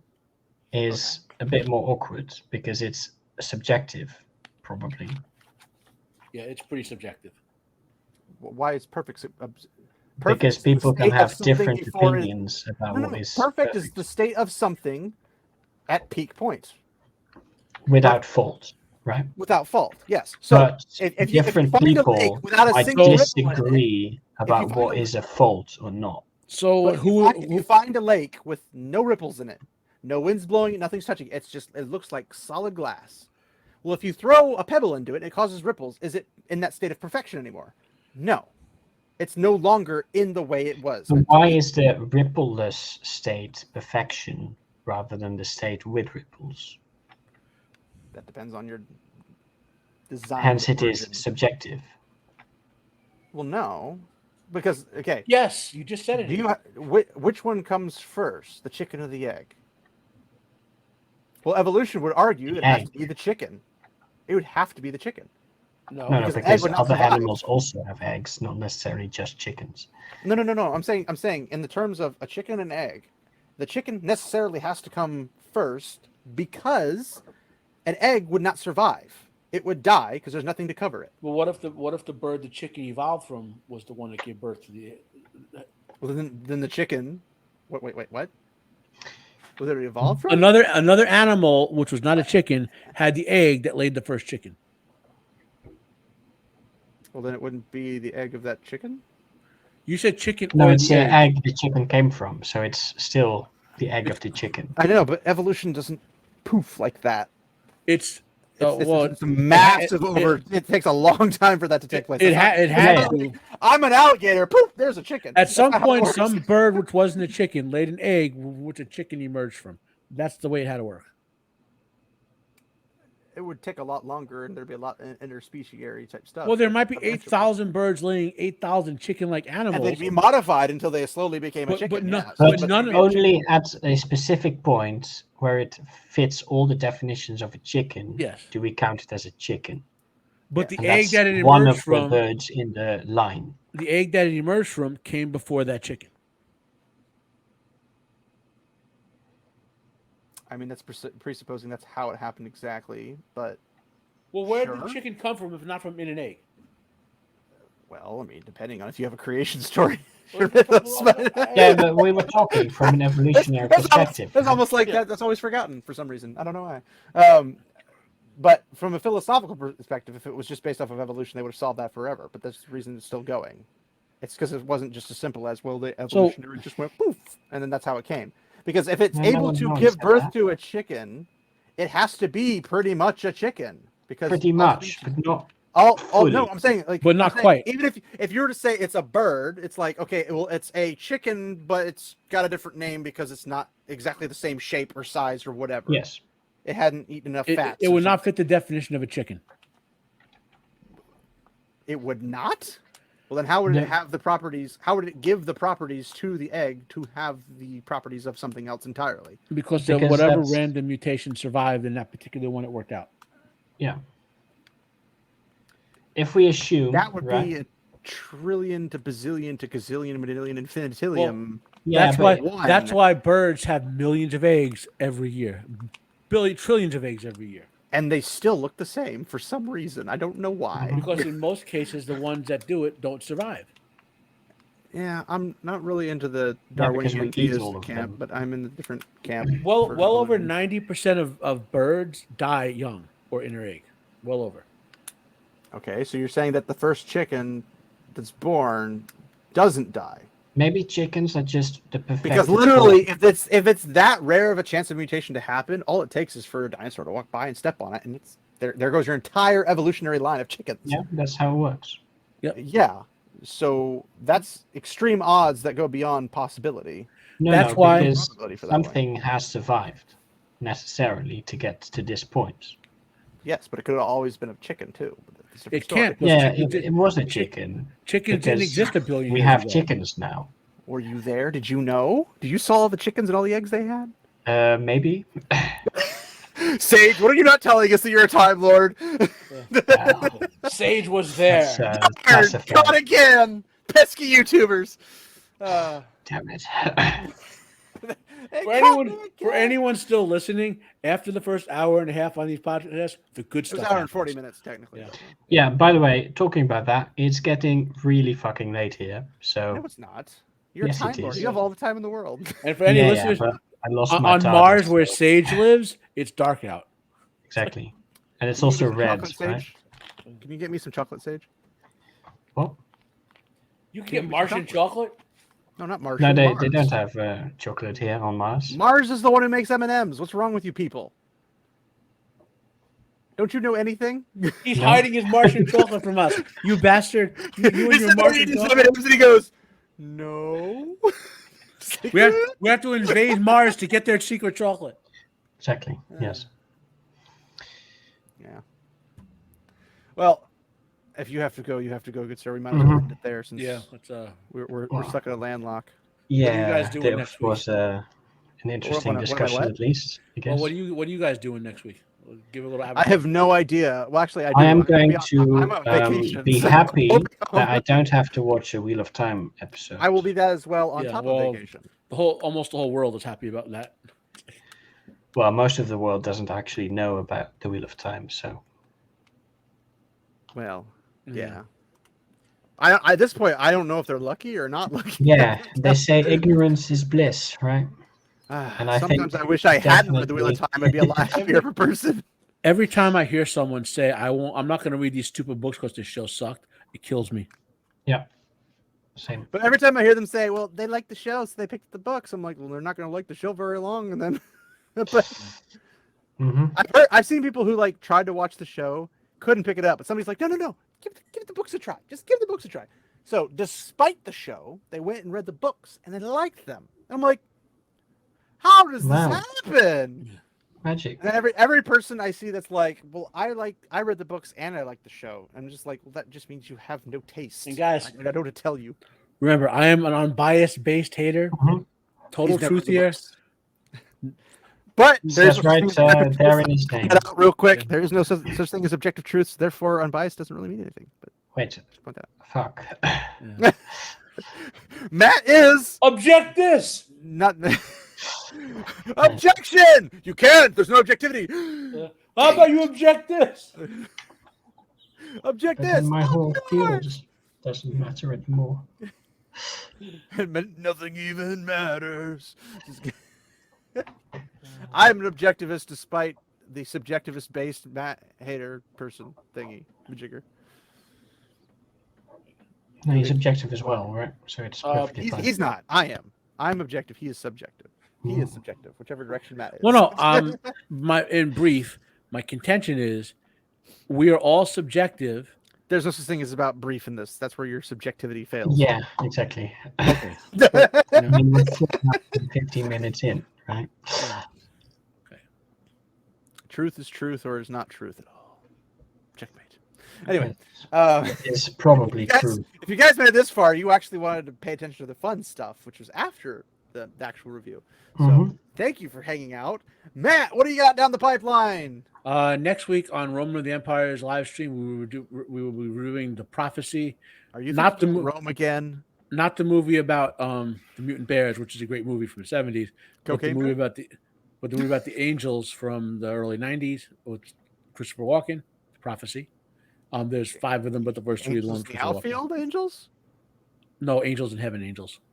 Oh, well, aren't those the angels and angels? It's called The in Prophecy. The original was a trilogy, and they added 2 movies on from made for cable. Anyway, Money grabbers. in 2 weeks I'll be on Jacob Ironside's channel. We're going over Frankenstein, the 1930s one.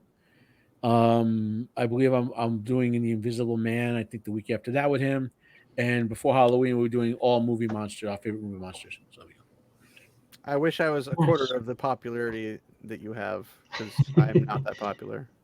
I'm so popular, like, you should stay on your channel. well, no, we know each other from Like, it's safe for you guys that way, so that makes sense. we know each other from the live streams that we do. Like, these are guys I met like chatting in their chats, and we chat with each other, and so. I've done that too. Yeah. I'm still here.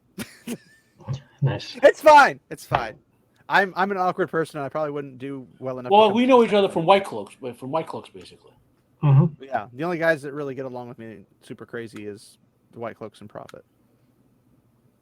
It is what it is. I like the peoples, but I mean, I think none you're of it cool. I have no problem. With Fine. it. For anyone interpreting me arguing with him as like, Subjective, yeah, Nat.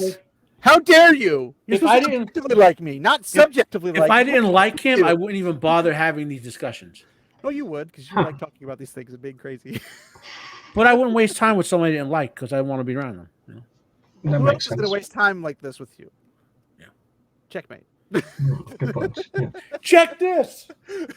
Objective wins again. All right. Well, Sage, what do you got coming?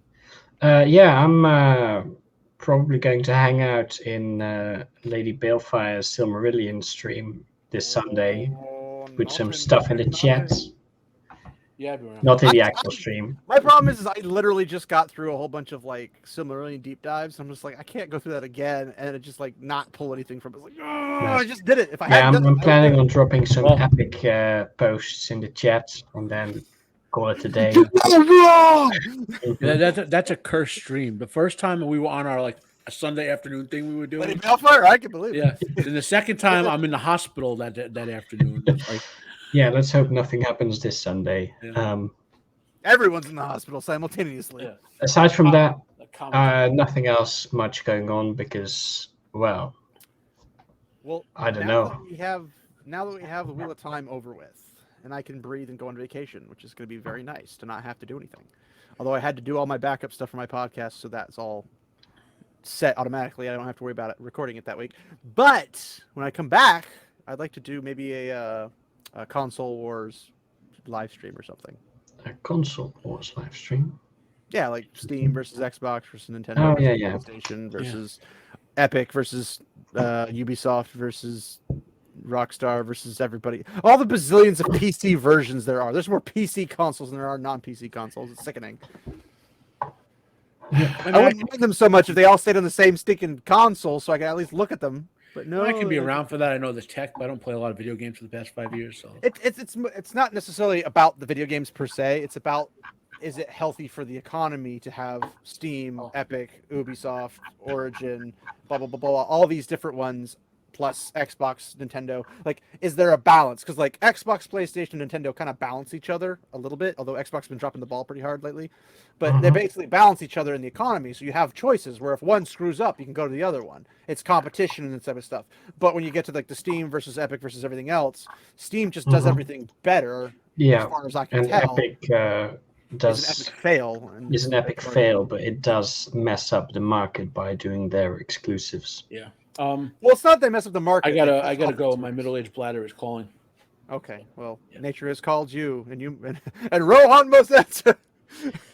Yes. But anyway, but yeah, I'd like to do that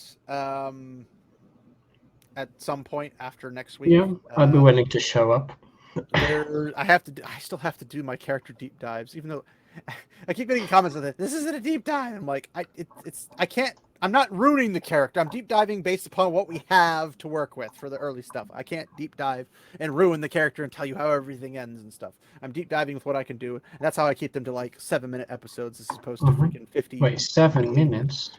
Yeah, I keep them pretty small when I do that. Although I think they're closer to 20 minutes. I didn't normally think that 15. was possible. For me, it's a miracle. There's your proof of divine intervention right there. Yeah, I might actually convert now. You better.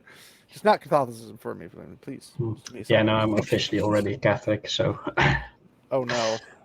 I guess you'll have to Europe. convert. Yeah, exactly. But there's. But I think he can officially convert out of Catholicism without going through excommunication. What are they going to do? Well, I don't know. Exactly. Nothing. My point. They might just send some the Inquisition after me. Who knows? I would like to point out that excommunication is a newer tradition. Just throwing that out there. Church Fathers is a wonderful history if you like a lot of history books. They're also very, very confusing considering all the different sources. But if you read like Athanasius and Origen, and although Origen's not technically not a church father, that's a different story. I like theology, religion, and science, so that's why I gotta cover those things. But yeah, I would like to do a variety of things. If you guys come up, we'll talk in the Discord, but we'll find something else that pops up. We'll have to see because a lot of things will pop up at random points in time. Like movies will be released, and then for a long time, movies will not be released because yes, writer's strikes. But they stopped now, so. Well, they did, but the actors are still striking. Oh well, that's awkward. I know, right? It's like, well, this is awkward. And yeah, but at least they can write scripts, right, and then just. They can't write scripts. That's the whole reason. Okay, fair. They strike. I use write in a more broad sense, let's say. Yeah. But we'll talk in Discord and figure out some things like topics or whatever, and then we can just jump into those whenever. But that'd be nice for Gadfly to be back with us. Gadfly, one of these days we'll keep you in here and you'll never escape. But yeah, maybe not a good idea to say that out loud. Did I say that out loud? My bad. Yes. He says the quiet part out loud. But yeah, he'll like it. Don't worry. Objectively, yes, it'd be nice when Arterian is not limited and all that jazz. So, yeah. But yeah, we'll go ahead and end it there. I know Matt's probably gonna come back in the middle of this outro. So, thanks everybody for hanging out, and remember, walk in the light, my friends.